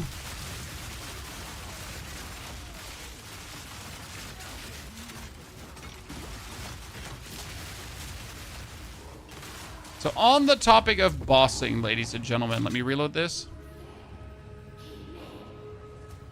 The time of the sparrow has come. What nonsense do you speak? No matter. Now you die.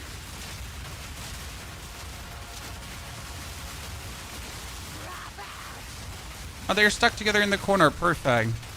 My grenades are just unloading into them while they're just stuck there. And we're done. Oh no, she survived. Wait, no, she didn't survive. What's happening? Doriani, don't let him heal, Doriani. Don't let him heal.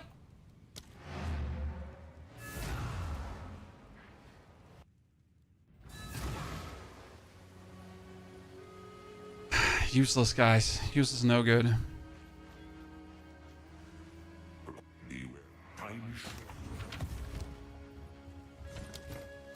Letting him get away. Back again. I'm sure I've got. You're trying to recruit them to help you? No, no help. Wait, does this armor just have an implicit for maximum life? That's pretty nice, Chad.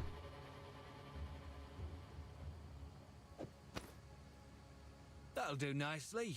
I want to say no to that. The land provides. Okay, we have this armor piece that we might take soon.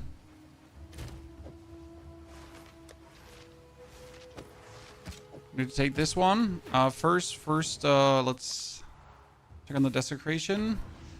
I have a build guide for this.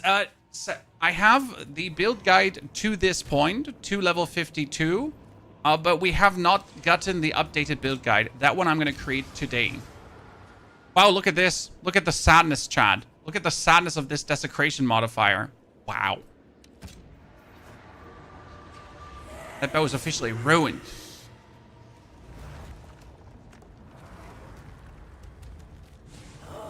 What armor for Merc? I'm going to go for EV armor mix.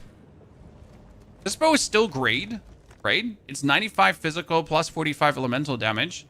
Still a fantastic bow. I'd probably sell that for like, I don't know, 2k as orbs if I wanted to.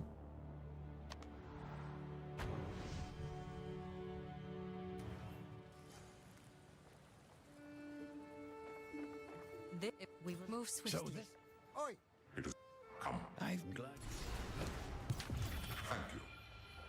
Okay, now that we have gotten into the end game, chat, it's about time that we also mess around with our passive soon.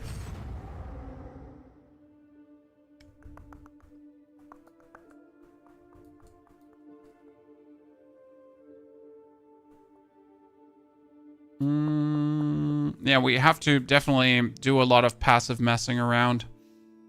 Because I'm not totally happy with all the stuff we have. I feel like we should take this node. That's important. Travel to Uriah.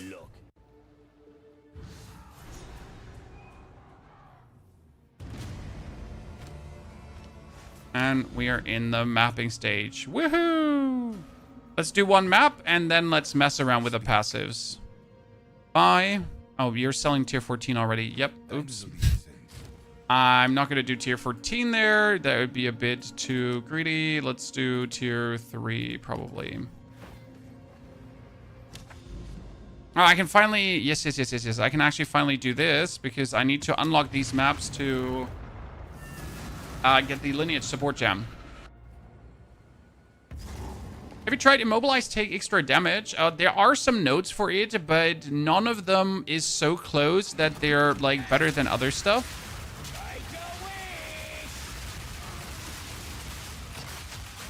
Right?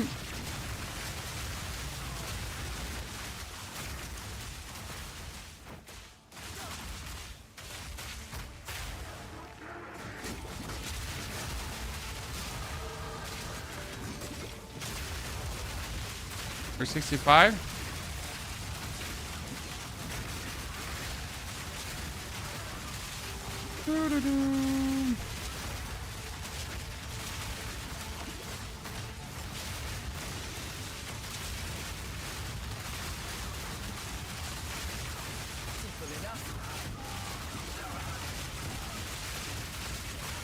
Oh, did we miss an elite? No, the elite is all the way up. Yeah. I was confused.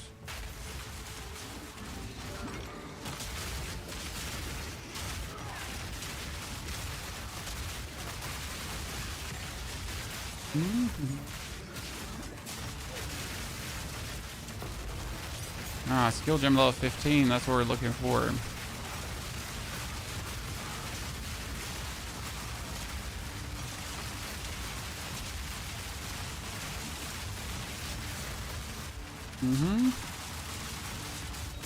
So an hour campaign? Nah, like right now, all in all, this was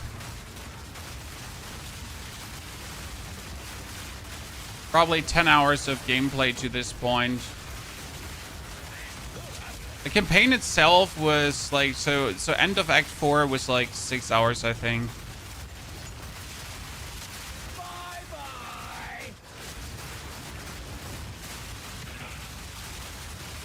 Oh, sorry, sir. Ma'am. Don't mean to step on your feet. Oh, there's another one. Where are you coming from?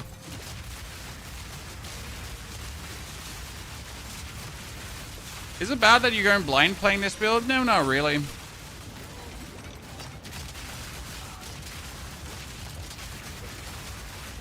It at least keeps me away from like walking into any elemental damage, because usually I just walk into them even though I see them. Now I don't see anything, so I automatically stay away. Right? How it goes. I would assume we're smarter than that, but we're not smarter than that.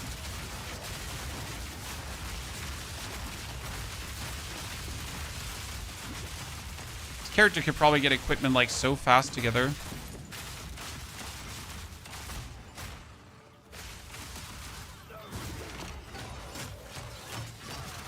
The Fearful Paralysis node is super close to Merc and has 40% increased damage to immobilize enemies on the way.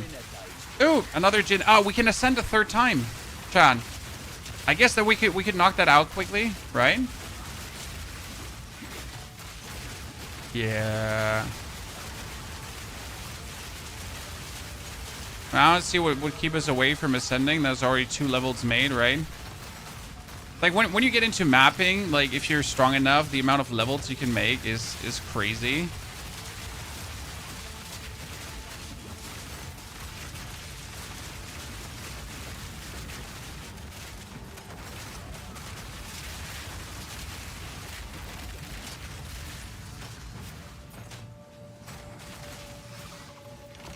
Need to roll more to get my Mirage out. Because I'm like so used now to not rolling that I just don't at all anymore. I'm not even getting the Mirage out. Haha, there we go. So I guess should keep my roll like for elites probably. Otherwise it really doesn't make sense.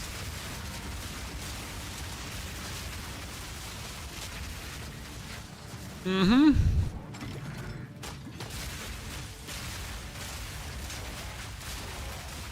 You ruined an awesome bow. You didn't know about the desecration omens. Yep, that can happen, sir. That's why I gave up on like desecrating some items, right? Okay, there's a good start. 2 new skill points, chat. Like these bonus area effect skill points here, I wonder if they would be better as weapon set points, because I only need them for the grenades, right? I don't need them for my crossbow.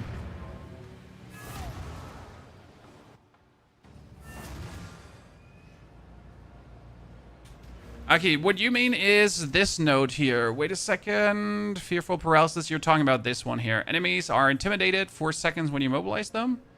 And then this here, the damage to immobilized enemies. Are you talking about that? The problem is, Intimidate is a debuff that inflicts 10% increased damage taken and 10% reduced damage dealt. So technically, this one was probably good, right? The thing is, Fearful Paralysis is also only good for my totems, right? Or do I have to... No, this one has to be permanent active, right? If I swap away from it... Well, technically it doesn't matter. If I put down my totems, they should paralyze them. But I don't know about this buff if I actually swap away. If it's still active, right? If it still makes sense. To most likely have to activate it for both. Same probably goes for this one. This one says gain extra damage as for each grenade that was fired in the past seconds, right? That's a 12% extra fire damage because we fire 3 grenades in the past 8 seconds. It's really nice. Do you balance strength and dex? Yep, they're pretty much the same.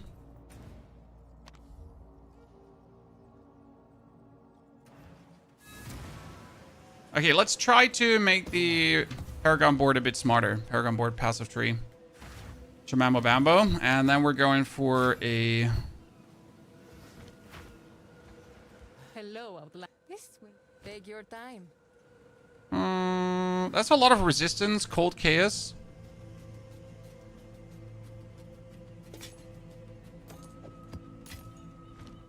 Greetings. I'll just sell there. Treasures. For now, we back.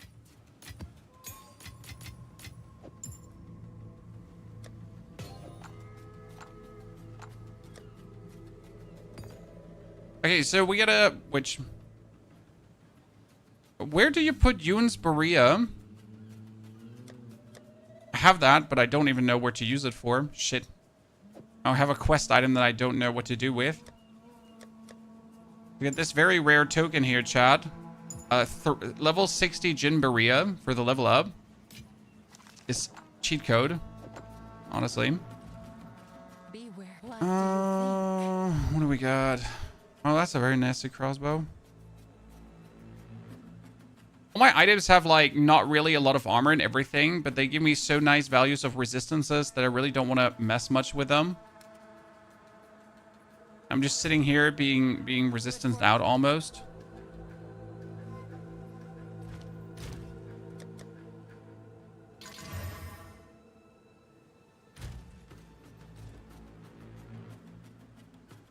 There's so many portals. Oh, because this wasn't a high stone. What did I want it to do? Ah, passive tree. Okay, let's see. So my passive tree, we have this, for example. This is attack speed for my explosive shot, okay? And the reason we're taking these nodes is because it says allies in your presence have 6% increased attack speed, and I have 6% increased attack speed. So if I take this node with my weapon swap 2 points, I can pretty much make my totems here exist, right? That's fantastic. It works.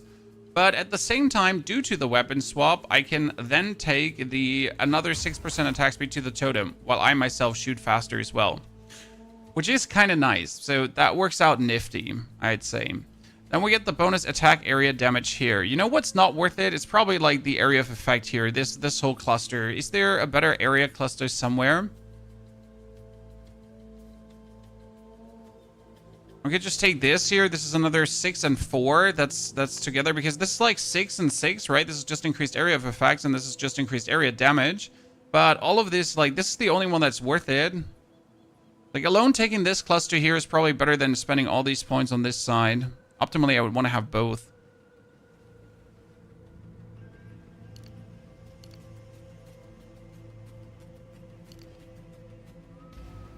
Yes. I mean, that one I can get rid of right now. Because I don't need it.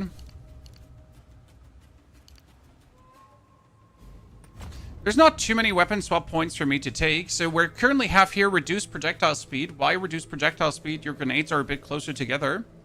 Sounds weird, but it actually works. So the reduced projectile speed is not to be underestimated. There's actually this one too, which has that's reduced attack speed, right? I think there's another reduced projectile speed here, and that's actually it. So there's only one single node that makes your grenades like be a bit closer together.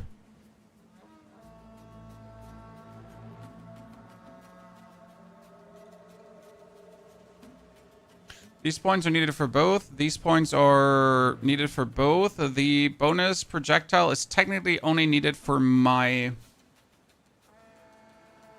So this could be weapon swap point 1, and I could take weapon swap point 2 for that. And my plan is usually, like, you should take weapon swap point 2 stuff for defensive things, right?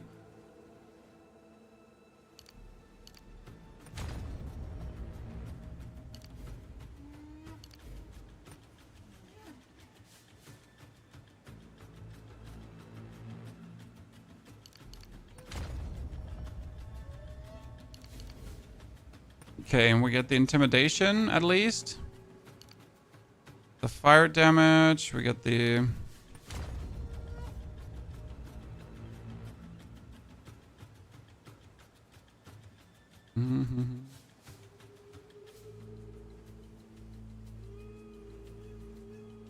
I like these here. I mean, I don't hate these two, right? Because this is like 6 and 21 bonus.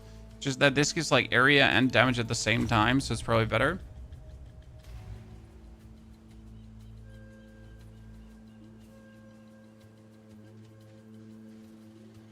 Good. Let's go ascend.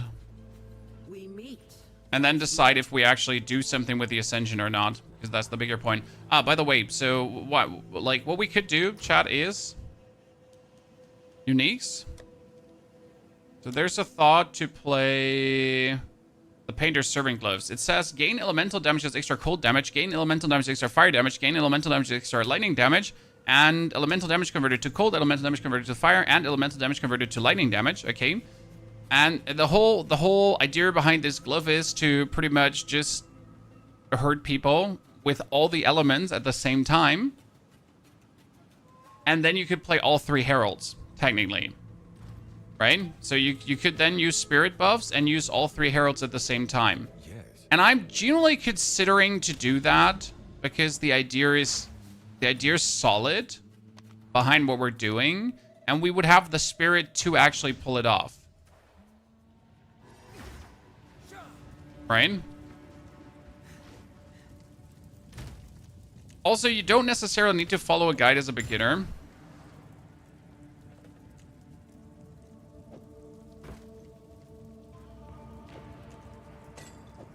You can definitely get away with playing just like that. It will only make your life easier, though. 33, 16, 9, 8, 12 is 20, 50 something, and like 75. It's not 75, but it's like 75, you know? Somewhat, wingo bingo. I did the math one single time. Should be solid.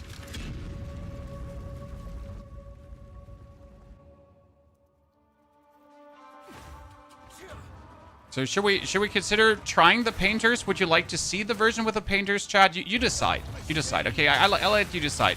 Do you want to see that with the painter's servant if the triple thingy would work out well? It would play good? Or are you like, nah, I don't want to see another unique item being used?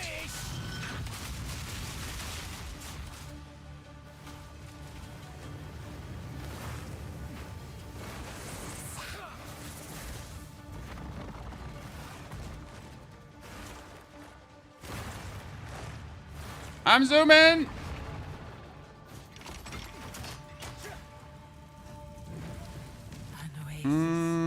Less honor, monsters have more life. You have less energy shield. Oh no. It's a pricey unique. No, painter service is not a pricey unique. We can check the price in a GIF, but it shouldn't. No. It's a rather common one. There used to be many builds with it, but like no one plays these builds anymore, honestly. Right, because a lot of the Herald interactions were nerfed. It's just that we have the unique position that as a tactician you can take all these spirit buffs without an issue. Because tactician has the opportunity to like 50% less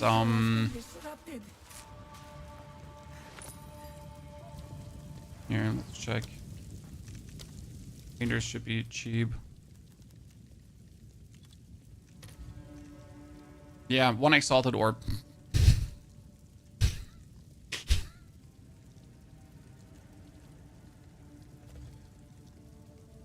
Yeah. I mean, you have the higher percentage ones, so these are the corrupted higher percentage ones, right? Because they're like going away for divines. Because they're like, they have a lot of elemental damage. That's good. But then they're like the low ones you can just buy and corrupt and see what the outcome is, right? Just buy yourself a bunch of the nons here, like if the lower ones, they're like really going out for 1 exalted. And one exalted is like, really, this is cheap. You should just buy yourself all of these. But this is like the corrupted one exalted already, right? So it's pretty much a dud. But this one is an uncorrupted one exalted. So yeah, like you get the drift. They're cheap as fuck. I mean, these are actually better than what I have, and it's like only cost 2 exalted. I should probably buy a better version than what I have at this point. Where do we stop the warrior, sir? My warrior is level 84. My warrior has done everything in the game available. The only thing he needs to do is kill the arbiter, and that's about it. Okay. But in order to kill the arbiter, I can do that whenever, but it's not going to change the build. Okay, sir.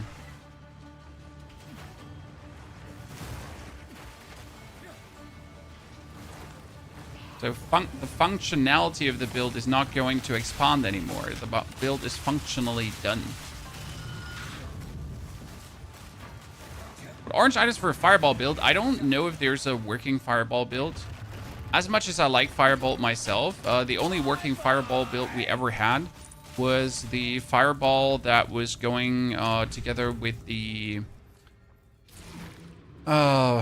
frost walls, and they sadly nerfed the frost walls in a very weird way where they have to be alive for a certain amount of time to actually deal their maximum damage. It's very, very stupid, and I don't like it.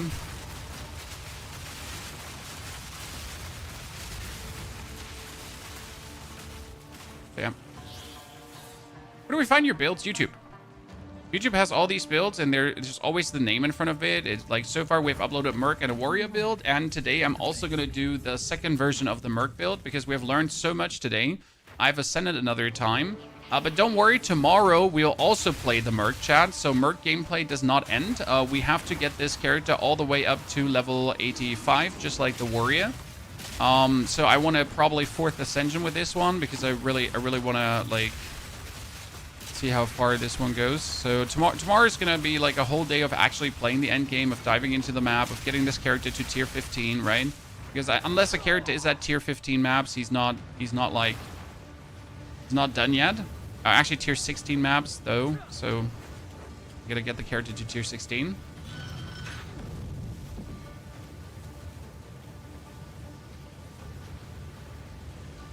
We're in blind. Oh, you can totally go in blind. I mean, that's what I did. I mean, obviously, I get some pre-knowledge from other games, but like back in the days when you first time played the game, right? We all went in blind. Monsters have 30% max life. Oh, don't mind if I do. Monsters have reduced action speed. Don't mind if I do. Thank you very much. I don't want to be cursed with enfeeble. I don't want traps to do damage. You cannot restore honor until the next boss. Yabba dabba doo. No one cares about that one. Because I'm not going to restore honor anyways. Ah! Look at me, reflexes, like a cobra, Chad. I don't know if cobras have good reflexes. I guess they do, but I don't know.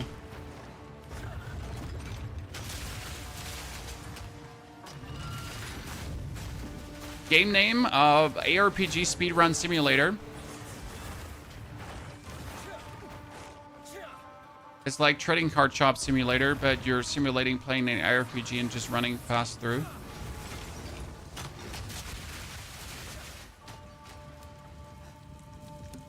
Thank you for your attention. Oh yeah, I cannot restore honor. Oops. Oops.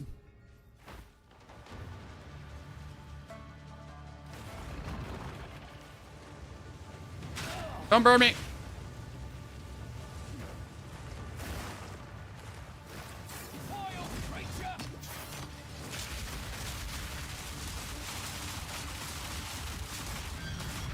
Is there a problem if you can almost finish the end game in like 1 weekend? Seems like too easy. No, sir. You like you understand something wrong here. First and foremost, my character has 25 hours on it. Okay.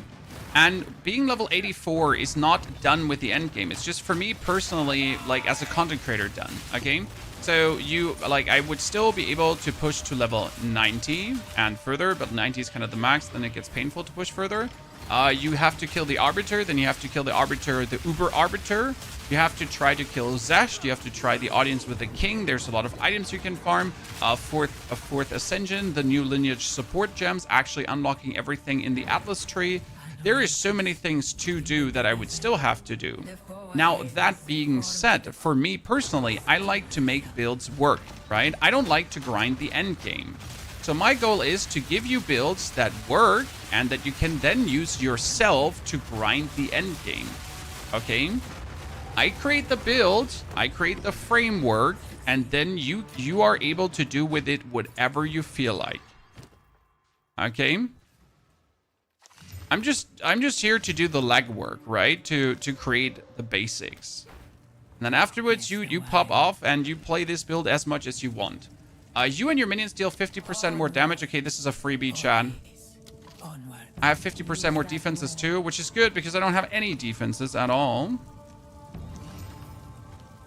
Let's take the stash. We usually take stash 7, and we fill that with this stuff here. That's how it works on this channel. Hi, name's Ponyhop. In case you're new, pleasure to meet you.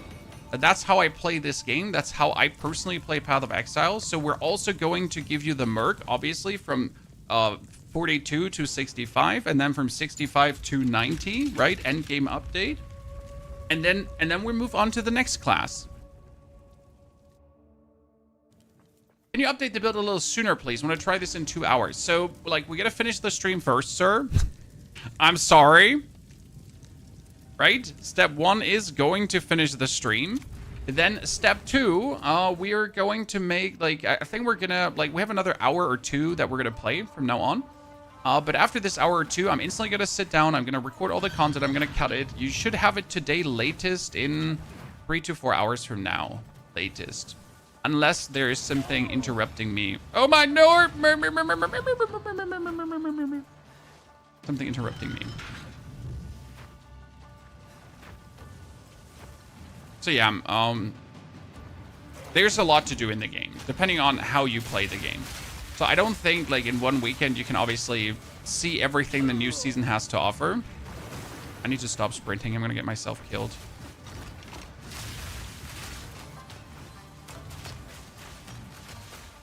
Doing the Trials of Sekimas gets you so impatient, though. I don't know how you're doing the Trials of Sekimas, but I'm just impatient as hell at this point.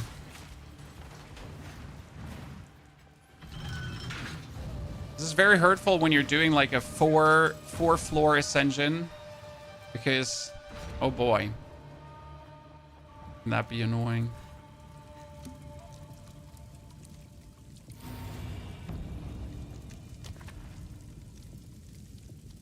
Rewards are unknown. I have the best rewards already. So at this point, I just have to take care that I don't get bad afflictions, but I don't need good anymore. I have everything. He's giving people the fish rod for people to catch fish. Yes. I'll give you the tools, and you just take the builds however you want. Like, usually I take one single build per season to level 90 and beyond. So after we have done all our starter builds, okay, guys? After we have covered every single class, and after we have done every single ascension, what I then like to do is, okay, then I like to take one build that I enjoyed the most this season, and we do a complete new solo self-on run. But we start from the beginning, and we give you the full journey from 1 to 90 with everything we have learned during this season, pretty much, into the end game.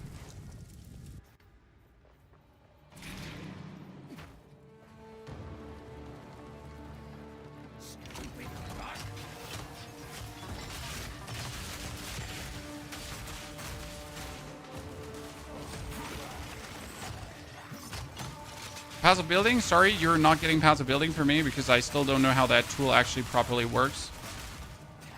And I can't be bothered to figure it out.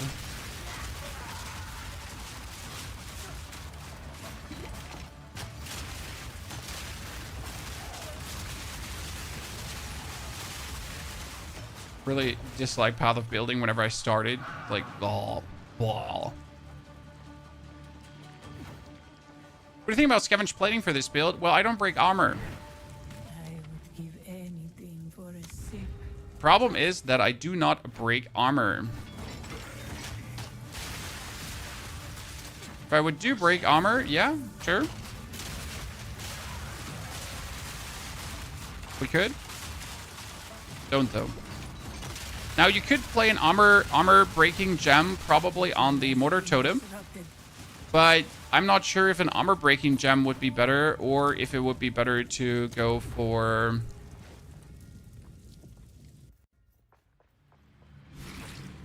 more damage.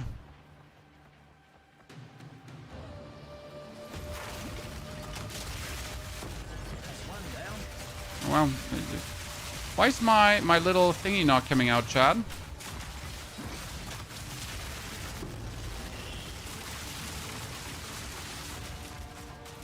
Where's my Mirage?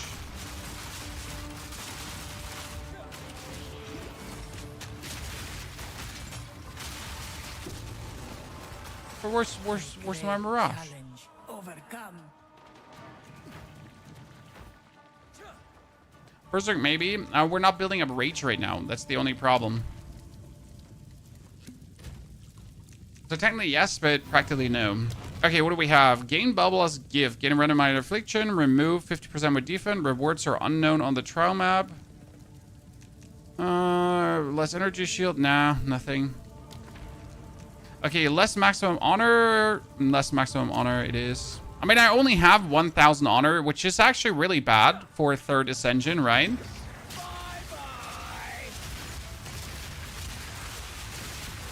But it should be fine.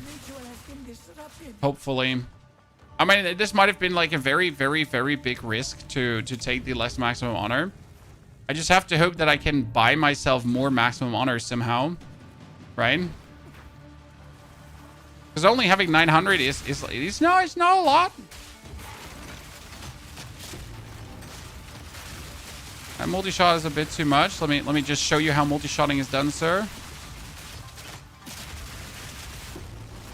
I hope I won't regret that.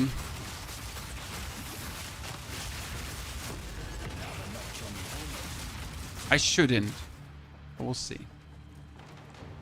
What level do you suggest for the Third Ascension? Usually 70, 75, but it depends on the Barrier token. I found a level 60 Barrier token, chat. This is a level 60 Ascension. Do you know how rare they are? Monster level is 61. I am 66. You usually do not find these. Okay. Move quickly.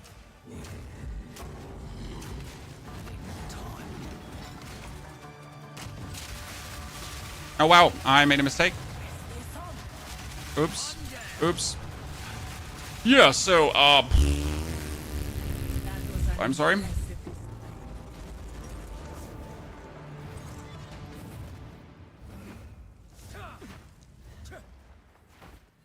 I am sorry. Let's plan. Monsters deal less damage. Onwards. Sacred water on this floor is doubled. You will succeed. More sacred water found. No, here, boon glowing orb could save me. Where are my keys? Where are my keys? To silver royal cache. You can never have enough royal caches, right, Chad? And at this point, I got all the cool ones. On YouTube, you can't see the full screen because you're in the stream that says vertical in front of it, sir. That's why I can't see the full. You're struggling with the first boss on Wario with health recommendations or a skill issue. Skill issue. But don't feel bad about it. You might just be using the wrong skill rotation. Like I beat the man by just using Earthquake and Shockwave Totem. That's it. Okay. Should absolutely tear him into pieces.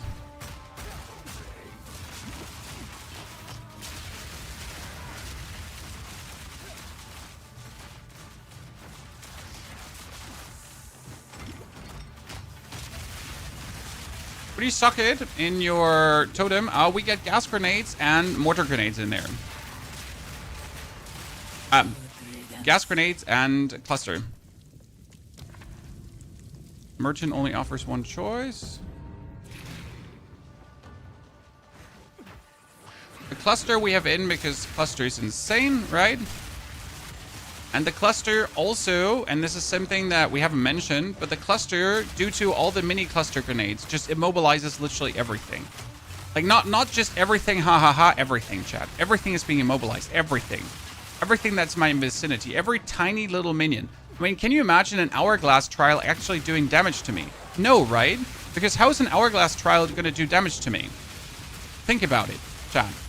Like, in order for an Hourglass Trial to do damage to me, a minion would be able to actually touch me. But they're not able to touch me because everything just gets pinned and immobilized and they cannot move anymore and no actions, and then they instantly die. Like, how can I actually lose honor in this thingy? Right? We're gonna do this now, and this is stupid, I shouldn't. But I just need to try it out, right?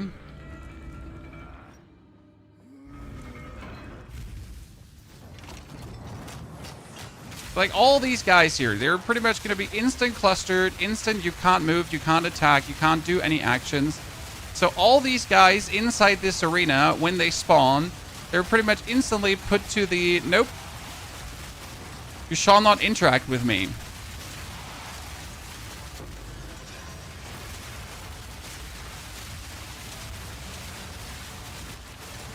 Is this probably the easiest ascension ever? Yeah.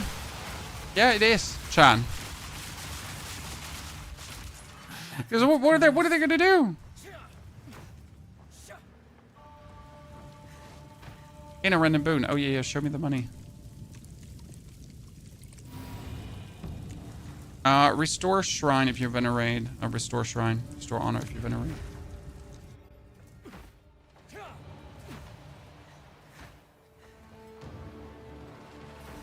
So the only damage I should take if I'm accidentally getting hit by a minion, right?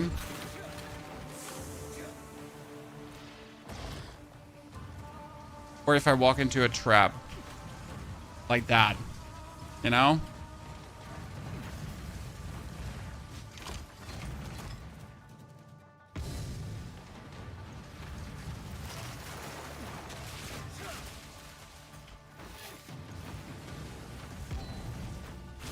Whew, not sure how we didn't get hit by anything. Okay, traps are faster. Reduced honor restored. I don't need honor anymore, hopefully.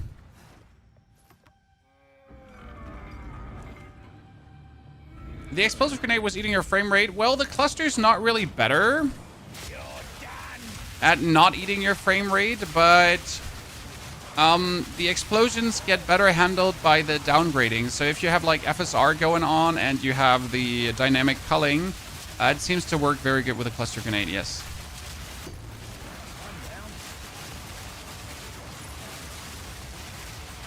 Well, that elite just died without me actually seeing him, Chad. So I literally just never get to see that elite, right? He's pinned, so he can't move. Oh, he's pinned. Like, see, he spawned, pinned, dead. Was the best stat to stay alive? Damage. If you do more damage, then the enemy can't fight you. So the more damage you do, the better it is. Otherwise, we're using armor and evasion rating. Okay? But apart from armor and evasion rating, it's damage. Just do more of that and the enemy can't hurt you.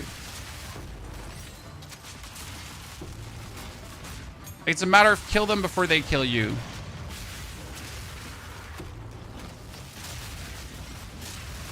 Wait, something dropped somewhere, but I don't know where.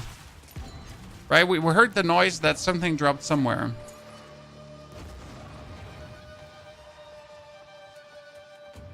If you're built online somewhere, the level 1 to 52 version is online.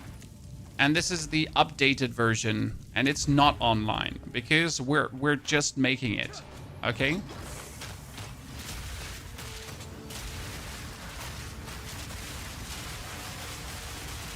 This morning we started with explosive grenade. turns out that explosive grenade was so-and-so, and we actually swapped over to the cluster grenade. Then we added the gas grenade on top, and since then, well, the rest is history, I guess. First watch that stinger. See, instantly can't do anything anymore, chat. Instantly, no actions from him, and we win. Third Ascension! Easiest Ascension ever. What they say about found money? And Ascended. And now, technically, you could boost your armor and evasion rating, or you could take here, persistent buffs have 50% less reservation, so I can use more spirit skills. And with 50% less reservation, I can use everything. Right? Everything I feel like.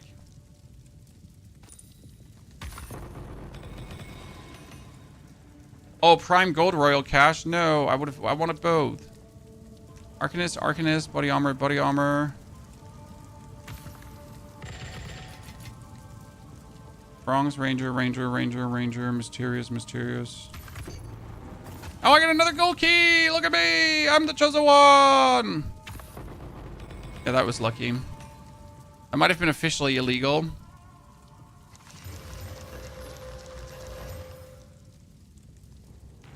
Increased evasion rating, attack speed with bows, attack speed with spears, damage penetrates, lightning resistance. Damn. Just useless for what we're doing. But hey, who doesn't want to get like a bajillion of these?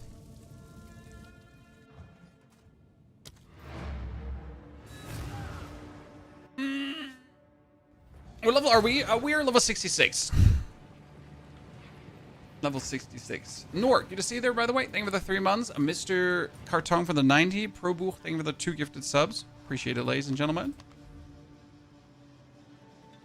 So, the basic idea right now is, Chad, that we could be using the painter's gloves.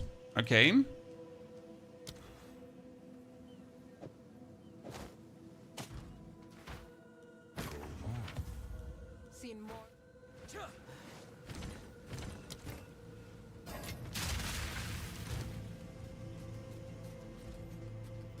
How can I help? Carry on. Beware those.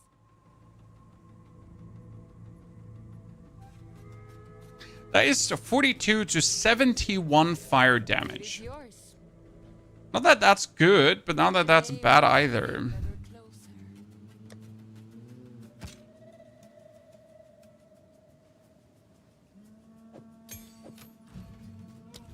So the basic idea would be that you're trying to weasel out the Herald of Ice and the Herald of Thunder.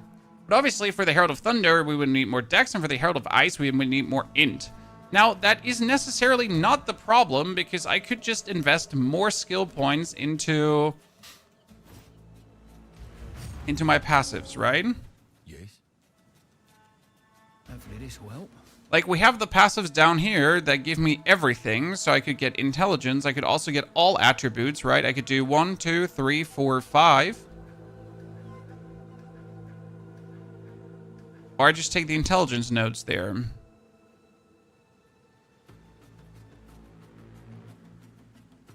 If I wanted to.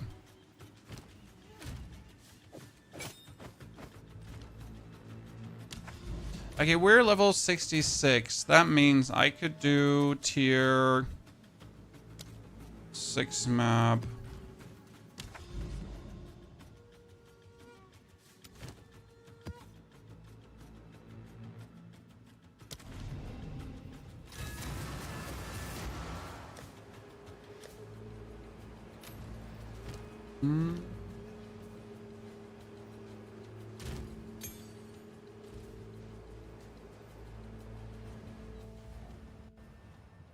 Let me see how to craft a good bow. Nor I super lucked out.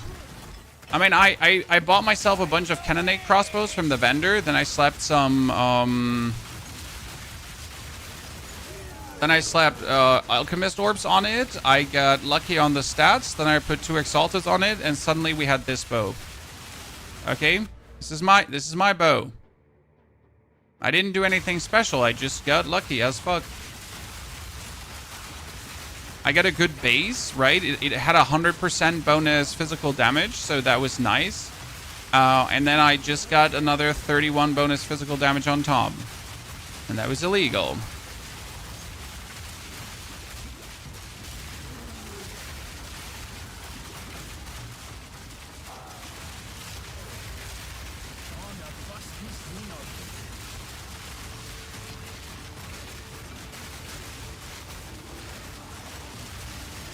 Now when we're zooming over a map, we're just paving the whole thing in destruction.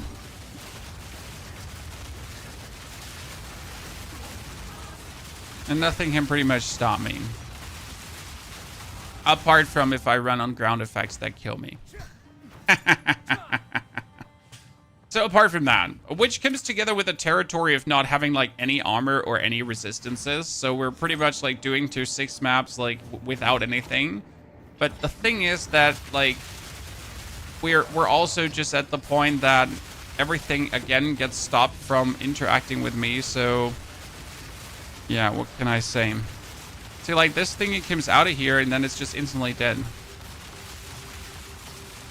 And then the thing will come out of here too, and that's also instantly gonna die.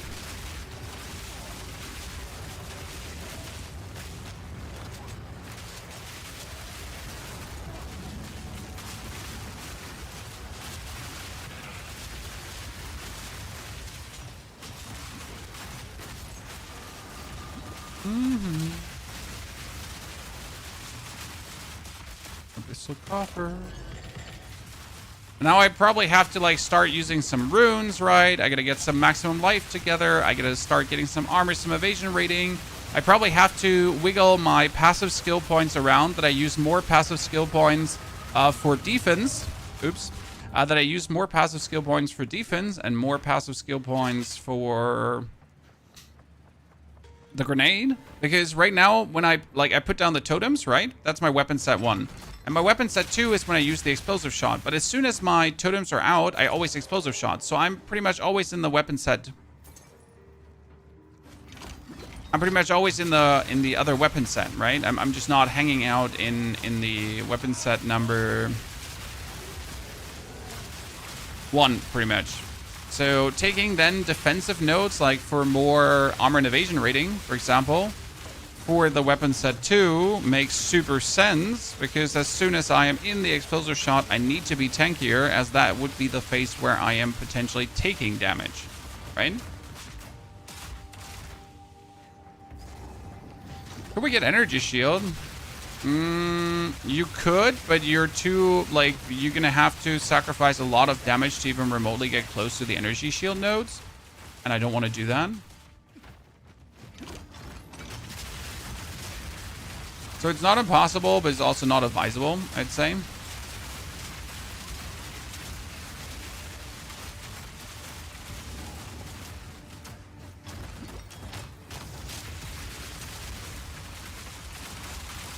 Lightning hurts right now. I don't have really much lightning resistance, I guess. So tier 6 map already clear, chat. We're just flying through the levels.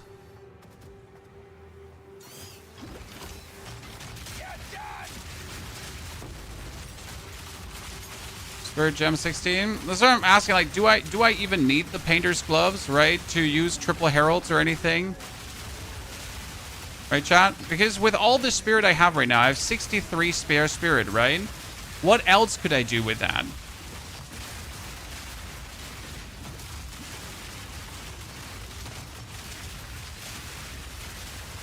We could try to use armor break on the explosive shot, potentially, and then use scavenge plating on the explosive shot. We could do that, right?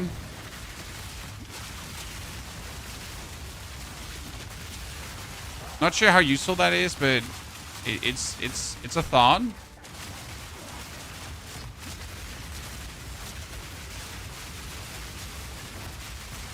Because I am explosive shotting a lot.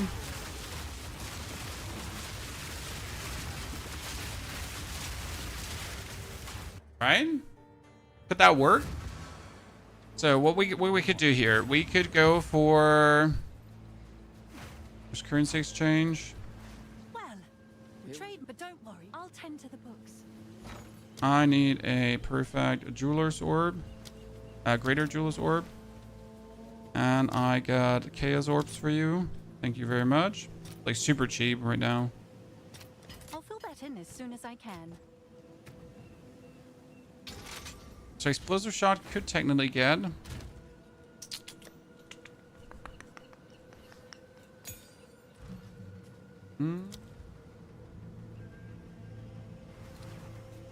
Armor break. Armor break 3.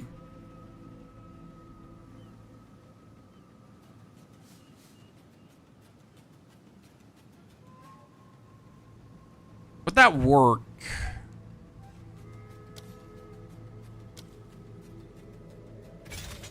Right, it's not necessarily a terrible idea. Armor break 3 is bugged. Does it not break armor? Or what's the problem, Muradrim? Or does it not give you a...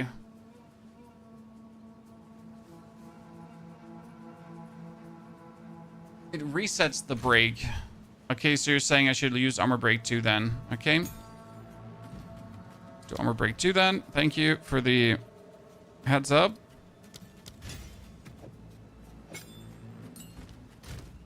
Weird bugs. That is a lot of armor and evasion rating.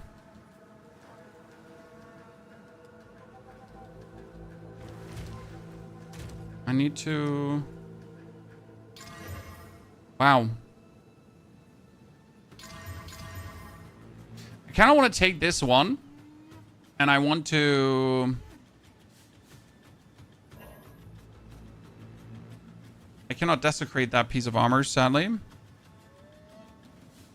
But it's better than what we have here. Not by much, but it's better. Welcome. Take your time. Crossbows. Armor and evasion. Beware those altars. Doesn't have movement speed, but like at this point, like we're gonna take this one improved over the movement speed. I don't mind like moving slower. As see, like now we're looking like we at least have something going on, right, Chad? So we get some boosted armor and evasion. We obviously still don't have a helmet. I mean, I got a helmet to put on, by the way. Right? Like this is the helmet I just have waiting for me.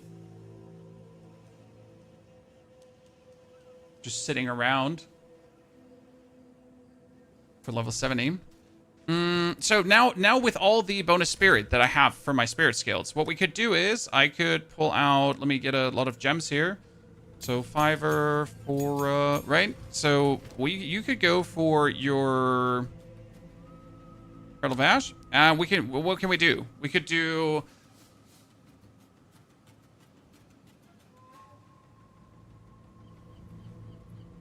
cannibalism for killing and healing. So I guess cannibalism sounds good to me, right? Doesn't cost me anything spirit wise because the cost for this would be 15 spirit, but spirit reservation is reduced by 50%. So I get it. I get whatever, right? I don't care. We get vitality, like, right? I get just more life regeneration. I can get less freeze duration on me. I could...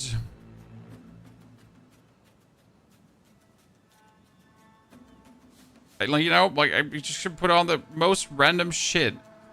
Vitality, yeah, like we talked about it, right? So that too, because it, like that would cost me 40 spirit, but it cost me only 20 spirit. We got Mirage Archer. We have Mirage Archer, don't worry. But we should also just put Time of Need on, so I'm totally with you. But it needs 36 end. We don't have 36 end. So I would have to take a lower powered Time of Need, probably. I don't even have 24 end. I'm really stupid as it seems. Here, wait, let me, like, wait, I need. Here, Here, I need that 8 in for now. We take the tier 11, so I can take Time of Need as well. Boom, activated. So you still have 20 spirit left. That's like the crazy part about this, right? You can take compressed duration. That Time of Need happens more often, right? Yeah. Just like random like spirit skill galore because you can. I could even put like, you know, like with 20 less, we can activate a banner if we feel like, right? I can just have a banner with me.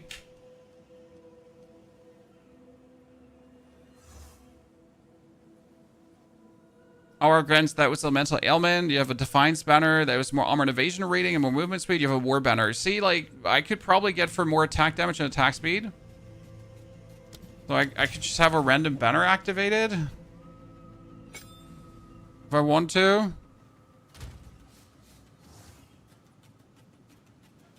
Because why not? And now we're get a map like what did we get? We got a tier 6. Here, let's get a random tier 10 and see what happens.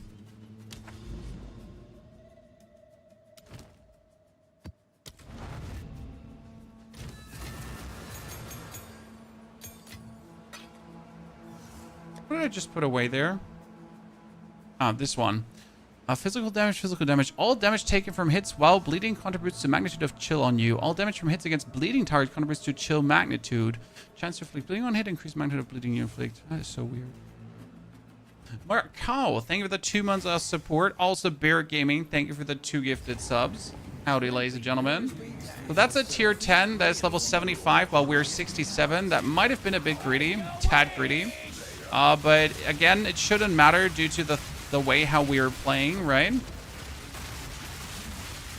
Am I going to take a lot of damage? Yes, but also when I kill enemies, I'm going to heal, and I get life regeneration, so I just need to be careful to not die on hit, which might happen quite frequently. But since we can't lose any XP right now, that's like somewhat fine. Oh, I don't have my explosive shot loaded, and I'm wondering what's happening here. Makes sense.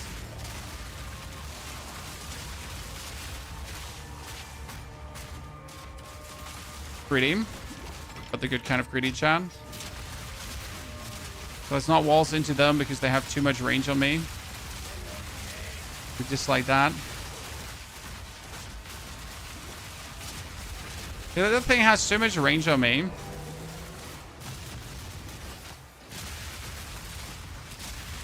Oh, you're proximal intangible, and I'm wondering why you're not dying. Dual shit.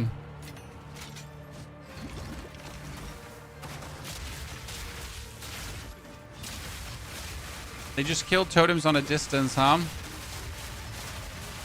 This is something to maybe consider later on for a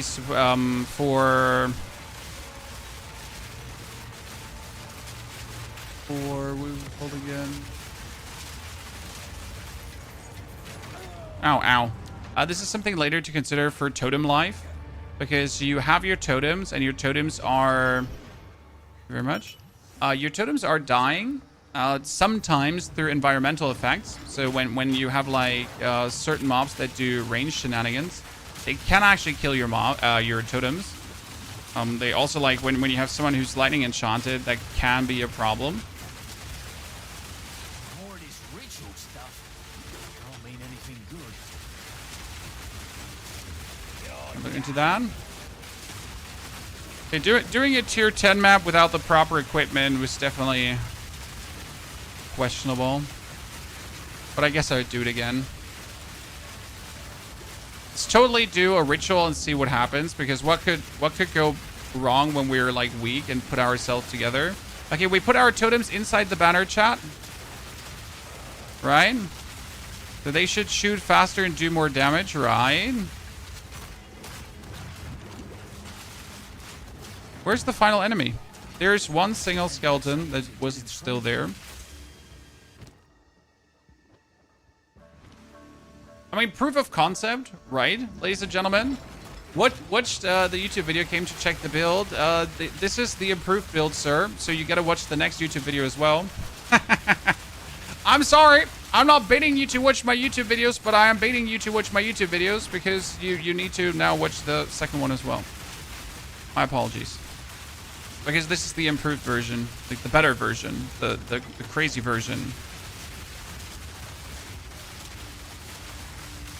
As you can see, like if you actually watch the video from this morning, like it's still not a bad version, right? But this is like just taking it up to 3, 4, 5, 10 notches. Chrissy was just watching the Lies of P video. I'm happy to see so many engaged Lies of P players out there. Let's try to finish this without dying. Okay, Chad? Full focus. This was an unfortunate round so far. And then we need to like work on our defense a little bit, okay? By the way, are we armor breaking now? We're not really armor breaking, so that doesn't work. So the whole plan, by the way, was to actually armor break, but look at the amount of armor break we're doing. It's not really there.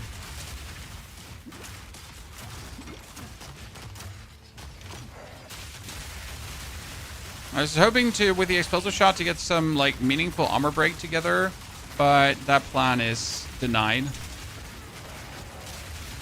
Sad face.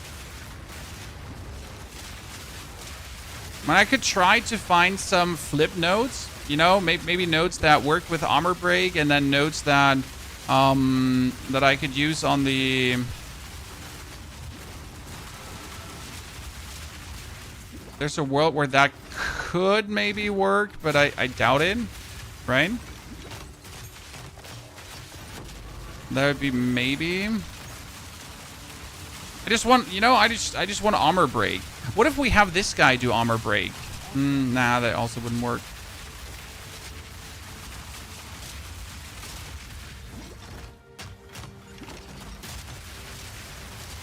Continue running this build. I mean, like, I think this is one of the more popular builds this season because it's so simple to put together. Like, literally, you don't even need a unique item, but the unique item you need is also extremely cheap, right? So if you want to get that +1 totem, like the unique costs almost nothing.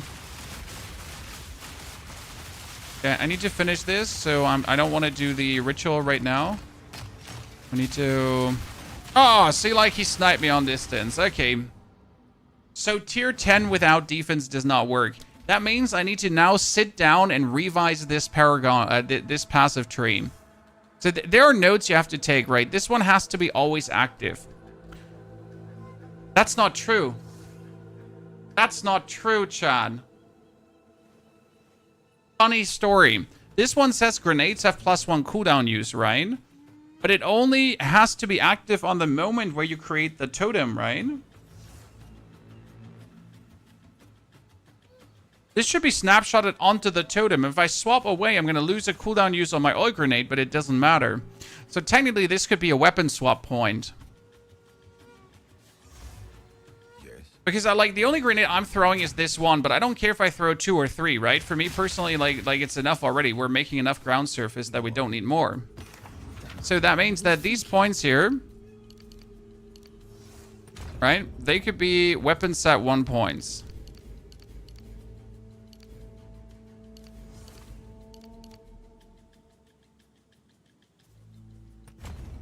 Because I'm making new totems anyways every 8 seconds, so therefore that should work. And if this is weapon set 1 points, then I have more weapon set 2 points that I can use, for example, here for evasion and armor. So like I could say then weapon set 2 points, hey, I want to have more armor and evasion rating. And if I have been hit recently, I have more armor and evasion rating. So I could easily take this. Since then we're going to put down the totems, right? We're going to put down the totems, bop, bop, bop, bop.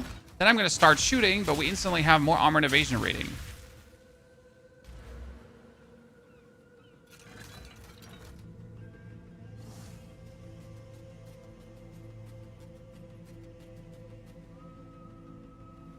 And the same goes down here. I could just take these nodes. Gain stun threshold equal to the lowest armor and evasion rating. Gain ailment threshold. I could go immune to bleeding and poison. I could also just take this here. Increase armor and evasion rating. And gain increased evasion rating as extra armor.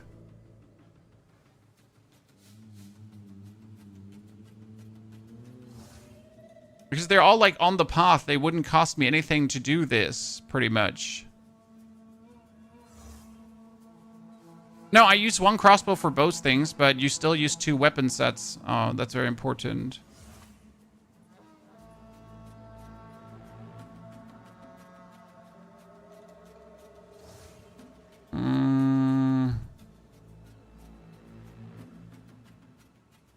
Take increased evasion rating.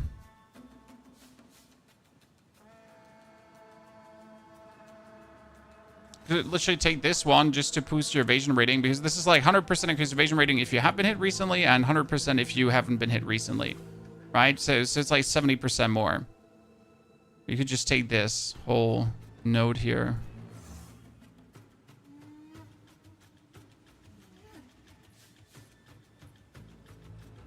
I messed with this one before.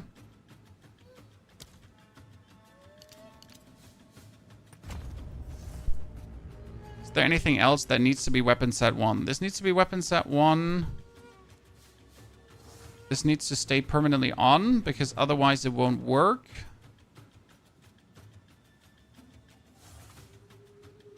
This could technically be weapon set 1 as well, because it doesn't have to be weapon set 2.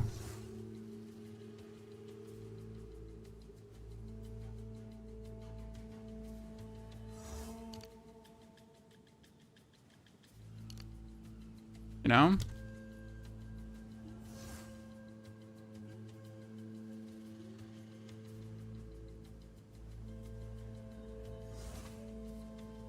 So that already made me tankier, these few choices, without compromising anything I'm doing.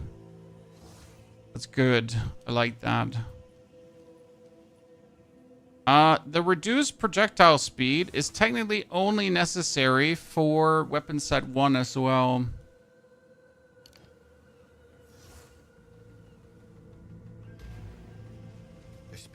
New strategy required. Because that's only useful for the grenades. I need the grenades to be slower when I shoot them out. It's very necessary. Okay.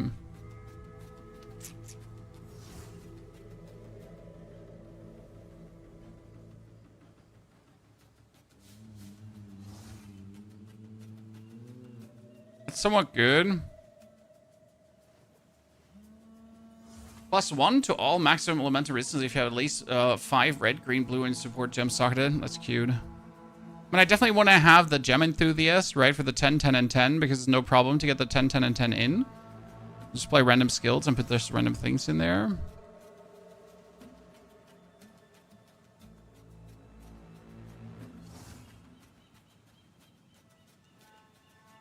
Okay, this puts us somewhere at 60-20. I mean, obviously, we need to still work on more armor and more resistances in general. Right? Oh, I didn't want to do 2. I wanted to do this. That gives us some more. That gives us some more. But this one has nothing. It's like, because it's just good. The helmet is kind of whack. So we'd actually need to get like a new helmet that has some kind of evasion rating going on. Right? I mean, I get a new helmet with level 70 that has 600 evasion rating right away. How does +1 grenade cooldown use benefit the totems? The totems have charges. How much they're shooting. So, wait a second. Can we do a lobby map for this? Here, tier 1 map.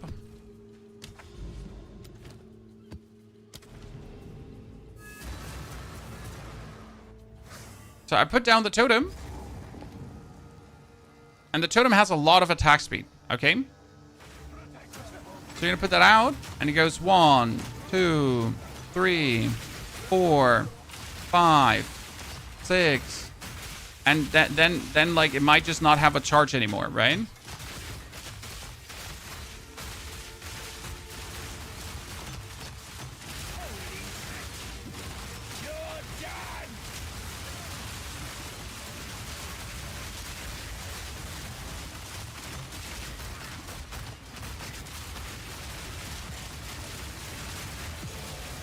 Yeah, I like the idea of more defense in the one weapon set and more like offense in the other weapon set. That makes perfect sense. So like here when I do this and then swap over, summon totems, less defensy, some go over, more defensy. It kind of works really nice. By the way, I set a like low B map, right? But I'm actually level 68, so I could technically still farm tier 1 maps. Not there's any need to do it, but I could.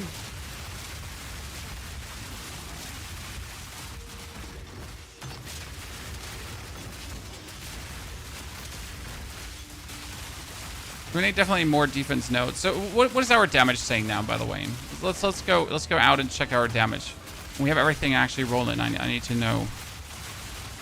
So we're looking at the Mirage Archer is doing 8,000 damage per bibbity boop chat. So that's good.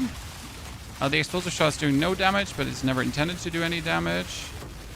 The cluster grenade is sitting at 4,000 in boosted, together with the mini grenades doing 2,500, and the gas grenade is sitting at 7,000 boosted.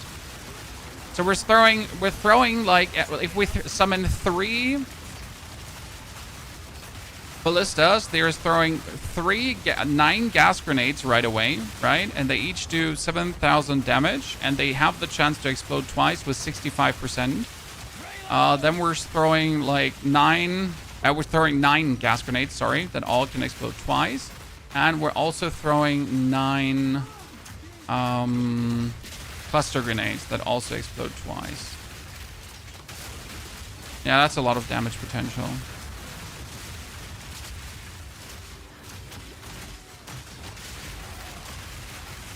You know? Can Mortar run out of charges before it dies? Yes.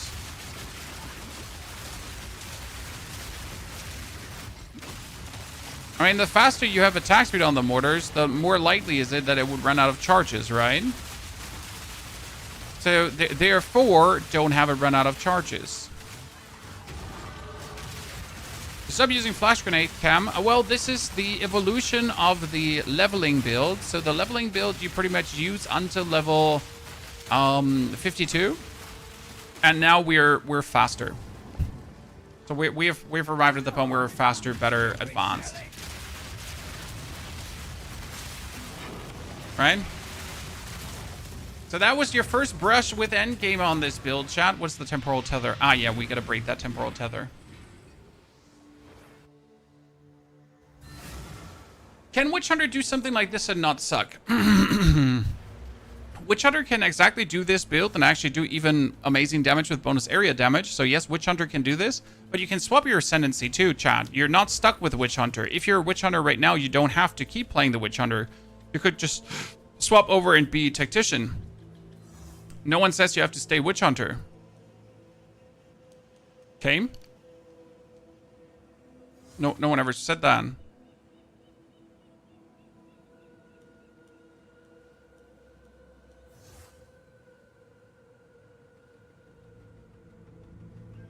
I kind of want to take this attack speed node because I don't see like another attack speed node that's like this useful. So I think I should take it.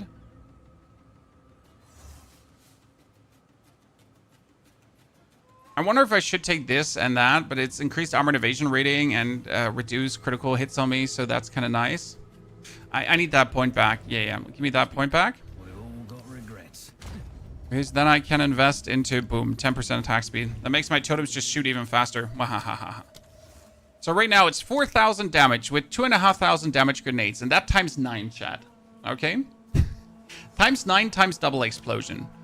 And 6,000 damage unbuffed times 9 times double explosions. Okay. That's good. I'd say that's like 100,000 damage on and off. And we would now put elemental armament on this, probably. Right? The Mirage Archer is doing 7,000 damage. Or actually, like, 10,000. And it can also twice erupt. So that's another potential on top. I like what we see here. How do you get the third totem? For the third totem, you either need the Crimson Amulet, Idol of Uldurn, and the Idol of Uldurn on the market. Costs nothing. I mean, this is 9 Chaos Orbs. 9 Chaos Orbs is like, you should have 9 Chaos Orbs at this point, right? They're not hard to get. So play a bit and you'll get it. I mean, you should have 9 by the point you reach tier 4. Or you could desecrate a weapon and you can get limit to... Put that away. Ballista. So here, limit to maximum ballista totems. Boom. You can get that on a weapon. So you could sort by weapons. You could do level 60 max, so you're not getting the too expensive ones. Then you go for that. Then you're going to go for sail type. Chaos Orbs, please. And here, 5 Chaos Orbs. You could get... For 9 Chaos Orbs, you could get a weapon that does 383 damage, right? And has +1 number to summon ballista totems. You could obviously also limit that to bombard crossbows, but that's unlikely that you find one. So you're going to just go for all the crossbows, and then you just choose the one that has the most damage.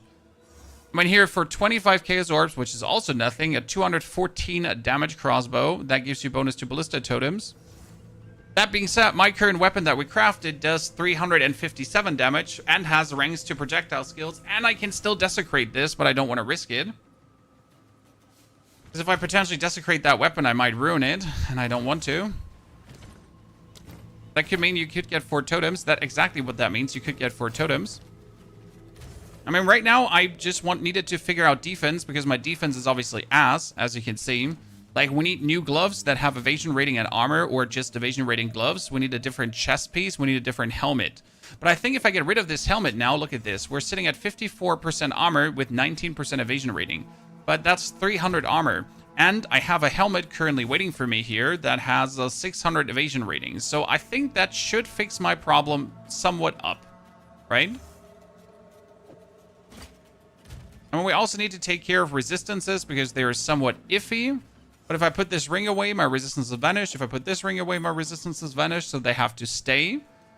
I could obviously play now here resistance resistance runes, so that's what I probably have to do, like start using the runes that give me resistance. That's most likely the plan here.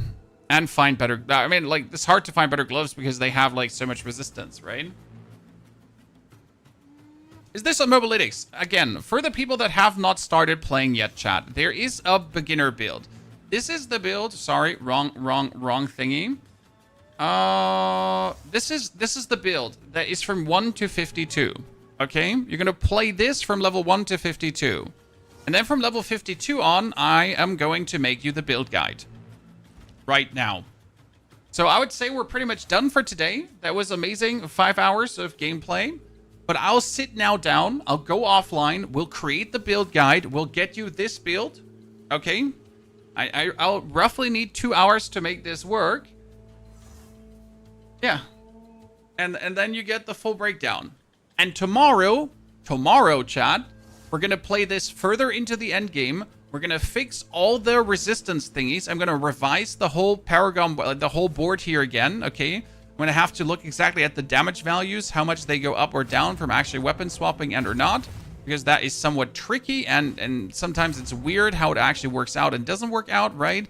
And what influences the damage, because, for example, this actual ballista damage here does not influence the grenades. What influences the grenades is attack damage per summon totem in your presence, right? And also here the more build-up. So the actual damage is not even important for the snapshot, which is really, really effing weird. So I could even put this on weapon set 1 somewhat. Like, it literally doesn't make sense because the damage of the totem does not increase the damage of the grenade because the totem itself doesn't do grenade damage, right? So, therefore, I'm done for now. Don't forget to watch the videos. Don't forget to have an eye out for the guide that is releasing mortar-wise very soon in 2 hours. And be back tomorrow for more, okay? Until then, take care, and I appreciate you being here. Dankeschön.